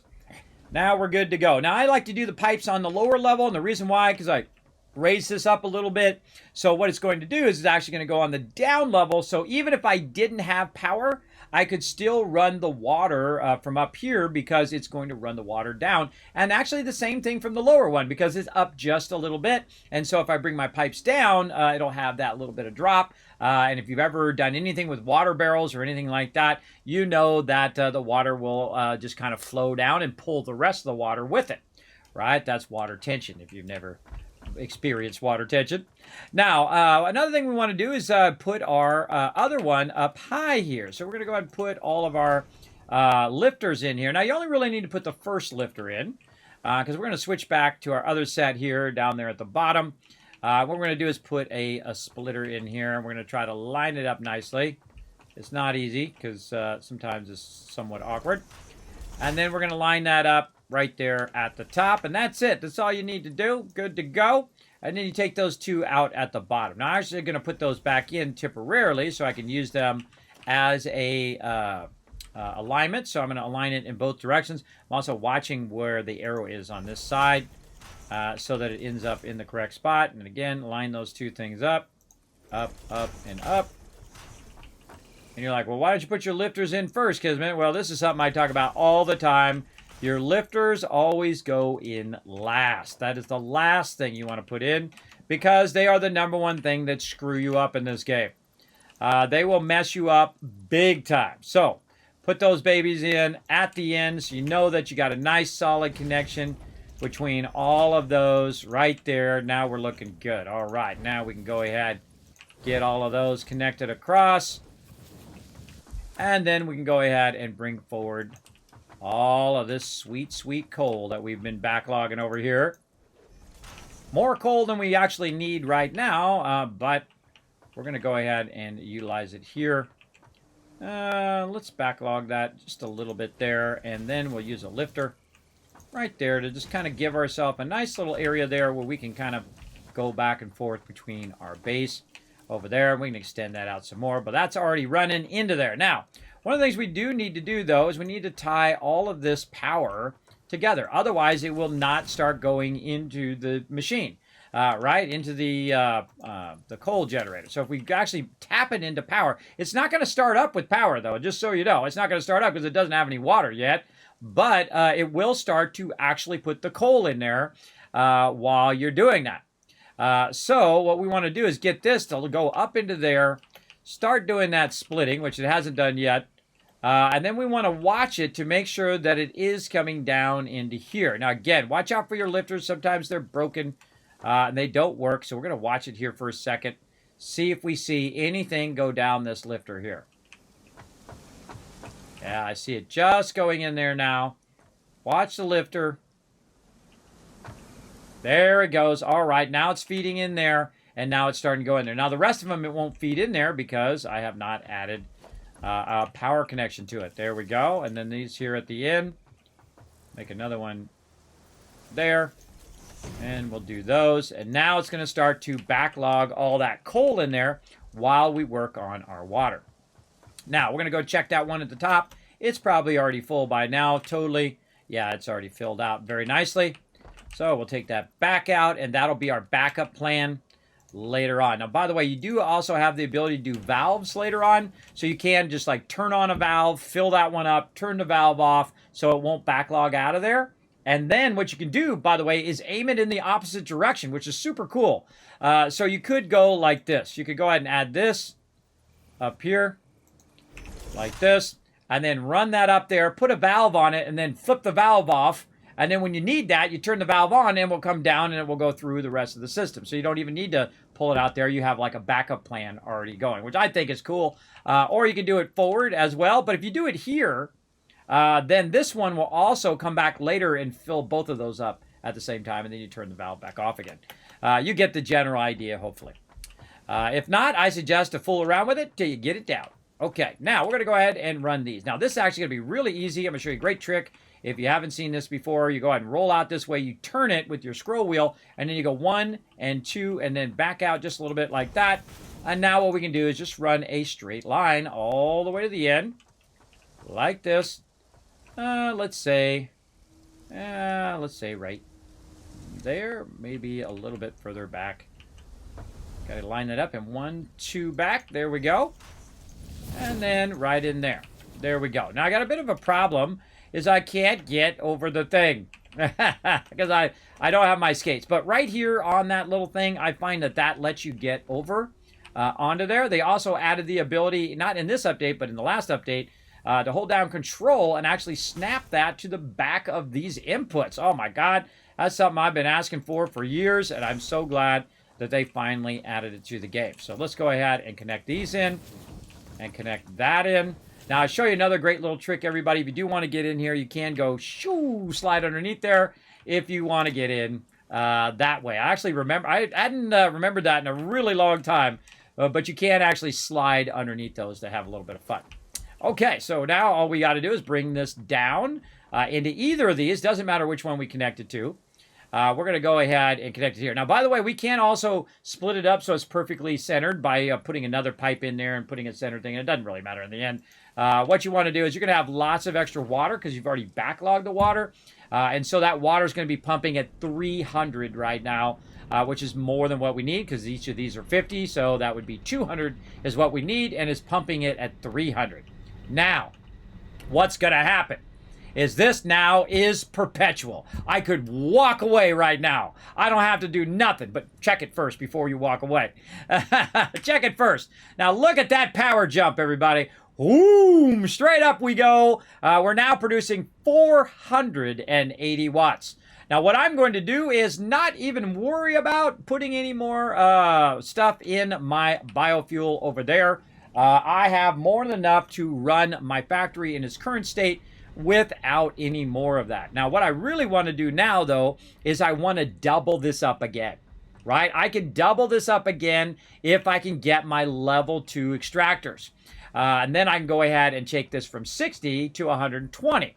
And thus, I'm going to have to upgrade this whole line with 120 lines. And to do that, I'm going to need a lot of reinforced iron plates. So the next thing we're going to build, reinforced iron plates. That's right. We're going to get that going right over here. Let's get that fired up. Now, what we're going to do is we're going to tap into some of the resources that we're currently using and utilize those resources for reinforced iron plates. So the first thing we want to do is just kind of run over here and see what it takes to make one. It takes a bunch of iron plates and a bunch of screws. Now, it just so happens that I'm making a bunch of screws, and it just so happens that I'm making a bunch of iron plates over here. Now, I'm not making enough iron plates and enough iron screws to make that happen. In fact, I probably want to have a whole different process to do that on its own, away from this process, which is actually not really going that fast right now. So we really don't want to, I mean, my rods are pretty awesome, but the rest of this is going fairly slow. So one of the things I could do also, by the way, back here is I could, instead of having all these rods into here, I can divert more rods into here, because I've got plenty of rods right now, and it needs 10 per minute. And right now, what are we giving it? We're giving it 15 per minute, but I've only got one of these. Now, all of this stuff right here, by the way, that you see on this ground level, it'll be gone. The only thing that'll be here are the extractors, because I'm going to lift all of this to the higher levels. As I go and progress through the game, I continuously build in a vertical way. right? Instead of just building straight horizontal where all your stuff's going to get jammed together, you can build vertically, and then you could have long lines of stuff all lined up, and then you say, oh, well, I need 2 more of these. And you're like, boom, boom, 2 more added. Oh, I need 4 more of these. Boom, boom, boom, 4 more added, right? And all you got to do is add more input and just add more of them in a long line. I find that is the most efficient way to run your factory in the early game. Later on, you want to have like a massive amount of organization in your base to make it run smoother and more effective. But we're just going to go ahead and forego using any of this, and we're going to go use some nodes that I saw that are right down over the side. Conveniently, just as many as we need. So we're going to go use those right here. And those are off the side down here. We also have some more over there that we can use for other stuff later. But right down here off the side, we've got ourselves some pure stuff on the top. But on the bottom, right here is an impure node. So that's 30. And you want to take the top of these off so you can put your stuff down. And there's 30 there. And so on.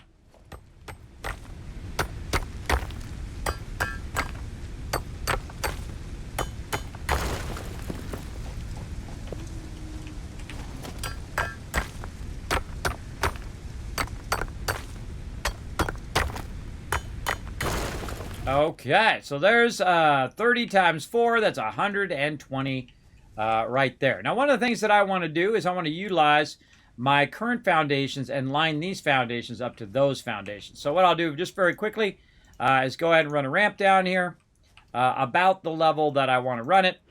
And then I will go ahead and get my foundations. I will back run them over to there. And then I'll just take all of this right back out by holding down Control. And then my stuff is now aligned from up there to down here perfectly with the ramp. Now, we've got a problem here. See these little bolts here? It actually needs to be down just ever so slightly more so that it will actually allow me to put those down. I'll show you why. I'll go ahead and put this down here. And then we'll put that down there. And then when we go to put in our extractor, we need to put down our little benches first. Let's put those over here. And our equipment workshop over there. Make ourselves a portable miner, even though we've got some up above. We'll probably use those later on. Then when we try to put this down on here, it doesn't actually work. The reason why is it's up too high to be placed down. So let's go ahead and take all this back out again.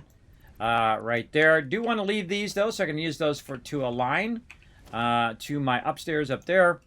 And then I'm just going to go ahead and use the smallest ramp, this one here, to just bring it down just a little bit. Oh, if it's going to let me. Oh, I got to turn my zooping off. Okay. Zooping off. There we go. And then I'm just trying to get this down just a little bit more. So I don't see the rocks, but it is down enough so I can basically align all of this. Turn my zooping back on again. Fill that in. Now I can take these ones out.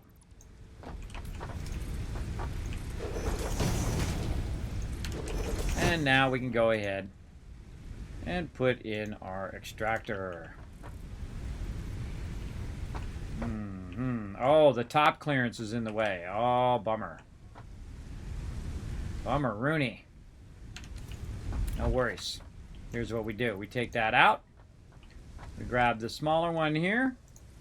And we run that right like that. No problemo. We'll see if we can get it in there now. Still 2. Something overlapping. Encroaching another's clearance. Clearance, Clarence. Move back. We gotta move that. We gotta move that thing. Yeah, it's hitting the extractor up there at the top. All right, you're out. You're out. You're out. Everything out. And we'll go fix that in a bit. Oh, there we go. No problemo. Got it solved.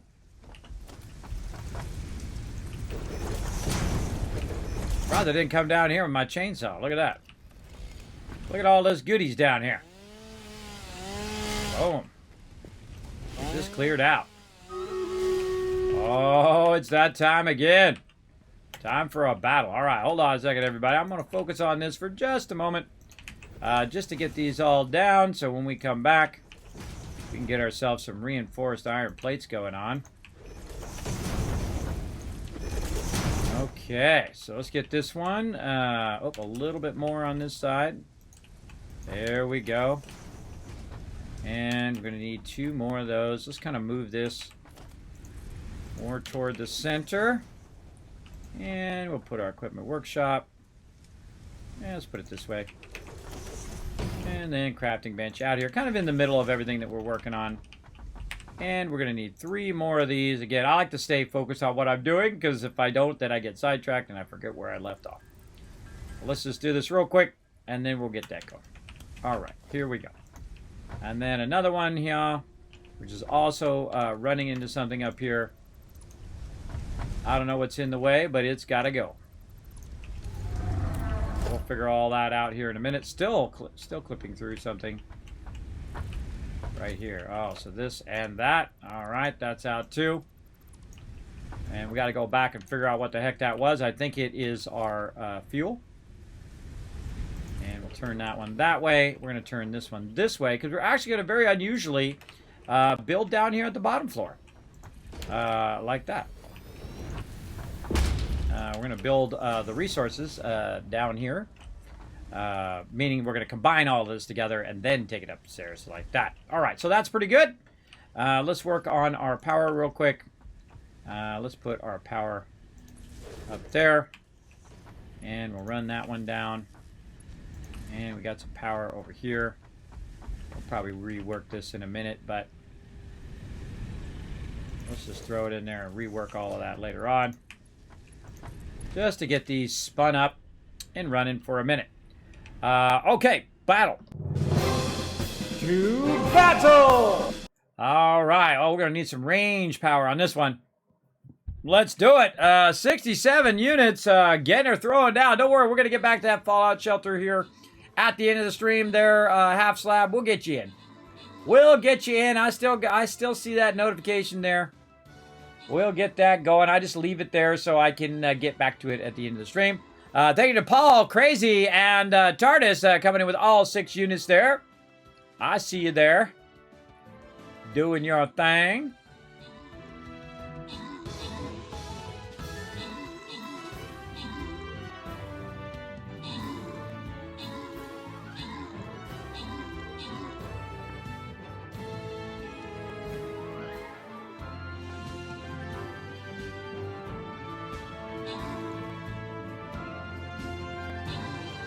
All right, Paul coming in, MVP. That's 1,000 kids caps. Boom, right for there.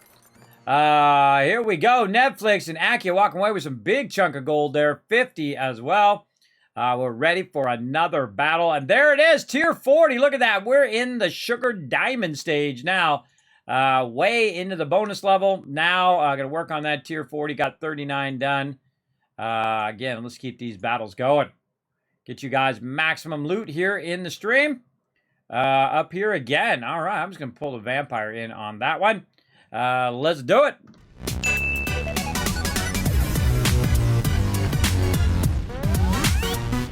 All right, ready to rock and roll here, everybody. Excavation play. You got 60 seconds to make it happen, Captain. We're going to go ahead and spiral down some more down the way.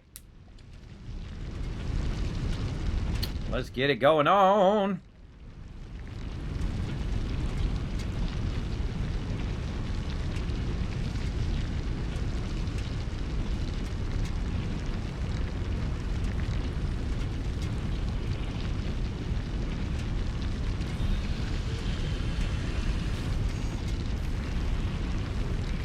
It's like listening to the sound of it making me stuff. listening to that sound in the background of it making me tons and tons of loot. All right, here we go. Who's going to be the first one to drop in?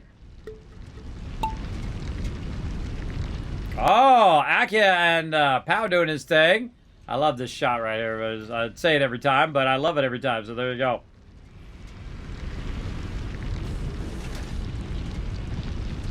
So cool.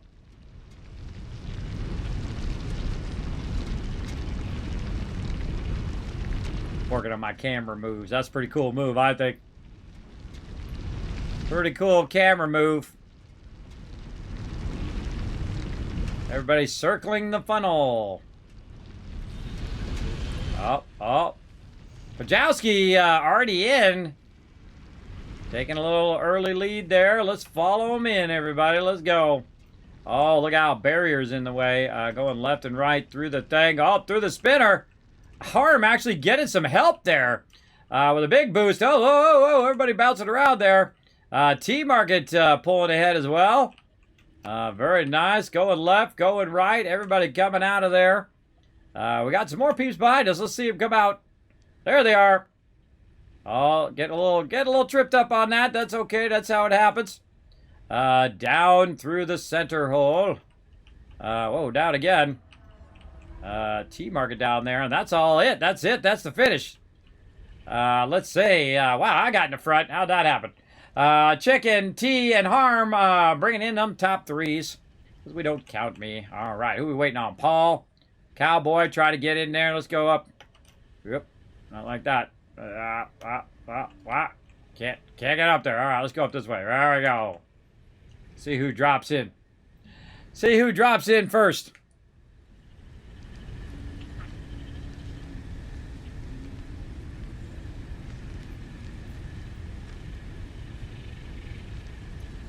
I'm surprised Flux didn't go exclamation rigged in the chat. Hey, there they go. Tart's coming in. Waiting on Jonkers to go round and round the universe here. That's okay. Remember, if you're last this time, you might be first next time. There we go. And Cowboy coming in as well. All right, nice.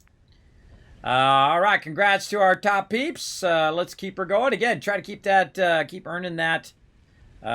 Those things over there on the side. Keep earning that energy, everybody. That's how we do. Join. All right. I'm going to come back to that in about 30 minutes. Get another one going on. We got one more to go. And we're going to see who our Grand Prix winner is. Now, what I'm going to do is just go ahead and build out down here at this level, which I rarely ever do, some stuff. So first, we're going to go ahead and first combine all of this together. We need to look at these and see how much is doing. So we got 30 there and 30 there. So we want to take this. Oh, we got to get in the right set here. We want to take this from over here and run that out. And we want to combine it with this one over here. And we're going to try to run it up. We're going to have to rework all of our power that we no longer need up there. So we want to go ahead and add a merger right here and turn it around so that it will run in the way we want it to go. Let's say like that. That is way too close. Move that out just a bit more. Now again, sometimes your stuff doesn't line up because this is actually lining up to the node underneath, and this is actually aligning to the foundation. So keep that in mind, that it can be a little awkward. And then we're just going to run that up and deal with it later. Let's go ahead and turn this one actually this away. Let me turn that. No, still stuff in my way. Up there. Let's try it this way. It works for me. That works as well. And then we're going to take this one, same thing.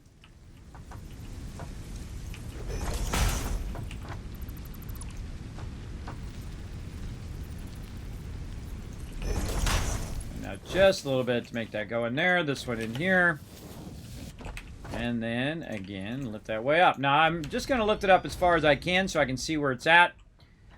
So we can kind of work with all of that up there. Now what we need to do is we need to go up there and actually fix up our limestone. We also need to double up on our limestone. We need to get that going. Man, so much to do in this game, always. Every time you play it, there's like a lot to do. I find. Until you get in the later stages. Sometimes in the later stages you are waiting if you are playing a single-player game. Now, we don't need this anymore, everybody. Screw this power. We don't need that power. We don't need to do no stinking biofuel no more. You're out of there. How do you know? Still running. That's how you know. If you ever wanted to know, that's how you know. All right, there we go. Let's take out all of this production here in the back as well. We're going to drop some boxes here in a second. Not the boxes. Nothing, anything but the boxes. All right, we got to put some stuff away over here. Right over here. All right, let's put all this just little bitty stuff over here now. We're going to need some bigger boxes. Also can do our ma'am over here. We have our bigger slug. Oh, we don't have enough rotors. Okay, we'll come back to that later. And we'll put this in here and any of this other stuff. And we can just kind of offload for right now. There we go. Very nice. Oh, and some coal, but not enough room for coal. We'll just keep that for now. All right. Back over here, pick up some more leaves and more wood and just kind of decommission all of this stuff that we don't need for right this moment. You actually need some of that stuff in the later game, but right now we just want to go ahead and redo a lot of what we got going on over here, including the way our power's running and all of this. This is all very, very messy. Very, very messy right now. All right, we're going to go ahead and extend this out. Keep on pushing these.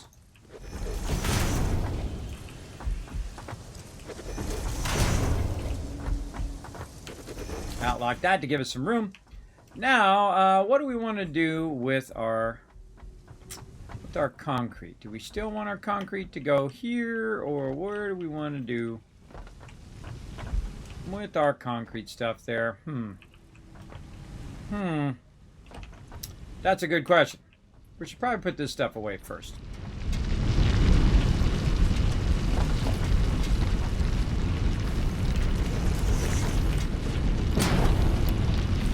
That up in there.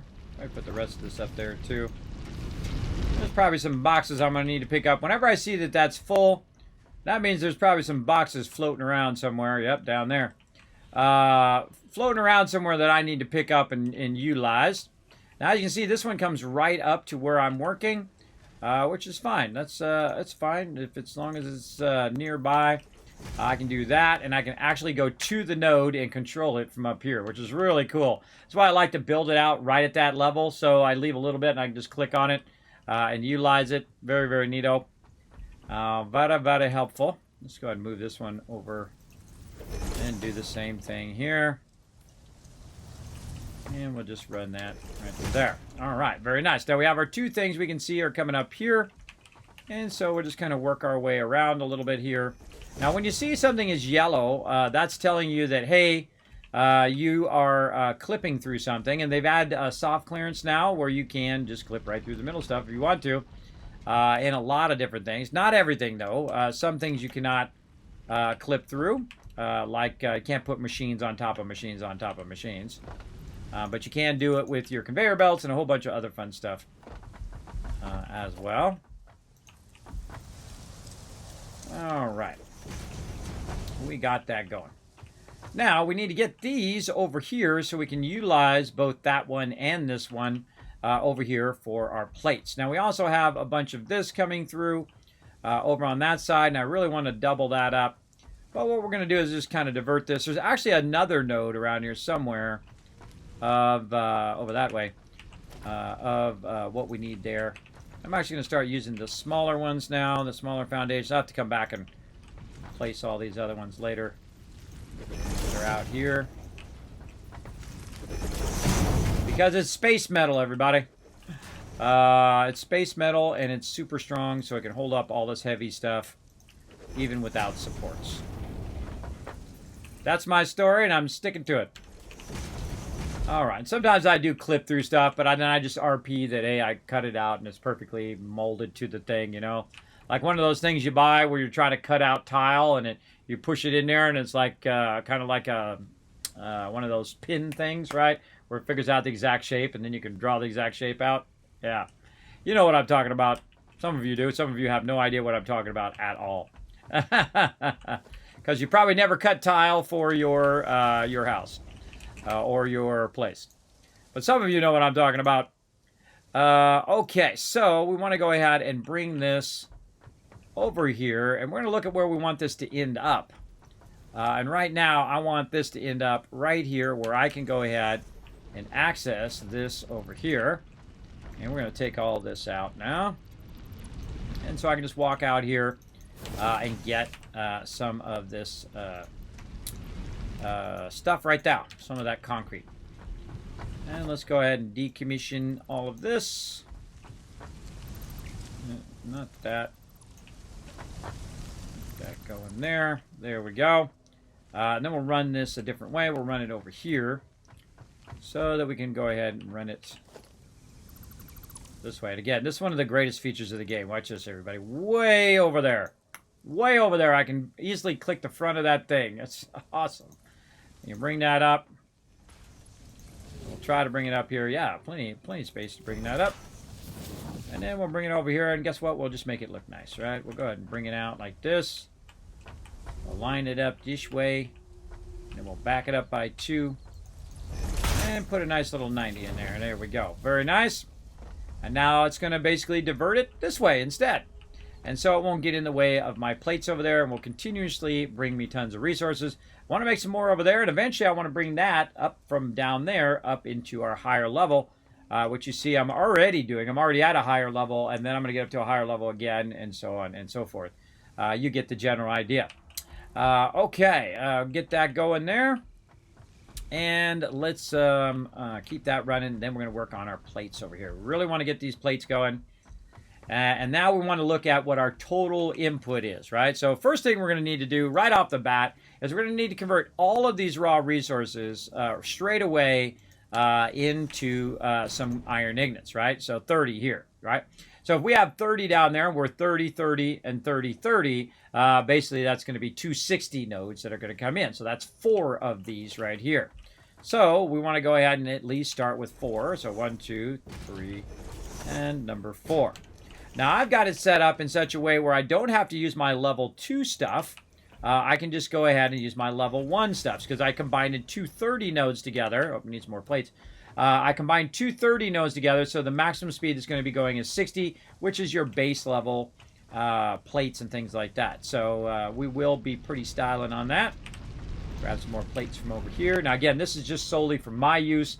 That's why it's making that, and then eventually it's going to make me some reinforced iron plates. So it's now we're going to kind of get into the very first thing that you are going to do that is that requires you to really figure out the mechanics a bit more advanced, and I call it the Kismet rule of 8, and I'm going to show you why here in just a moment when we run all that stuff over here. Now, by the way, we could have this running right now instead of just sitting there doing its thing, so we're going to go ahead and make sure we start to backlog a little bit of these resources by simply putting in a storage here. Oh, there's something underneath it blocking it. That right there. So let's go ahead and put it. Yeah, both of those are going to block it. You might want to push this back by 1 more. Push that over. Yeah, we'll push this back to the right by 1 more. Just to make that easier. All right, there we go. And then we're going to put 2 of these in because we have 260s coming in. We'll have them in 2 separate boxes. Later on, when we get a faster lifters, then we will adjust it. Okay, and then again, we're going to need, nope, not that one, this one. Now, we could combine it into 120s if we wanted to, but what we're making right now is the thing that allows me to run the 120 line. So it's not really effective for me to burn up a bunch of 120 lines on something that is actually making the 120 lines until I have the 120 lines. And then when I have plenty of the 120 lines, then I'm good. Then I can go a lot faster and combine the process of both of these together. But for now, let's get that going because all of that has power down there and it is actually outputting those resources as long as I make sure that each and everything has power like this, and it can start to make a resource backlog. And let's make sure this one's running. That one's running pretty well. And then this one over here needs a little bit of love. Let's take this out.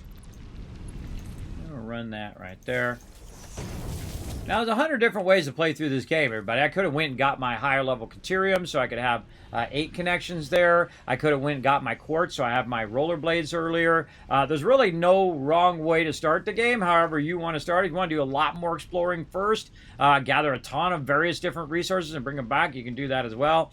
I like to have my stuff working while I'm out exploring, so you see me mostly in the base, especially in the beginning. In the beginning, I'm just collecting a bunch of random resources that I'll find. I'll put it all in there, I'll get it going, and try to get to this moment right here, which is the coal power.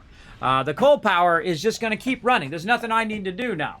As long as it has enough output of power, it will continuously run, and I can literally walk away from the computer, come back in 24 hours, and you just have an absolute obscene amount of resources as well. And that's really my primary goal in the very beginning. All right, now we're going to tie this over here so we can use it down here.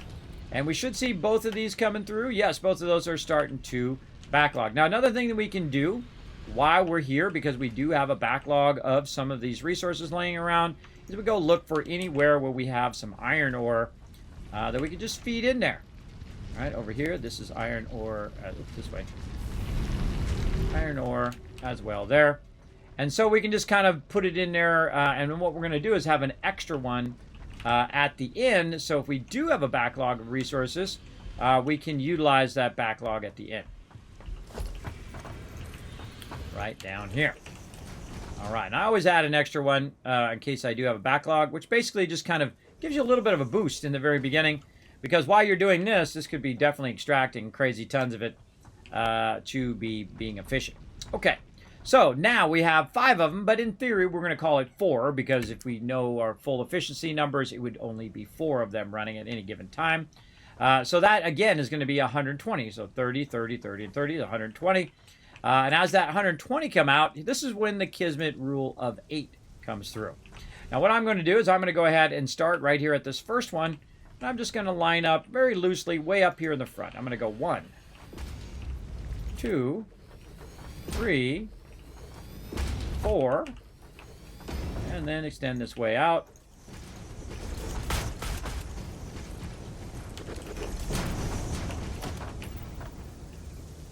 5, 6, 7, and 8. Now the actual ones at the end are actually the wrong way, and you'll see why here when we get to that. Let's go ahead and give ourselves some more room so we don't back off the back of there, which I've done before. Now what I want to do is I want to take all these here, and I want to make a certain amount of each thing, which will actually make me reinforced iron plates. Now, one of the things that I also suggest you do is you'll basically learn the end result of what you're doing. You start at the end and work your way forward. This works whether you're playing a game or whether you're a graphic artist like me and you're like, okay, what is this going to become, right? Is it going to be a logo? Is it going to be a t-shirt? Is it going to be a comic book, right? Those things play a huge factor in what it is. Who's going to print it? What's it going to print on? How big is it going to be, right? All of those things are vital information to make it come out correctly. Now, my goal is to put down 2 assemblers here. Oh, I need some rotors. Let's go ahead and make ourselves a nice little crafting bench over here. Right there. Make myself some rotors while we're chatting. My goal is to put down 2 assemblers. If I can put down 2 assemblers and just let those run, they are going to make me a ton of reinforced iron plates. Another thing I would like to do is also produce a bunch of basic resources, which would also make my rotors as well. So we can get all of that going here in just the nodes that I have right here. So let's go ahead and make a few rotas here. And we'll go ahead and make 20 of them right now. That's good. And then, again, our ultimate goal right here. Again, give yourselves lots of room, everybody. You don't have to jam everything right up on top of each other. You really have an infinite amount of space, both vertically and horizontally. Let's put this one on this side. There we go. So our end result here is the reinforced iron plates. We need to get plates in there, and we need to get screws in there. And they need to be going in at 30 per minute, and screws need to be going in at 60 per minute. So that means that we're going to need 120 screws, and we're going to need 60 total iron plates. So what we're going to do is we're going to take that out because they're going to be in our way here in our long run. We need to tell this to do 1 plate, right? So that's going to be 20. And then this is going to be 40. And then this is going to be 60. And you're like, oh, okay, now I get that. Okay, that'll be total of 60. That'll go into both of these, right? So we have 30 here and 30 over this one. Both of them are going to be total of 60. We'll split it. Plates are done, right? Easy peasy, right? And we can merge these back together right here. Just to make this a little easier on us. Let's go look at it from this side. Line that up. Let's go with that. So these three right here are going to all merge together. Now what I'm going to do is do what I call an inline merge and not a center merge. An inline merge is when you're doing this, and then that one's going to this one, and then this one goes to this one goes across to that one, this one comes out of there, this goes and ends up in there, right? And that's what it does. Now what I can do over here is actually put the splitter in right here so that it does split it here and then brings it over to this other one. But what we want to do on the second one to get the screws in there is we want to go ahead and lift it up a little bit, right? Like this. So we got to accommodate that when we go to put our splitter in there. So we want to back it up just a bit like this so we can go ahead and try to line it up anyway. Come on, green line. There we go.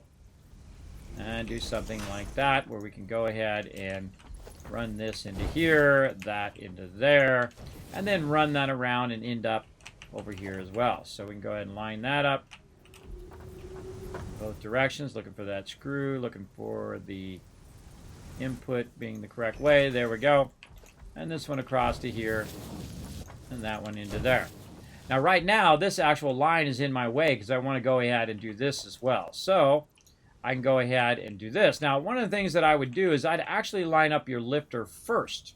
And the reason why you want to line up your lifter first is because you can actually align both of them to each other at the same time. So we can go ahead and take this back out. And that's why you'll see me typically do the lifter first. And typically I'll only do one lifter. Because your lifters are your biggest Achilles heel, I find, in this game. So once we got that aligned, once we make sure that our input is coming from the right direction, right? That it's going to be coming from this direction, or is it? Maybe it's going to be coming from the other direction because our screw is going to be way down there. So it's actually going to be coming from the other direction. So we need to turn that around.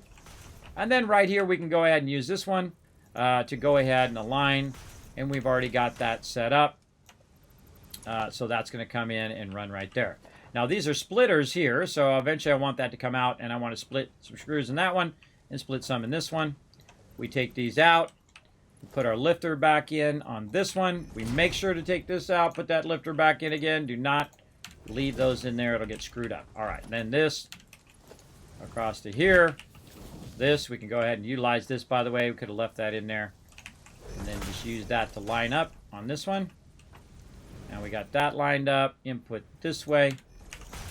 Take these out now. That's going to help us line that. And then across here, again, using our ability to use our green lines there, which are lining up off the thing and then lining up off the other splitter over here. Those green lines are super useful.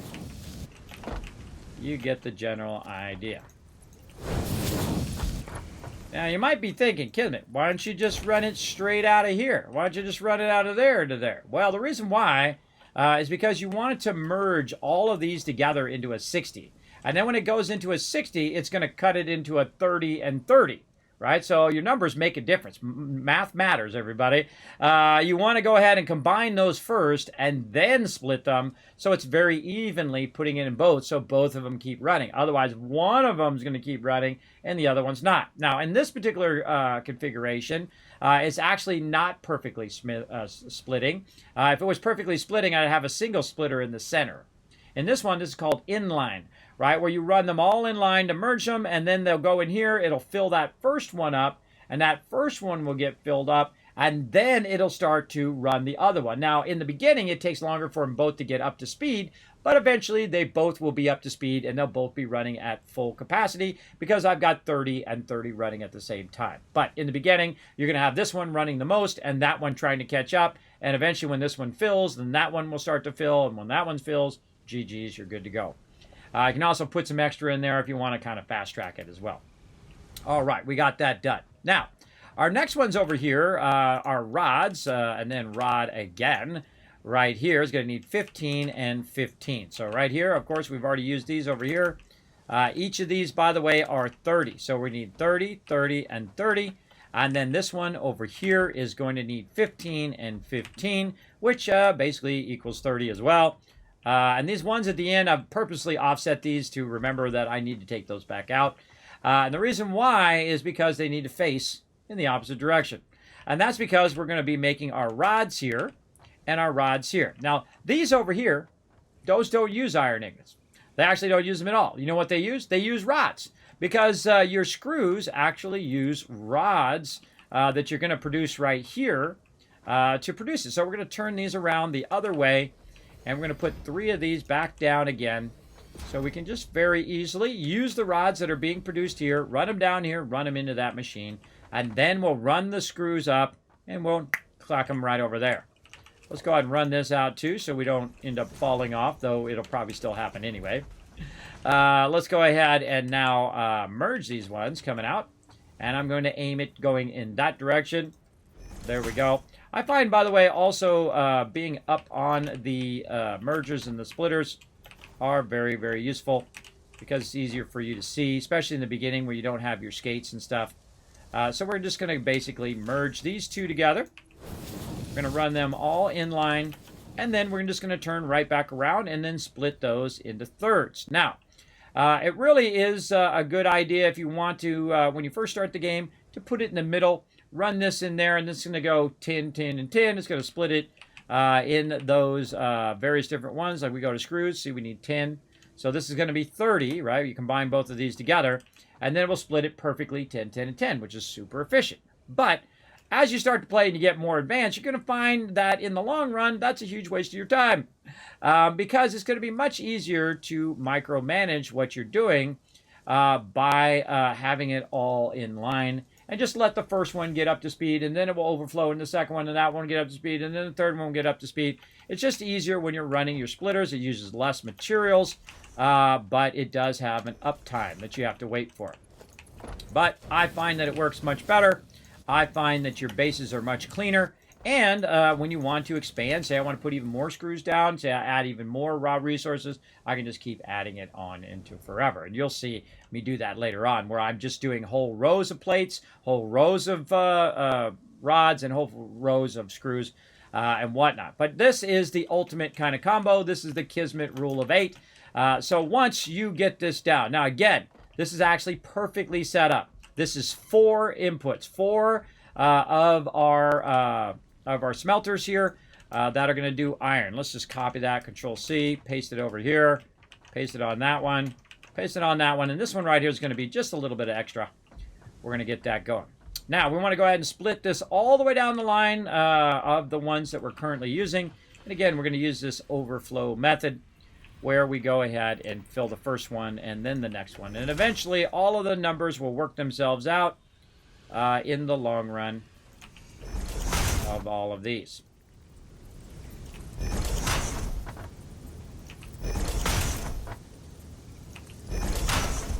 And these are all outputs there, so we don't want to put it there. And, oh, there we go. I got getting all feisty there. Get up here on the top because it's just so much easier. You just double click in that little alcove there and it'll run it. Double click again. Sometimes even this will allow you to double click. Depends on how close your splitters are. All right, so there we go. So we got that going. Now we want to go ahead and get all of these merged together as well. So we'll go ahead and do a little bit of that. And we want to make sure our merge is going outward. Line that up. Now, of course, another thing we could do, by the way, is put these much closer and do some lifters, and we could lift it up on top, or we could put these on the bottom and put the other one on the thing. There's a lot of things you could do. I'm just going to go ahead and do it out like this for now, because later on, I just create giant factories that do the one thing, like in the case of all of this raw ore. Most of your iron ore is going to be just converted into iron ingots, so you can just take all of the iron ore that you can find, convert it all into iron ingots, and at some point you're going to use it down the line as well.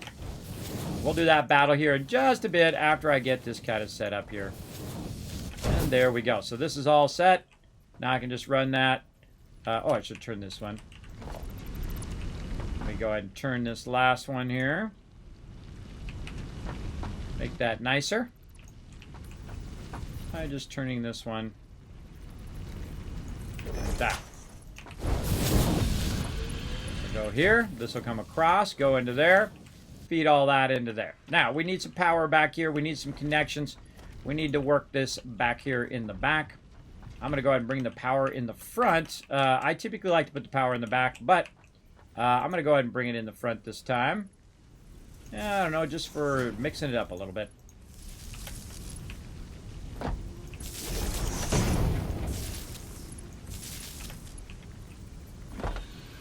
there, and then that one, and then this we'll bring across.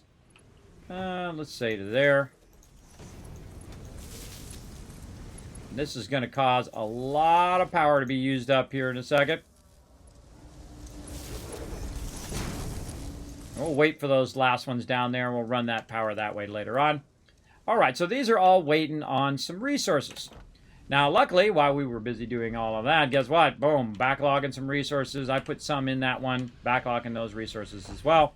Now, what we need to do is we need to make sure that we have the right amount going into the right thing. Now here, I can do an inline run if I want to, but what I really need to do is I need to put one of these boxes going into two of these and one of the boxes going in the other two. And if I have some extra, I'll put it into that last one. But really, I want to split that up right now because I'm using my lower level splitters and my lower level lines, and I'm going to go ahead and split this up. But I am going to try to build it up for the long run, where I just run one. So this way you don't have to come back and redo it, though you probably end up back redoing it later anyway. But I find that happens quite often in the game, that you get to a certain point and you'll tear all this down and redo it. But for right now, we'll have some fun. All right, and where's our input? Right there. And we'll put that there. And this one we're going to turn this way. And this one will turn that way. And that way on that one. All right, we'll put that in there. That does not look aligned. Yep, that was not aligned. Clicked it a little too quick there. All right, come on. There we go. I can also tell just from the distance that it felt like it was further than the other ones. Nope, don't want that to go in there. Just to here.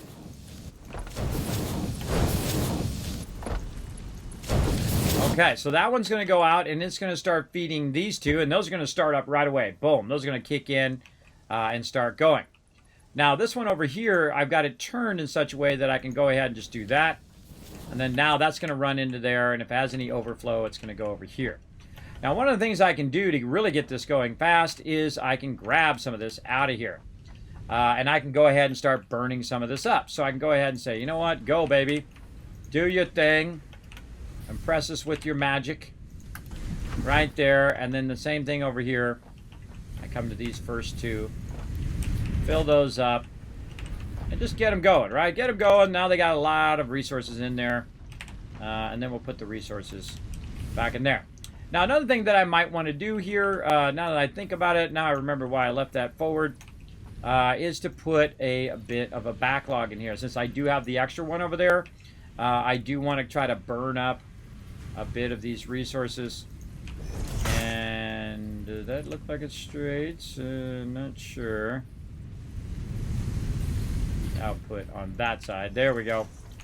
And the reason why I put the output on that side is so I could add a box over here. Basically, organization box or storage container right out here. And so it can backlog a little bit of that extra stuff should I need it later on. Right there. And this back around into there. All right. Works good for me. Let's let that run. And now we have all of that going. Now, again, we're going to be pushing our power here big time. We're going to be listening for our power. Still looking good. We're at 300 right now. We're consuming top side about 150. We have basically double the amount of power that we're using right at the moment. But we're not done yet. We've got more stuff to get going down this way. Right down here. All right. Let's take this and we'll tie this across over to the back side over here, and we'll get these two going as well. We should have these on screws, so Let's go ahead and say screws. Let's copy that. Pasta it over there. And pasta it over here. All right, now we're almost done. All we have to do now is merge all of these together. And we're going to merge these all in line as well. And I hope you don't mind. I'm going to speed up a little bit. Okay, so those are all coming out of there. Look, they're already going, everybody. I love it when it just starts right up. I'm going to lift that up just a little bit. And then what I'm going to do is I'm going to run the screws over here. Actually, let me take this last one out here. What I'm going to do is run the screws on this side. So what I want to do is I can do a splitter or a merger. Doesn't really matter at this point. But I'm going to go ahead and use a merger because that's the proper way of doing it here. Like that. And then what I'm going to do is take it from over here, run it back here. Just to keep it nice and clean, I'm going to run it on the top here. And then I'm going to run it back pretty close to that. Let's say this one. Merger. And then turn your merger your correct direction so that it's coming out the way you want it to. Merge into there, come out of there. And there we go. So now I've also backlogged it the other way. Now don't forget that power that I took out. Right over here. Climb up on this. Put it back here in the corner, way up high now. Get these two back running. So we're running efficiently. Now you want to see green lines all the way down the row, everybody. If you don't see green lines, you need to go check out what up with what up here. I see that's got some green lines. I see this got some green lines, but it's not quite all the way down the row. Now, I know that it's working because I can see that they are going down the row. But again, this is an overflow technique. So it's got to fill this one up first. So if you do have some extra, best thing to do is to go grab it and throw it in there and try to speed this along and just try to put a bunch of those iron ingots in there to speed it up. But over time, you will see all of these go green. I suggest give it 10-15 minutes, let it run, and then we will come back and get that going. You can see, look, our things are already running. There's already in there. Now, don't worry about the battle, everybody. I'm not forgetting. I'll get it going here in a second. I want to get this done and running first, and this way, while we're doing the battle, we're good to go. All right, and there we go. We'll bring our power over. We'll power both of those up. Now we need to tell it what it's doing if we haven't already done so. There we go. Got that going. Let's copy this one. Just in case this one's not done. That one's ready to go. And there we go. Now we have that all done. Again, we'll go ahead and just do an inline merge where we merge this across these here. Looking for our green line up there. There we go. You're into there. And out of there into there. Now, by the way, you don't even need to do this one here. This one right there. You could just have it come out and go into the thing. But I do that because I like to be thorough. So there you go. Also, it helps me when I expand later on. Okay, now we want to get these to us, right? We don't have to run over there and grab them every time. We want to run these over here where we can find them. So what I'm going to do is go ahead and pick up one of these, and I'm going to just put these right here at the end. Let's turn it this way. Right here at the end. And I'm going to run a little thing out so I know what it is. Right there. And then we're going to run that clear across here into there. Now, another thing we can do is just put a lifter in here so we don't have to run over that thing the whole time. You're going to see me start to lift stuff vertically up out of the way. And, of course, our ultimate goal, if we did everything correctly, if we get up on this thing right here, if we can. Right there we go. Get up on this thing. We want to see him coming down the line. If we see him coming down the line, even a couple of them, we know we did it right. We know we got it working. That's it. GG. And there is the Kismet rule of 8. Remember, you need 120 input on your iron. You need 4 of your smelters. You're going to need 8 constructors. Thus the name, the rule of 8. You're going to need 3 of them as plates, 2 of them as rods, 3 of them as screws, and you have mastered this entire game. You master that, you master the entire game. You're welcome. Let's do a battle. To battle! Control-C, Control-V to paste, by the way. Their SAR Force. They actually added that in Update 6, where you can actually control paste without actually having to go into the machine now. But if you are in Update 5, know that you can't do that yet until Update 6 comes out on your particular version that you like to play. You just roll over it, you aim at it, Control C to copy, Control V to paste. Don't even have to go in the machine, which is super useful. Now, of course, the thing I think it should do is when you hit F and you hit middle mouse button, or if you don't even use F, if you just hit middle mouse button, it should automatically pick up whatever that thing is producing. I think that's how it is. You know, a game that does that is the Dyson Sphere program. That one actually does that. When you pick up or copy an object, it will allow you to put a whole bunch of iron nodes down or a whole bunch of copper nodes down. I think that would be an amazing, amazing addition to the game. Also, to find the orientation of the thing. Like if you pick up say a merger or a splitter and you hit middle mouse button, it automatically has the same exact orientation of the one that you're picking up. The same thing if you're picking up a machine. It's already turned in the same direction. So not only does it know what you're making in that machine, but it automatically knows which direction that thing is already facing as well. And it will orient it appropriately. So this way, if you're making some stuff and you put some splitters down and then you switch back to your machine to put some more machines in a row, well, then you pick it up and then there's already a line that's already the same thing, and then you just put it down the run. Now, I don't know if they're going to add it, everybody. I have no power over that. But that's what I would like to see. All right, there we go. Netflix getting some love. Paul getting some love. Akia coming in, our MVP. Thank you to Info for all 6 units, and Paul as well. And anybody else who's down below that top 10 there. All right, here we go. How we looking? Oh, man. Oh, man, I really want to do these, but we're going to wait till tomorrow to do those because we're going to do one more race, and then we'll come back tomorrow and do some more battles. I hope you guys got tons of loot.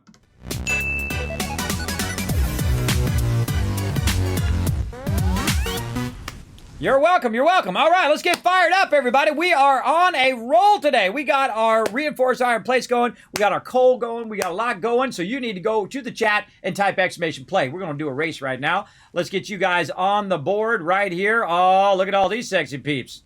Look at all these sexy peeps ready to race. They're just waiting for you to come join us.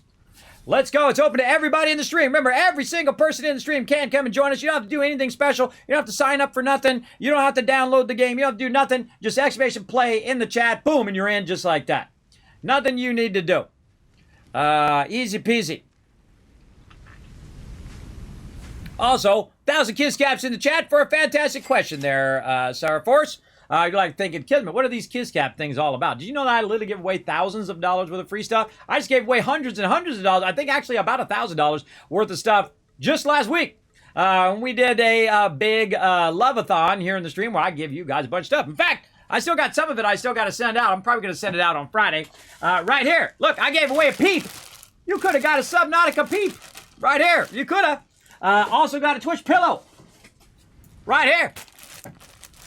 You could have got one of these. I gave it out. It's super rare sometimes, hard to find sometimes. I got it for giveaways. So give that out, a whole bunch of other stuff. Just tons and tons of games as well. So make sure to build up as many of those kiss caps as you can and join us here in the stream. Be lurking every single stream. You're building up kiss caps automatically, whether you're a viewer or subscriber. Of course, subscribers earn 3 times the kiss caps and have 3 times chance to win. But everybody gets a free ticket, whether you've been here 1 second or you've been here for all 7 years of me streaming here. You get all of the loot. And that's what I'm all about, everybody. Getting you guys maximum loot here in the channel. Also doing as many races and battles as we can. Working that stuff in between. Now, probably this Friday, because there's going to be some drops going on. I want you guys to get those drops. I'm going to probably do a bonus stream of marbles, so be around for that. Don't know what time it's going to be. That's why we call it a bonus stream, because it's not going to be on my schedule. But we're going to just run races like every minute. We're going to do a bunch of battles as well. And then, we already got people already won. And then we'll probably be fuddling around in something else like Fallout Shelter or Raft or whatever I feel like doing at that moment. All right, there we go. Akia, Junkers, and Tardas walking away with some serious points there. And let's see who our Grand Prix champion is. Coming up right here. Now, of course, coming in runner-up number 3 is going to be AMZ with a really cool-looking marble, by the way. Number 2, me, with the doggy marble at least. And then, of course, K-Man Mox just absolutely dominating our races tonight. Nice job. Very, very good. Look at all them points you guys getting. Walking away with some serious points tonight. Awesome. Let's check our leaderboard here, see how everybody's doing. Remember, if you are the top of the leaderboard here in the stream, you get an instant giveaway. You don't have to enter nothing. You just instantly win. That's it right there. Now, I got up to the top. We don't count me, by the way. I'm not part of the giveaway. I can't give the stuff to myself. I give it to you guys. And, of course, K-Man Mox right there coming in #1 right now. Akia #2. AMZ dominating like normal. Very close, by the way. Look how close that is. She's 337 away from K-Man Mox there. Definitely doable. Remember, this is over in August 17th. We got plenty of time, everybody. We got like 2 weeks still to go.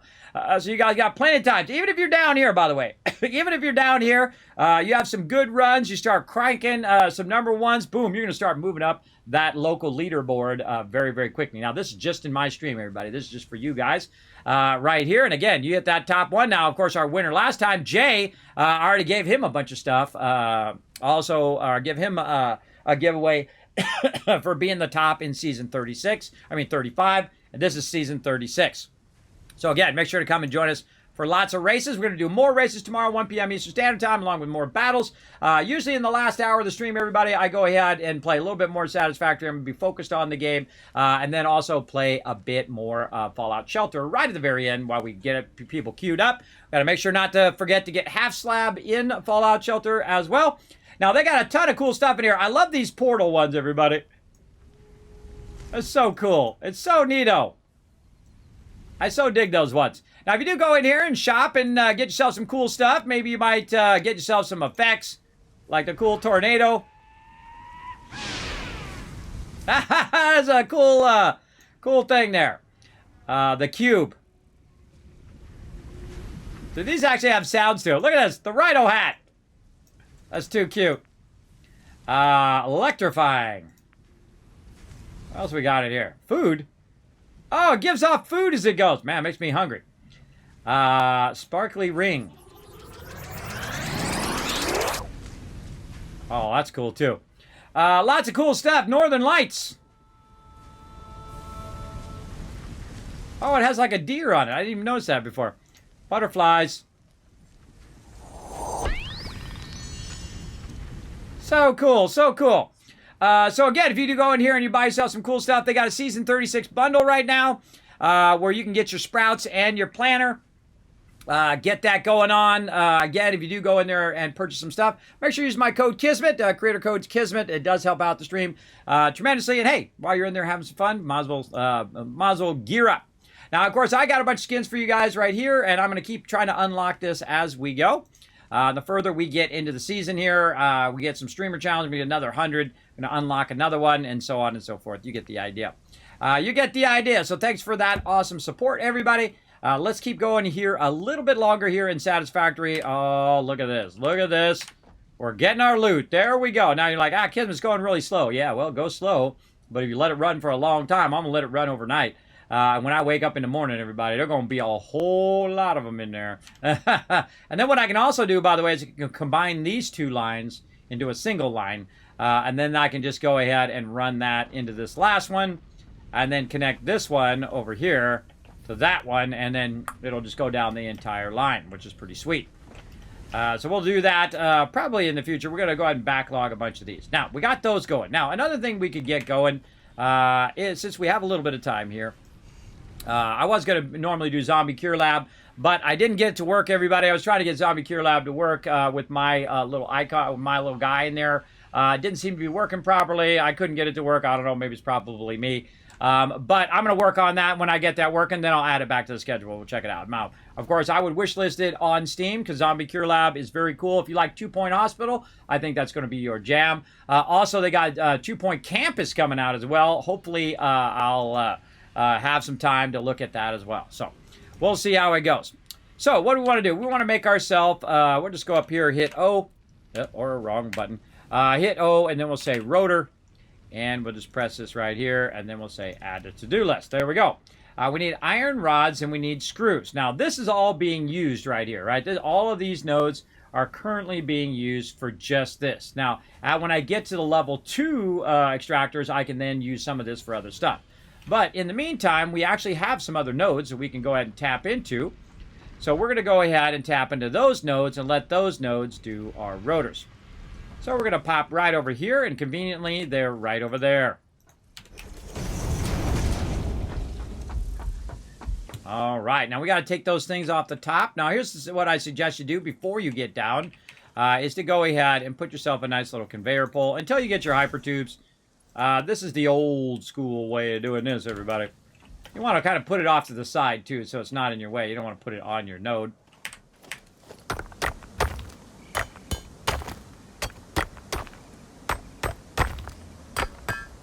And we'll take those caps off.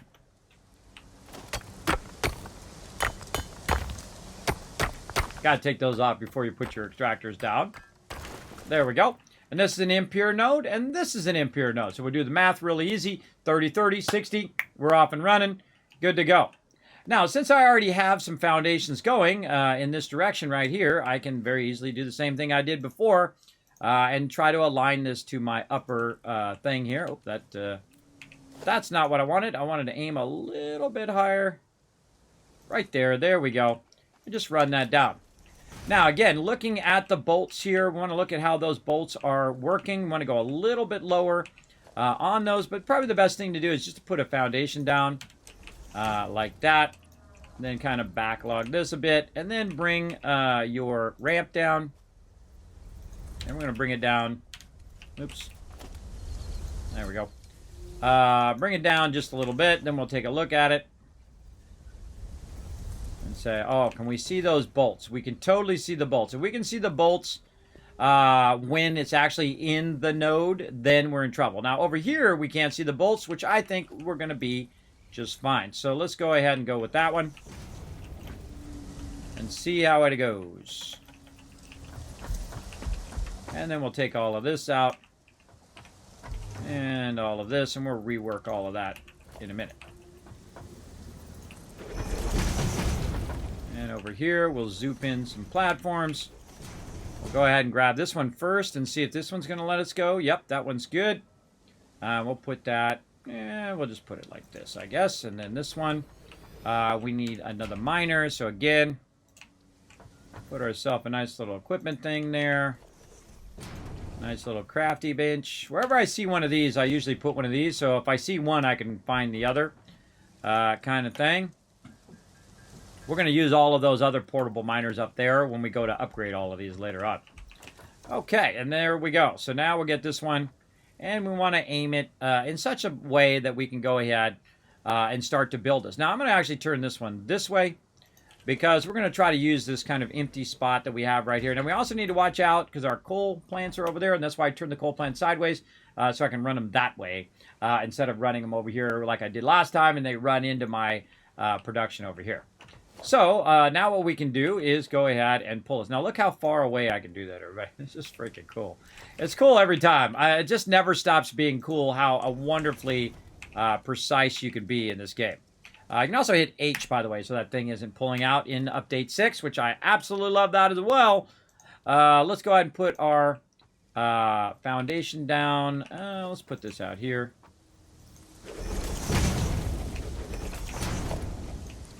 And we know that we used a slim ramp before.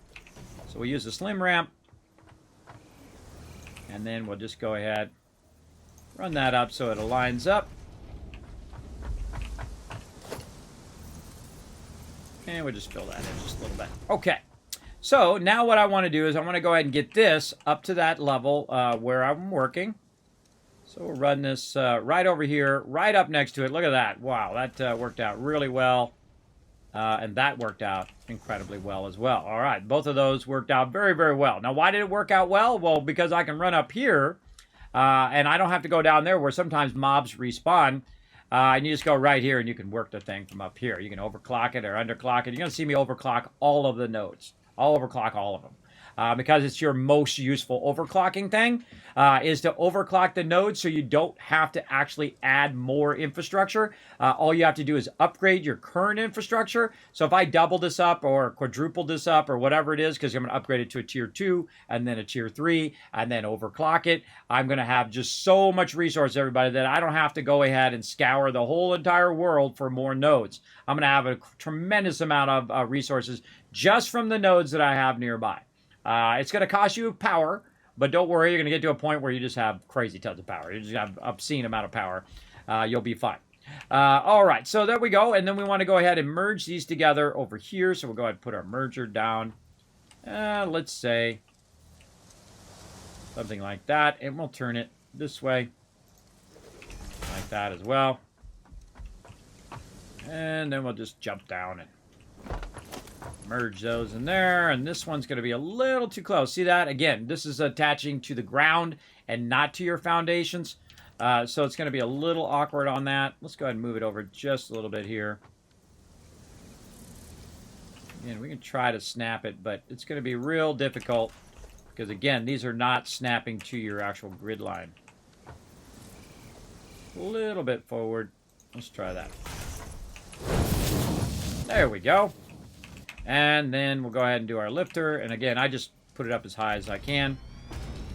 There we go. And now we also have a ramp. We can just ramp down here, or we could use the thing, whatever we feel like doing. Later on, I suggest just using your hyper tubes. But here we go. Okay, so now we got this going here. And again, we'll revamp it now to be at the level we want to be. Again, we got all of this extra room here. We might as well utilize it as well. Now, when you build stuff at the ground level, expect stuff to just all of a sudden appear in your base out of nowhere. When you're building it at this level, and if I were to run it into the ground level, what happens sometimes is they start to walk onto your base, and they all of a sudden end up in the middle of your base. And that's why I put my base up really high, so I don't have to worry about mobs finding their way up there most of the time. We're going to need some power as well. Let's get our power tapped into and run over this way. Let's run it all the way over there if we can, just a little bit. I don't know. It seems like it was on that edge, but not sure. Let's go look. Perfect. All right. Awesome. Boom. And... oh. All right. Let's get those fired up. Get them started up. And that's going to bring it up right here. Now, again, what I'm trying to produce is rods and screws. Now, the cool thing is rods make screws, right? So rods and screws are basically the same thing. And basically need the same basic resources, the starting resources that you're going to need. Now, this is going to combine into 60 here, and then what we're going to do is run it into a box so we can organize it a little bit. So we're going to go ahead and line that up as well as we can here. Let's call it there. And that's really not aligned. Let's try to line that a little bit better.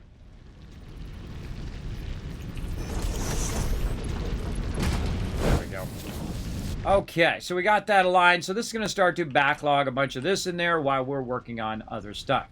So we need screws and we need rods. Now, one of the things we're going to need down the road is we're going to need some assemblers. Now, one of our problems right now, we don't have any reinforced iron plates, right? We ran out of them.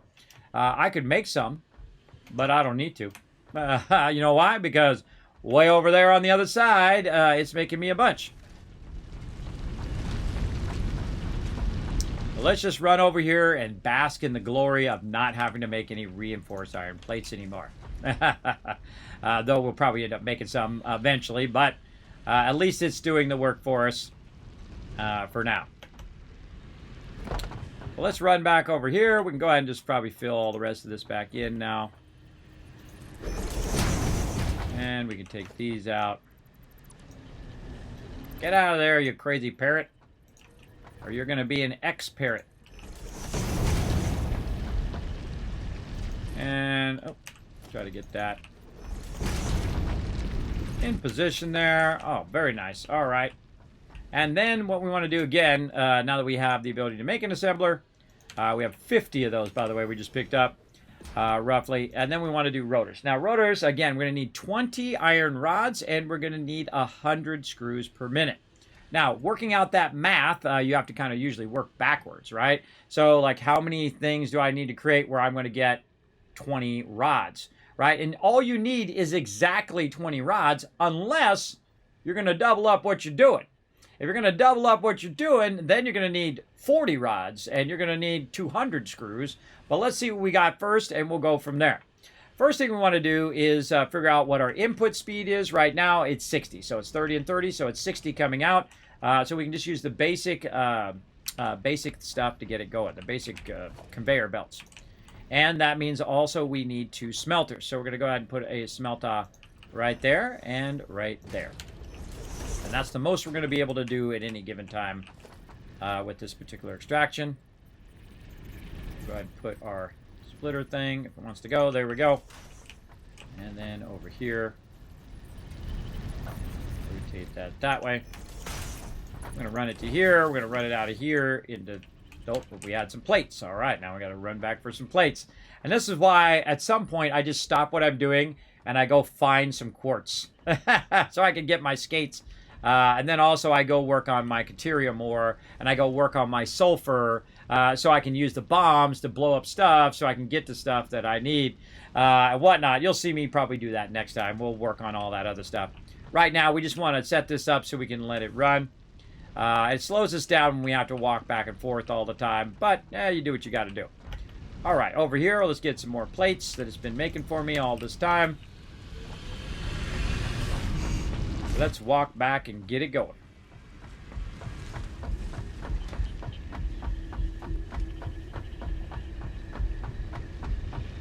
Okay, and we need to tie in our power.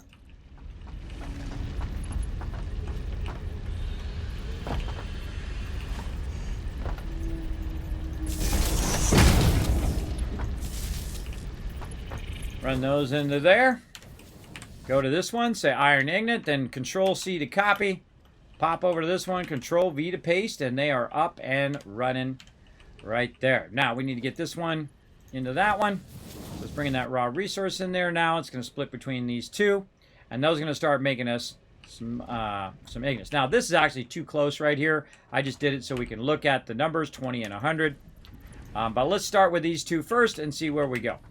So now what we want to do is go ahead and put down our constructors.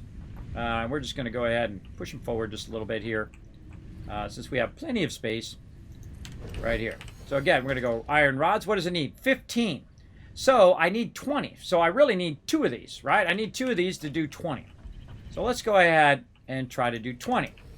So if I do 20, I'm going to need 30. Now this is going to be 30 and 30 here. So this one would provide enough for these 2, right, to do the rods. So that would be 30 rods. But do I need 30 rods? No. I don't need 30 rods. What I need more screws. So any excess that I have, I can also use for screws. So let's look at how much rods we have to run in per screw. So it's going to be 15 iron ignites for the rods. And then we're going to need to take that and then run all of this into a bunch of screws like this. It's going to be 10 per minute. So what you really want to do is figure out your screws. That's your end result. You can have you have more than enough rods you're going to get out of just those 2 nodes, but your screws needs to be 100. So right now we have 40 that's going to be in 1, so we're going to need at least 2, right? And actually we're going to need 3, so we're going to be making 120. Now if you back change the actual amount of rods that you need here across these 3 to make 120 of these, it's going to be 10 each. So that's 10, 20, 30. So all you really need is 30. That's right. You need 30 iron rods to make enough screws to make it work. So you're good, right? So basically, we need 30 on one side and we need 30 on the other, roughly. But you're going to end up with a bunch of extra rods. Because the math doesn't work out perfectly when you're just doing 3. It actually works out better when you're doing groups of 4, 6, 12, 24. You're going to see the math works out much better. Or if you're doubling stuff or overclocking or underclocking, you can go ahead and make all the numbers work out. But we got the 2 nodes. We might as well use the 2 nodes. Let's do it. So let's go ahead and first get our splitter going right into there. Then we're going to go ahead and tell this splitter to go this way, and we're going to tell it to go that way, and then we're going to go ahead and make another one, because if you think about it, it doesn't really matter. All of those numbers don't matter, because you can't make screws from iron ingots. The only thing you can make from iron ingots is what? Iron rods, right? So everything that's being produced from here should go into iron rods. That's it. Don't have to think about it any more than that. Just make everything that's coming out of there into iron rods, and then you basically do the next part where you go ahead and put as much screws as you need and then as much rods as you need in there. So that whole part in the front, don't really need to do right now. Just go ahead and get this going. Let's merge these together. I'm going to merge them on this side. I'm going to turn that way. And then this will come in here. This will go from here to there. Out of there, into there. And then out of here, into there. And then that one's going to split this way. And this way again. And then here in this last one. Right there. That one to there. That one to there. So again, sometimes the numbers don't really matter. I mean, they matter eventually down the line, but in the beginning, just convert every single one of them. If you got 2 extra nodes, just make them all into rods. Even if you have extra rods, you'll be fine. And then, of course, we need to tie in more power. Let's see where we ran this one back here. I always try to leave an extra one so I can kind of bring it forward like that. Get those working. Again, you want to get this stuff working as quick as possible so it starts doing its thing while you're busy building out the rest of it. All right, so there we go. So we got 60 coming in, and that's going to run here, and it's going to split up into all of these. Now, this is using the overflow technique where the first one's going to fill, then the second one's going to fill, the third one's going to fill, and then the third one eventually will become efficient where it's running out of there. So let's copy this one. I can see this one's not running, so we want to paste it so it's actually set to iron rods. Let's look at all of them, make sure they're all going up and down. We got the green up there, and these are now making all rods. So, how much of the rods do we want to keep? Well, we want to keep a little bit of these rods, and we want to take everything else and turn it into screws. So, let's go ahead and take these out here for just a sec. And we're going to go ahead and expand this a little bit over here. Like that. Move these forward just a little bit more to micro manage those as well. And again, we're just getting closer and closer toward our base. You can see I'm working toward the base. It's not always good to work toward the base if you don't have enough room, but in this case, I'm working toward the base, so when I get to the end result, the rotors, I can just run the rotors next to my rest of my materials. So my real end result is over there. That's where I'm trying to end up, right? And I'm going to try to backlog it over here. Now, usually I do all my stuff that is very similar to each other together, but in this particular thing, we're trying trying to mix it up a little bit. And we're just going to put our rotors right there. This will be the end result of our whole entire rotor line to end up there. Okay, now we need to make some screws. We probably actually need to move this back just a little bit more. So, we want to go ahead and think about, okay, we want to get this number here to match up to the end result number of our assembler. And so we'll put our assembler right there. Okay, so we want this to make rotors, and we want this to end up to be 20. Now again, this is coming out, and this is 30, right? Now we can actually make this perfect. I'm going to show you how. This is coming out at 15. We'll go ahead and just merge these together to make it into 30. And you're like, well, Kismet, how does that make it 20? Well, hold on. I'll show you how. You go ahead and line that up in the center. We're going to do what I call a center line merger. So we're going to merge that into there, this into here. It just made the number super easy. Now it's 30, right? And then that's going to merge, and then it's going to immediately split again right over here. And we're going to try to get it nice and close so we're utilizing our space. We're going to do that. And now what it's going to do is take that 30, and it's going to split it into thirds. And, of course, 1/3 of 30, 10. You got it right there. So we're going to go ahead and run the first one straight into the machine. Then we're going to go ahead and put a merger in right here. So we take this left side, and we merge that in. And guess what? We just made 20 iron rods going right into that machine. You're welcome. I just saved you a lot of time. Now, the other one over here, we're going to run out into the other ones on the side here, which are going to be our constructors for our screws. And it doesn't really matter. All the other stuff should be going to screws because all you really need is the 20 rods, and then the rest of them, you need screws. So let's move that out. Again, sometimes the math doesn't need to be exact, especially in the early game. Later game, it does really make a difference. But there we go. Now, how many do we need? We don't care. We're just going to do as many as we can for right now, and we'll figure it out here in just a moment. Okay, so that's going to leave me with 10 over here, going across, right into here, right into these screws. Boom, screws, good, go. Then we'll go ahead and grab some power from the back of there, or maybe over here. There we go. And we'll run that right to here. And then we'll go ahead and get these screws going. Now, eventually, I want all of these screws to merge themselves back again and then run into right here, which is why I've got it laid out like that. And so we'll go ahead and get that control key in there, help us out. We'll go ahead and turn it like this, boom. And we'll have them screws already starting to come out, because guess what? The second we get this to go from there into there, this one here is going to start making us some rotors right away.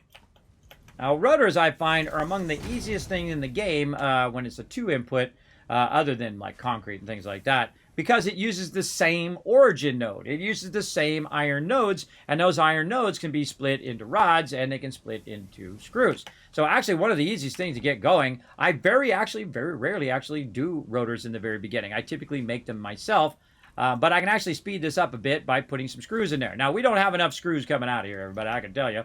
And we don't have enough rods going across this. Now, I got to go in here, so you think that extra 10 is coming out of here and actually running this one. So that actually, the numbers on that are perfect. I don't need to do anything else. This is all perfectly set up, where this is going to run 20 rods in there. I take the extra 10 rods, and I'm running some screws out of there. Now, these screws right now are outputting at 40, so that's going in just fine. Now, we got some other ones here that we want to use. Now, how can we figure that out? Well, we want to figure out how much other rods we're going to be producing over here to figure out how much we need to split it up over here. Right? So, we got 10 input here. We're going to be going 15 out on 2 of these, because that's going to be 30 total, because we're going to use our other 30 that we have. And that's going to be, again, 15 out. We merge them together, that'll be 30. And when it's 30, it's easier to make it 10, 10, and 10. There you go. Now, we don't have to do that. What we can do is what we're going to do on this particular one is what we're going to do is we're going to do it all in line like we're doing everything else, right? So we're going to go ahead and just merge these here. Let's see, we can probably center line merge that a little bit just to make that a little bit easier. It's going to be tough on the right side here, because this right side is going to be a little awkward, but we got it. There we go. Okay, so now these two are merging together, going to 30, and they're going in there, and they're going to fill that one up. They're going to fill the next one up and the next one up. Now, since I already know that the numbers are going to work out because I pre-thought out the numbers, I don't have to really worry about it. Eventually, it will get up to speed, and all of them will be running at their maximum efficiency over time. Like that. All I need now is some power. Run that maybe to the end here. Connect all of those together.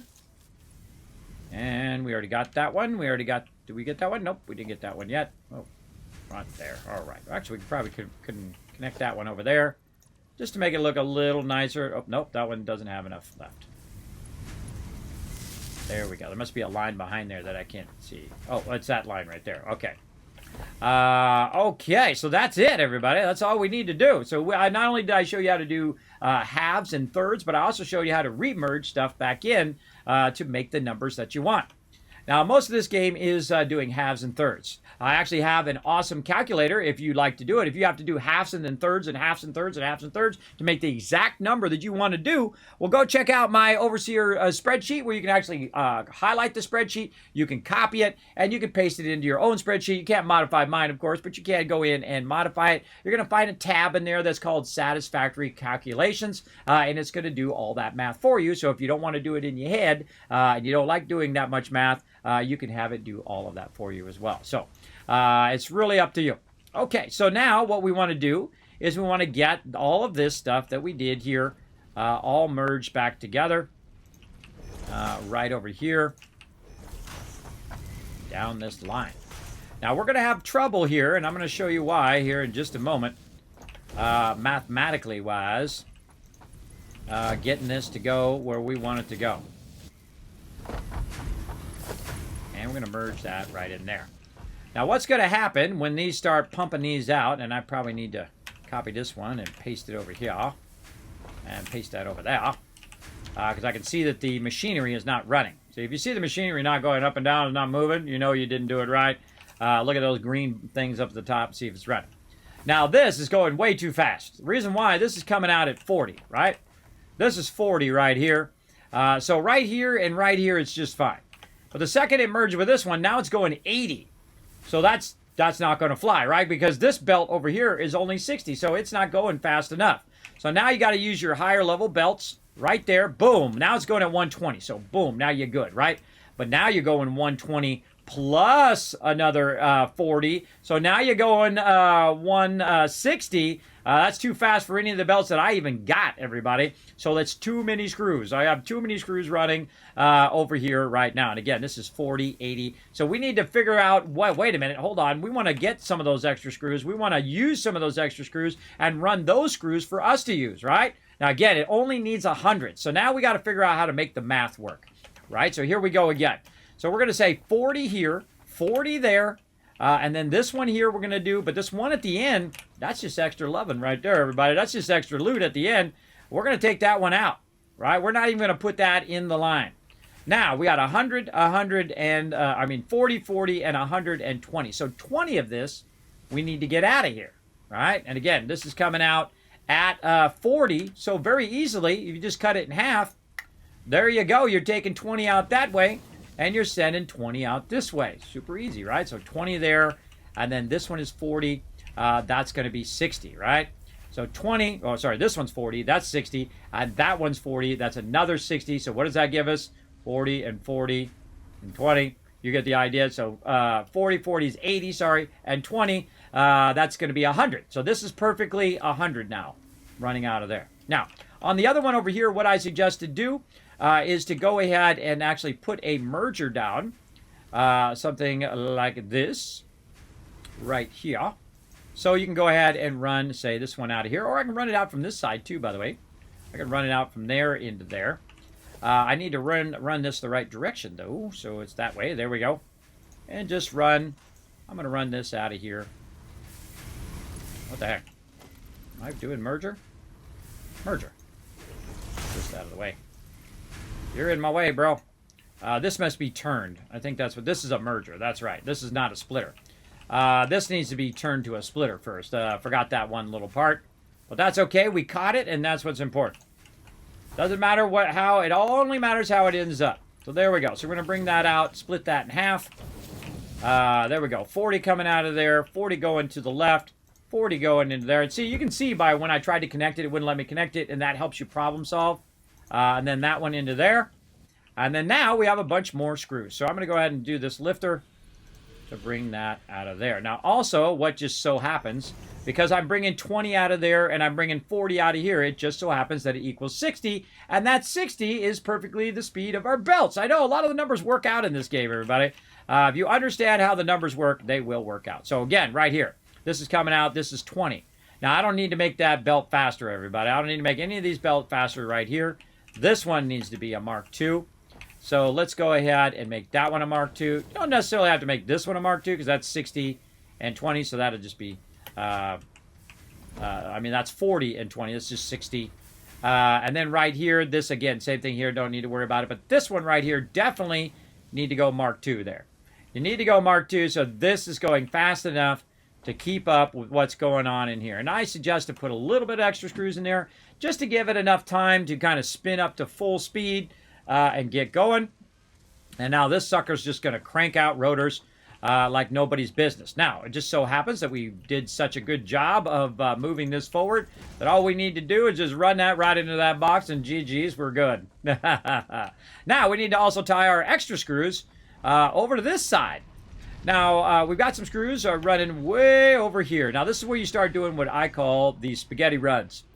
You don't really want to do this too much, everybody, but, you can do it a little bit. It's your game. You do as much as you want. Right there, and then what we're going to do is put a merger there. We're going to put this way up high like this, and we're going to look and say, okay, where's the one that we did way out there? And we want it to get right here, right? So we can go ahead and just grab that one, start running to where we want it to go, where we want it to be from. It's actually over here. And we want to go ahead and run that across. Now, if you didn't know, you can actually use your thing here, because it's got a ladder on it.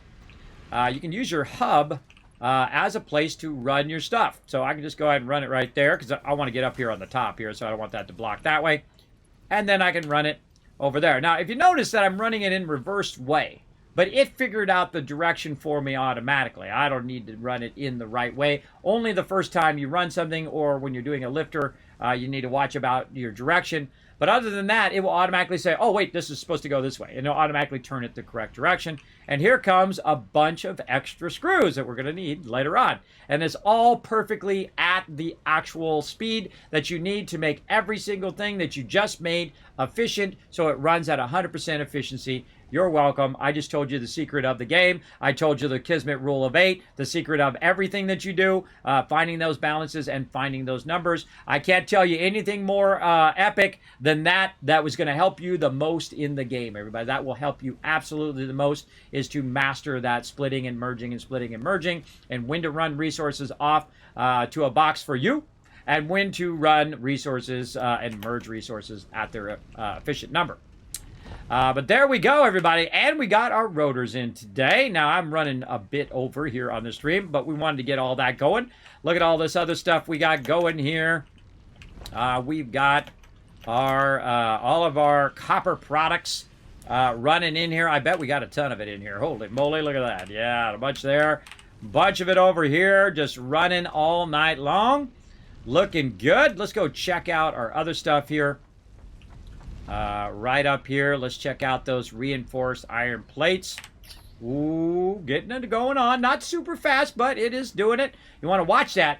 See, it's 72. Make sure that it goes up to 73 before you walk away. All right, looking good. I'm going to go ahead and take that out now and utilize it. Now, over here, also, again, now we're going to have even more screws. It's going to fill up even faster now because we have those screws coming in upper overhead. And then merging down here. Now, we've got a bit of a problem because this is coming out at 40 and this is coming down at 40. So again, right here in this little tiny section, we want to increase the speed of this so they're going in a bit faster. And this is one of the toughest things to do in the game, is to hit that sucker. We're going to need to take it out. We're going to need to take that out. Can't quite click it. It is a bit tricky. Let's do this. All right. Let's go ahead and merge this back a little bit closer in this direction. All right. And that's going to go into there. That's going to go into there. Back up here we go. That actually just started working, which is amazing. That just started working. But again, right here is your most vital spot because this is getting slowed down by that one belt there. Remember, this is 40. And that is, how much is that? It's 60, so 40 and 20. So 60 and 40, that's 100 that's going through there right now. And if you got a 60 belt where it's going to merge and merge, then it needs to come out at least 100. But, of course, your belts are 60, 120, so on. So it's got plenty now to kind of crank that in there. Can't wait to unlock our next level boxes so we can have even more stuff stacked up. You'll see us stack up tons of resources. I'm going to rework all of this, actually move it up to a whole nother level eventually. We're going to tear all this back down again. You'll see me tear it all down. It's totally worth it, everybody. And then you're going to do less of where you have all of your stuff in line, which is what I have right now over this way. When you have a bunch of stuff in line, this way actually, like your Kismet rule of 8 here, you will stop doing it where you have like the plates and the rods and the thing, and you just have a bunch of plates, and you have a bunch of rods, and a bunch of screws. All right, you'll just do it like that as opposed to doing it like this. This is a great way to get started in the early game. Again, 8 constructors right there. 3 of them plates, 2 of them rods, the 2 rods going into the 3 screws coming out, and boom, you're producing iron plates. And a lot of the game is like that, where you're going to just be producing stuff, utilizing whatever nodes you have. And I suggest when you start getting into the larger building that you start tapping new nodes. Absolutely. If you're going to do it this early in the game, where you're still working on your coal, you're still working on your stuff, make sure to be tapping new nodes for those. And I typically like to build at the node, which most of this stuff is right by the node that I'm pulling it in. I might bring it up higher so it's with my base, so I don't have to keep going down to the bottom level. But I typically will build at the node, kind of like you can see back here. where I'll put a bunch of stuff down there. Get that going. Now, we need to ramp that up. We need to go get that other node over there and tie that into this node and ramp that up to a higher speed. We need to do a lot of stuff to get stuff going. But let's go ahead and finish off today here with some improved melee combat. So let's go over here, get whatever rotors it's done for us already. Whoa, hey, it did all the rotors for me already. That was nice of it. Let's check that wire now. Boom! Tons of wire.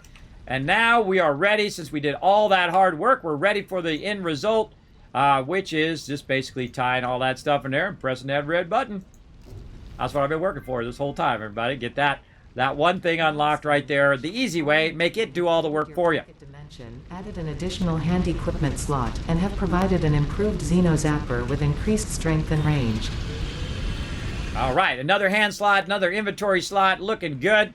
And you want to immediately, the second you unlock this, everybody, you want to immediately make one of these. Oh, I don't have I took my thing down. I need another one of my equipment benches over here. Let's just place it right there. It'd be good.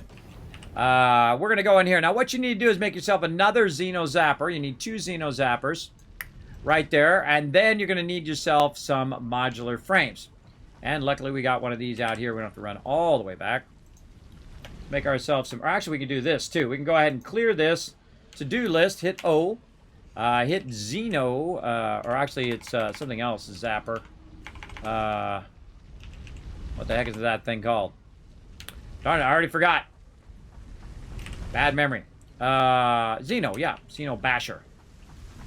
Up here, Xeno... Why is my basher not showing up? Oh, it's X. X, not Z. There we go. All right, add to to-do list, and it will tell us exactly what we need to make and how much of each thing we need to make. We need to make 5 modular frames, so we got to get some more rods here in a second. We'll make what we got for now. And then we're also going to need another of our Xeno Zapper thingies. Let's get some more rods from over here. Wow, this is a full box of it. Starting to rain. I dig the rain in this game. I think it's really nice. All right, one more round of modular frames here. Now, I'd like to get some modular frames going as well. I may do that before we go. That's really easy. That's the reinforced iron plates. And then iron rods. Going that, so we can tap into some iron rods we have over here and just get that running. And then we have our reinforced iron plates right here, so we can split the iron plates in half. Stock up a bunch, and then also make some modular frames at the same time. I would probably put it right here so you could split that and then bring those rods over there as well. We'll work on that in a second. Probably want to move that out of the way. This is probably really bad for electrical lines to be in the rain. Just throwing it out there. Oh, I forgot to make my thing first. Really helpful if I make the thing first. All right, let's go. There we go. And then get our Xeno Basher. The Xeno Basher is way better. More better. Boom. It's going to do a lot more damage. Take him out a lot quicker. Oh, I didn't use my other one. Well, I'm just going to throw it away then. Here we go. Mobs better look out now. Kismet got himself a Xeno Zapper. And he's ready to zap. Zap, zap. Zap, zap. Got it going. By the way, you can also hit H to get rid of that in update 6, which is really useful. So it's not in your face the whole time. It took them way too long to put that in there. Way too long. All right, assembler is what we need for some dealio here, and I'm going to just put it right up here on top. And then I'm going to go ahead and tap in this. And again, we're just going to do this spaghetti style, where we just run that right into there. And then we're going to come over here, tap into some of these rods right here. So we're just going to go ahead. We got a lot of extra rods here. Let's go ahead and just put a splitter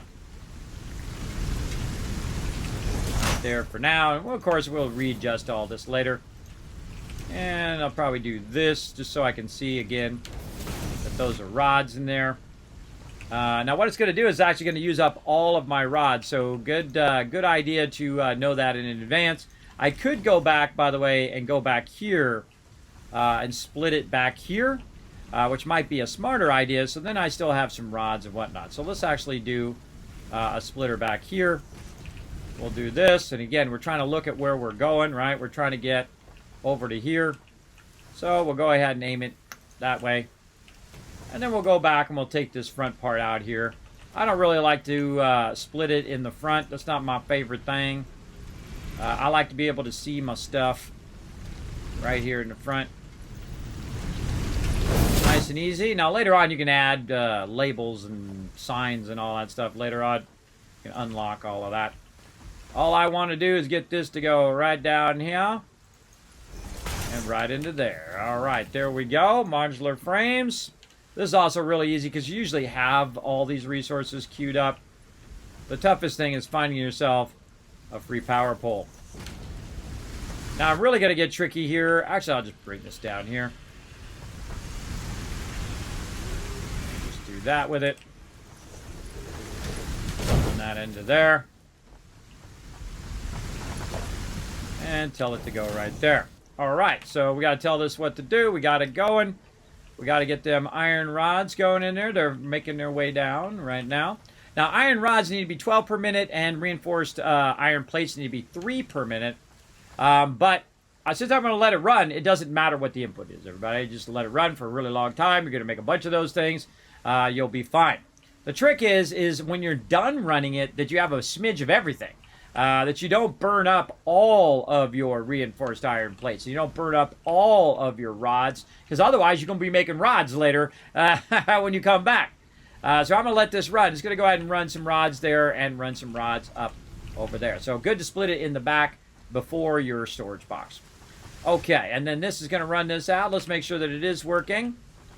This takes forever, by the way. It's like 2 per minute. One of the things you might want to overclock is that thing early on, because it takes a really long time. But again, we let it run for 2 minutes. We run it for 24 hours. We're going to have a lot of these suckers running. I'm just going to let this run overnight, too. I'm just going to let it run and run and run. Nice, right? Yeah. Nice stuff. So that one's easy to add.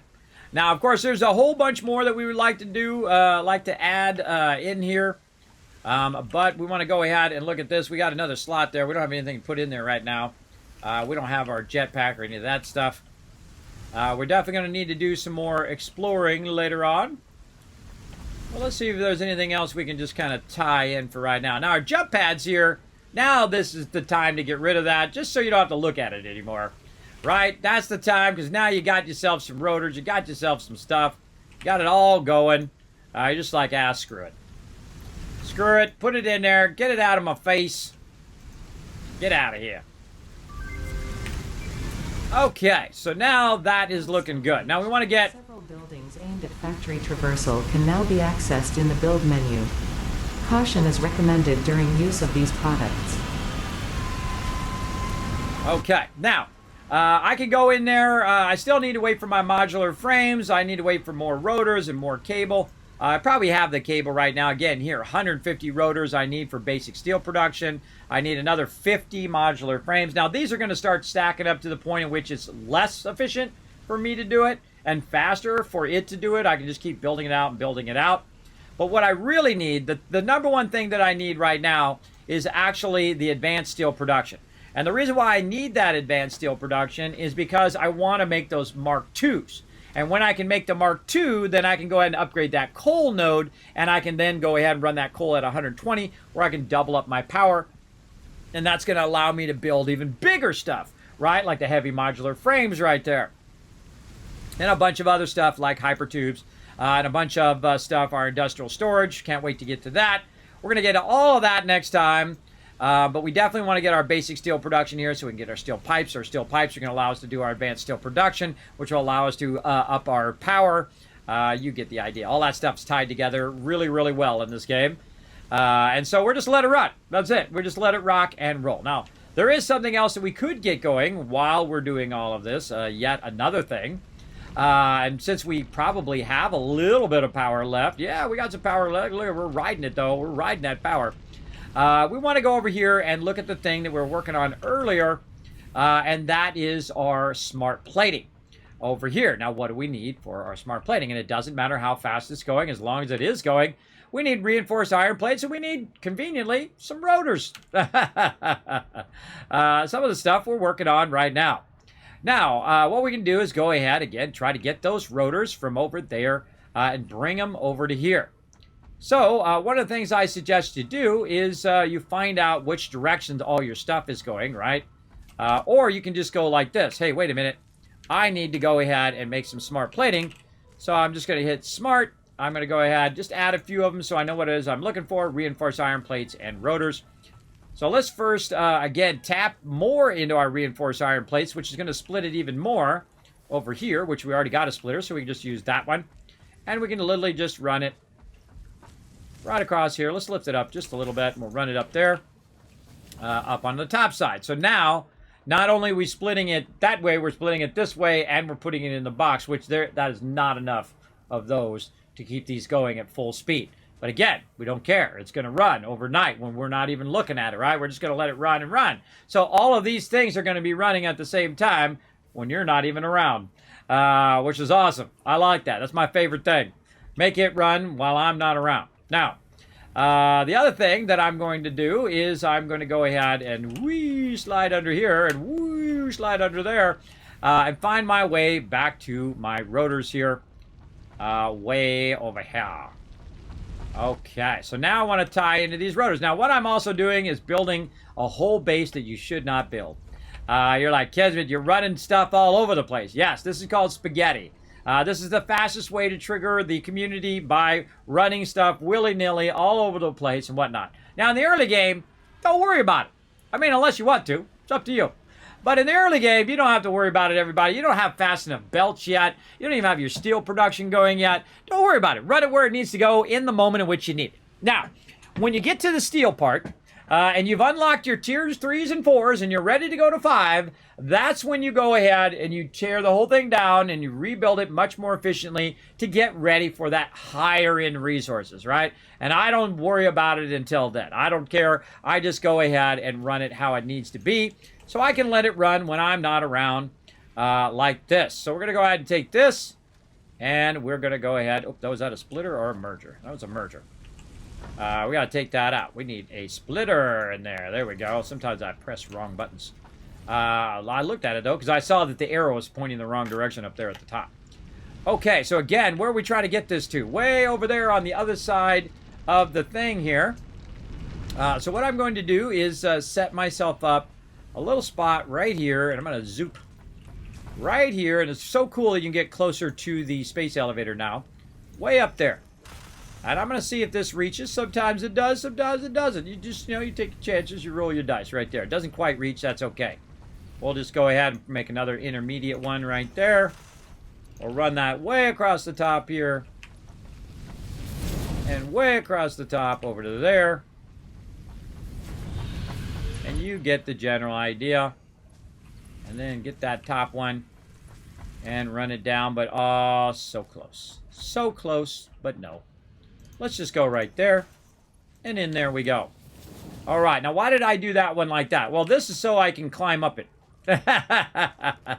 This is so I can climb up it and I can go up over all of... Whoa, I got bumped. I got bumped by my, by my space elevator. Watch out for that bump, everybody. It's going to get you. But you can also climb up the ladder to go up there and look and see how it's doing. Yeah, I got bumped by this thing right here. Look at that. Look at that. Look at that bumpage. Look at that bumpage action. All right, I don't like no bumpage. We're going to have to fix that. We're going to have to fix that. Don't worry, I'll heal back up again here. Do not accidentally take out your space elevator. That would suck. But you can just put it back in again. You get all your resources back. All right, this is too close to the space elevator. I do like the fact you can get closer to it. But if it's going to bump me, then I'm going to move over and fix it. And that's why you test that stuff. You run up there and see what happens.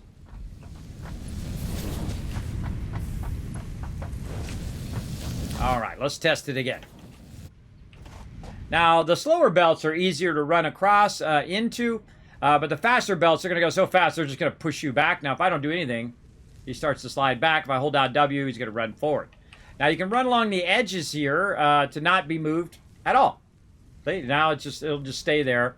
So I strongly suggest in the faster belts to get off on the right, or if you just want to go a little faster, you're not getting that resistance, you run on the right. Okay, so there we go. We got that going. So now we have our space elevator going. We have our rotors, our reinforced iron plates, our modular frames. Man, we got crazy ton of stuff going today. And now it's just set it and forget it, right? Because now you don't have a problem with your power, hopefully. Now, what's going to happen over here is this stuff's going to start to spin up eventually over here as well. When this stuff starts to spin up, what's going to happen, like this, it's going to really boost your power because this is 15 right here. I also suggest to always have some sort of power pole nearby that you can just run to and check your power. Typically, I keep one very close to my hub as well. But look at that. Look at that. That is 288 right there. Now, if all of those turned on right now, this would actually turn off, right? So I don't want that to happen. So I can actually assure that that doesn't happen. And the way that I assure that that doesn't happen is I disconnect everything else. That's right. It doesn't have a chance to run over this way. No. And no. And then it also doesn't have a chance to go into that one or this one. It's only going to run those resources through there, across here, and into here. Now, I could simplify this, everybody. I could just say, you know what? All right, hold on. Let's just take out all this spaghetti mess.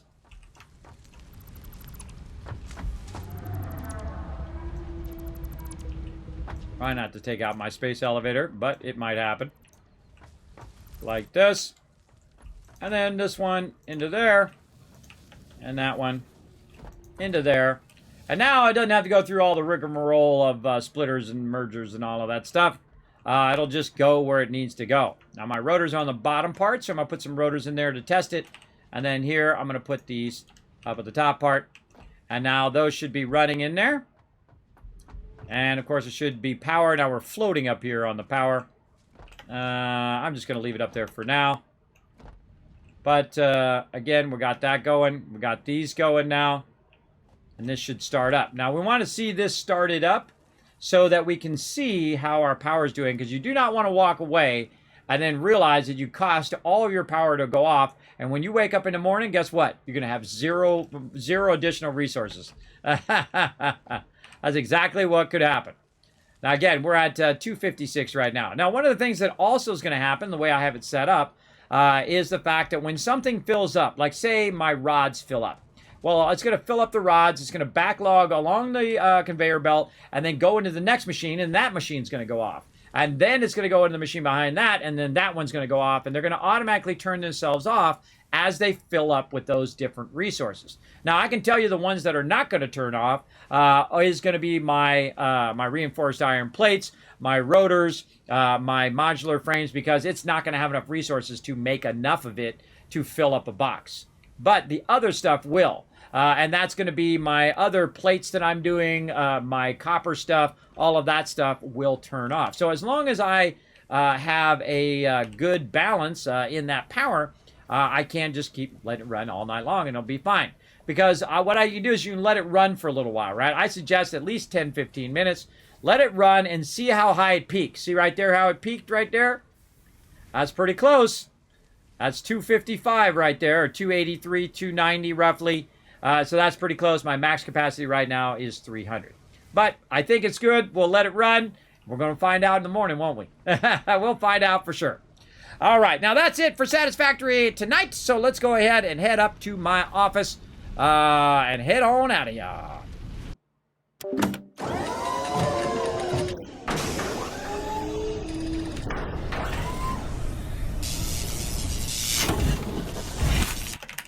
All right, let me save that game as Crushing It. And then we're just going to let it run. I'm just going to turn the monitor off and let that run and run and run. All right, everybody, let's get into it. We're going to go ahead and get on the Kismet Love Train. Let's get all of you guys in right over here. Let's show you guys some love. How are we doing on those retweets over there? Let me double check those before I forget. Sometimes I do. Sometimes I forget the stuff. You guys crushed it. All right, awesome. 1,000 kiss caps. For you guys right there. Now I'm expecting you guys to get on the Kismet Love Train. Oh, wait a minute. Hold on. I almost forgot. Hold on a second. Wait, back up, back up. Wait, back it up. We gotta go do something real quick. Let's go.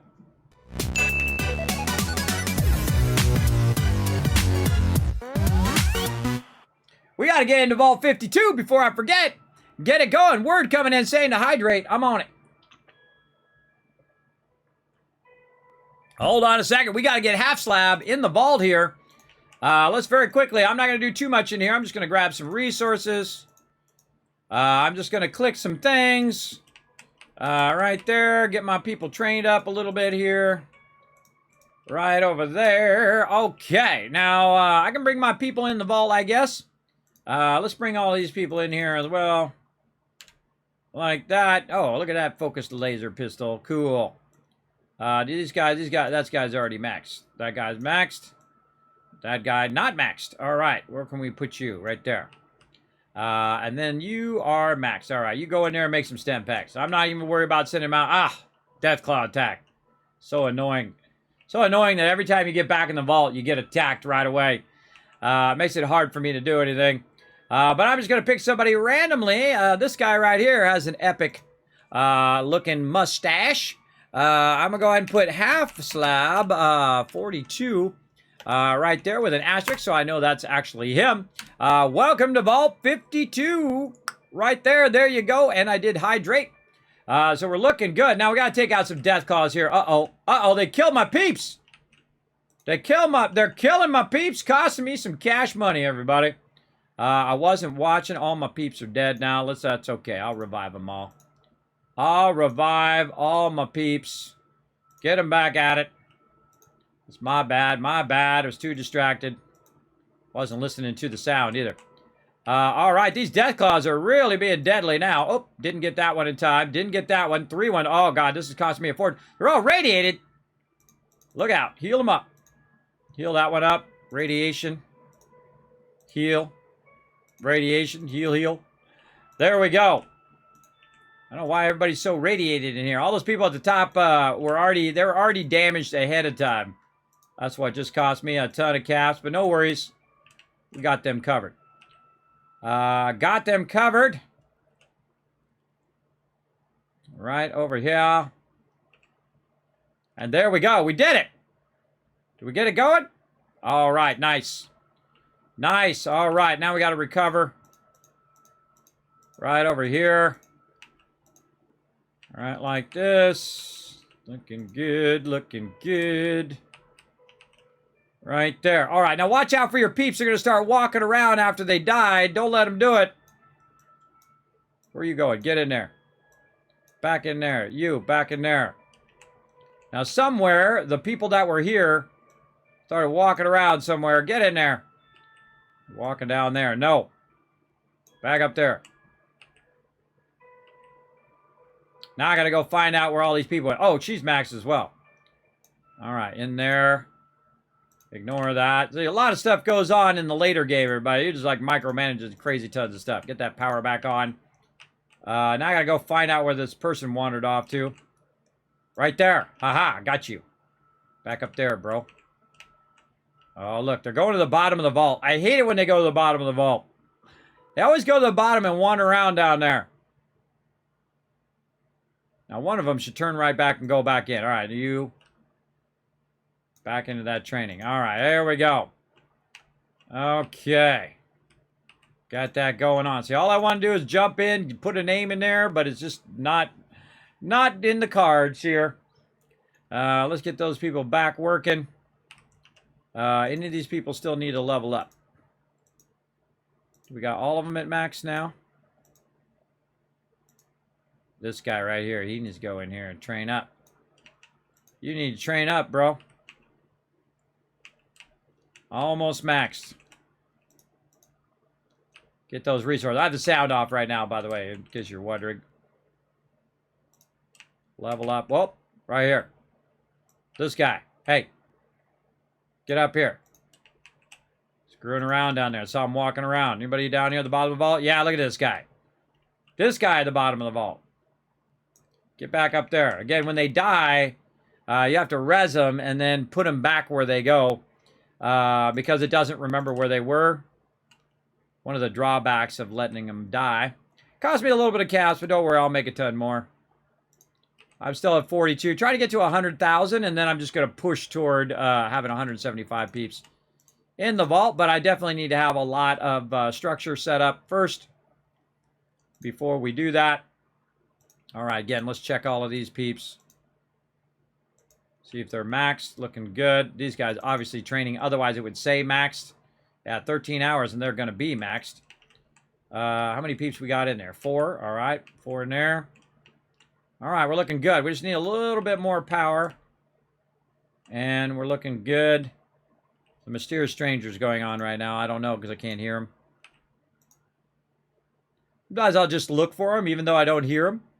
I'll look for him in the vault door. I'll look for him in there when I'm just like doing stuff. When I remember. All right, that's good enough. Give him a bunch of food, bunch of power. Save that sucker.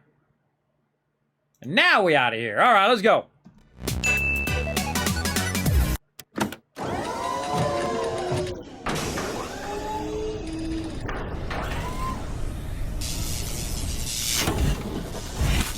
All right, Irish King, I'm going to go ahead and give that back to you. All right, we had a real fun night, everybody. We played a bunch of different games. We did a bunch of different battles. We got Satisfactory done right there. We built out a bunch of stuff. We very quickly jumped into Fallout Shelter there for a couple minutes, putting in that name that I forgot to do earlier.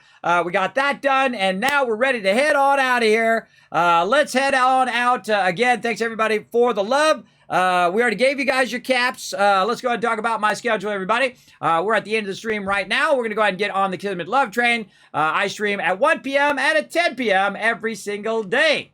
Monday, Wednesday, and Thursday. 3 days a week.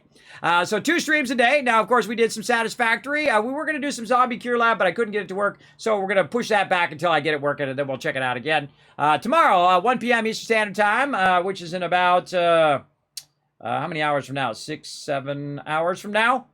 5, 6, 7. Yeah, around 7 hours from now. We're going to be playing some Fallout 76 at 1 p.m. Eastern Standard Time. And then tonight, Thursday night, we're going to be playing some Raft and having some fun. On Saturday, we're going to be back doing some 7 Days to Die at 10 p.m. Eastern Standard Time. Having some fun doing all of that as well. Again, this is why we call it the Megastream, because we're doing a bunch of things at the same time. We're doing Stream Raiders. We're doing Stream Avatars, which you can see down the bottom right corner. We're also doing Marbles on Stream. We're doing Fallout Shelter. And, of course, primarily doing some Satisfactory. Now, of course, just tonight, we got our coal up and running. We got our reinforced iron plates. We got our modular frames. We got our smart plating going, and then we got it going again so we can do our 500 smart plating as well. And then also, what else did we get in there? Something else as well. Rotors in there. Yeah, rotors in there as well. Now, I'm just going to let Satisfactory running. It's running right now. Again, I have multiple games running simultaneously at the same time. Like, I'll have Fallout Shelter, Satisfactory, and I'll have the other game, Marbles on Stream, running all at the same time. But I'm going to go ahead and quit out of those right now while I'm thinking about it. To just let Satisfactory run and run and run the whole rest of the night here. I'm even going to quit out of Discord here. So there we go. All the processing power shall go into Satisfactory. So there we go.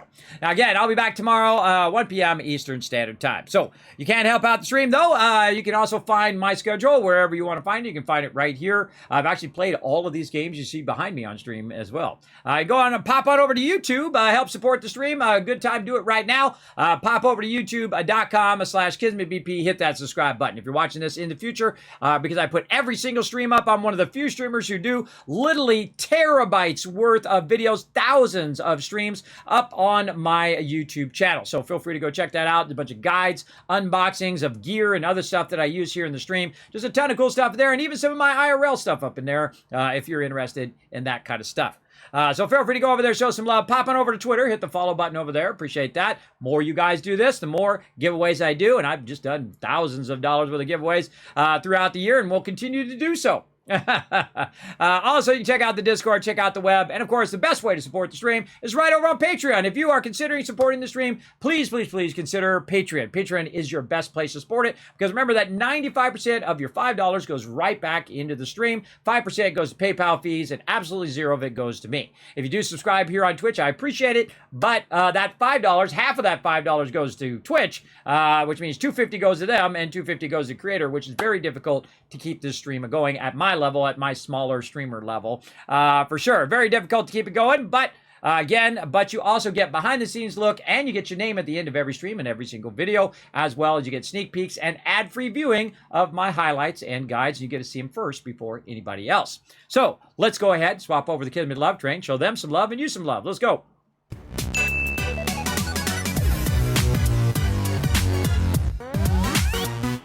All right, there you go. Thanks for another Megastream. Yes, all right, Kismet love train going. Let me catch up on the chat there. Irish King coming in top of the day. Kismet, what up, Irish King? How come you're not playing Satisfactory now? I was just a second ago. Oh, sorry, great night. Well, there you go. You caught up. I do play a lot of games simultaneously at the same time. This is why we call it the Megastream. All right, everybody.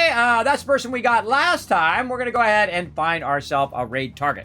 Now, I expect everybody in the chat right now. I want you to go ahead and highlight that Kismet love train. Copy that Kismet love train, paste it in the chat, just like Akia and Rotisserie G did, just like I did, right there in the chat. The more people that put that in the chat, the more Kizcaps I'm going to give to all of you guys for the next giveaway. You might win something epic like all those other people did. Hundreds of dollars worth of awesome giveaways I gave away just about a week ago. Tons more giveaways coming up, so make sure to participate in the chat. This is a participation stream.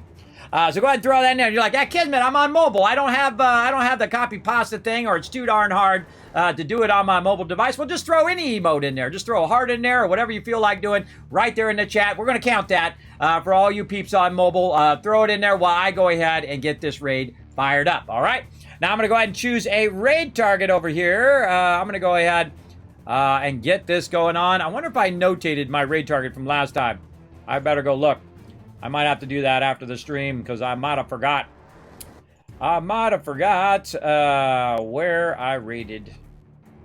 I did forget. All right, cool. I'm gonna have to remember to put that down next time.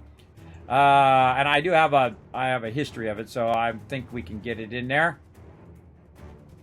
Yeah, right over there. Actually, I think I missed 2 of them. Oh man, I gotta get 2 of them in there. Trying to write down who I'm rating so that I spread out the love so I don't re-raid the same people over and over.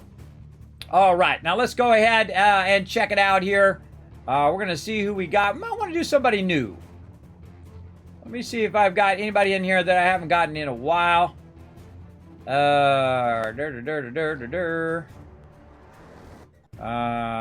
not right now. Let's go ahead and check to see who's playing some Satisfactory right now. Let's go. Let's go. Apparently just me. Apparently I'm on the top of the Satisfactory deal here. All right. Who else needs some love? Come on. Who has not gotten some love from the channel here? Let's go ahead and choose a few people here. I see some people without cameras. Sometimes when people don't have cameras, I don't rate them. As simple as that. Let's go. Let's see this person here. This is all part of the fun. Getting it ready, getting it rocking. I hate the fact that it doesn't just go straight to your chat, everybody. Really annoying, and it's really annoying that I can't just mute when I open up someone's stream, too. All right, there we go. We got somebody rocking the Satisfactory right now. No arachnophobia mode. Nice. All right. Hey, we're gonna go get this person. We haven't got her before. I can tell because I haven't hit the follow button. I usually hit the follow button on everyone I raid, so that I know that I've raided them. So let's do it, everybody. I don't know this person. They look pretty cool. I think they're a redhead. I don't know. I'm a redhead too. You just can't tell because I'm old. That's why, and I also have, actually both my twin daughters were born redheads. One of them went like me, their hair went blonde, and then eventually brown, and then, of course, when you have kids, it goes white, like this. That's what happens. All right, this is the person we're gonna get right here. Boom! We're gonna get, Frucci. I think that is. Hopefully I got that right. Hopefully that's not a bad word either. We're going to go ahead and show her some love. We're going to go ahead and pop over there. We're going to put it one time in her chat. And then we're going to hit that follow button. We're going to hang out, show her some love on her stream as well. Let me get my Kismet Love Train ready to go. All right, get the full thing. Looking good right there. Sweet. Now we're going to go ahead and queue up that raid. Let's go. Let's go. Right over here. So many buttons you got to press as a streamer, everybody. You got to press a lot of buttons.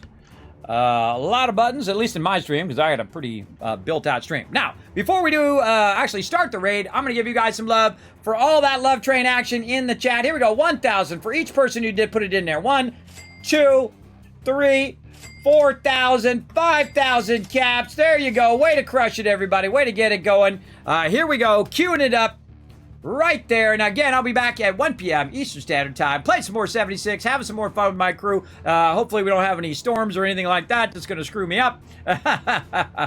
We'll see how it goes. And again, that's it for me, everybody. We'll see y'all next time. Bye, everybody.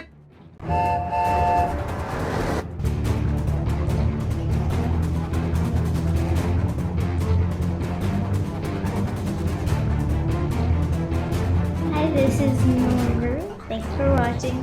Press the subscribe button. We'll see you all next time. Bye. Hey, thanks for watching this video. Help support more videos just like this one and keep the Kismet Love Train a-going by dropping by my Patreon and showing your support. Big thanks going out to Resident Spike, Riverdog, Rotisserie G, JC Hunter, AMZ, Carlos, Jeremiah, the Notorious TDK, and Scriptlin. Click to watch more videos, and I'll see you next time.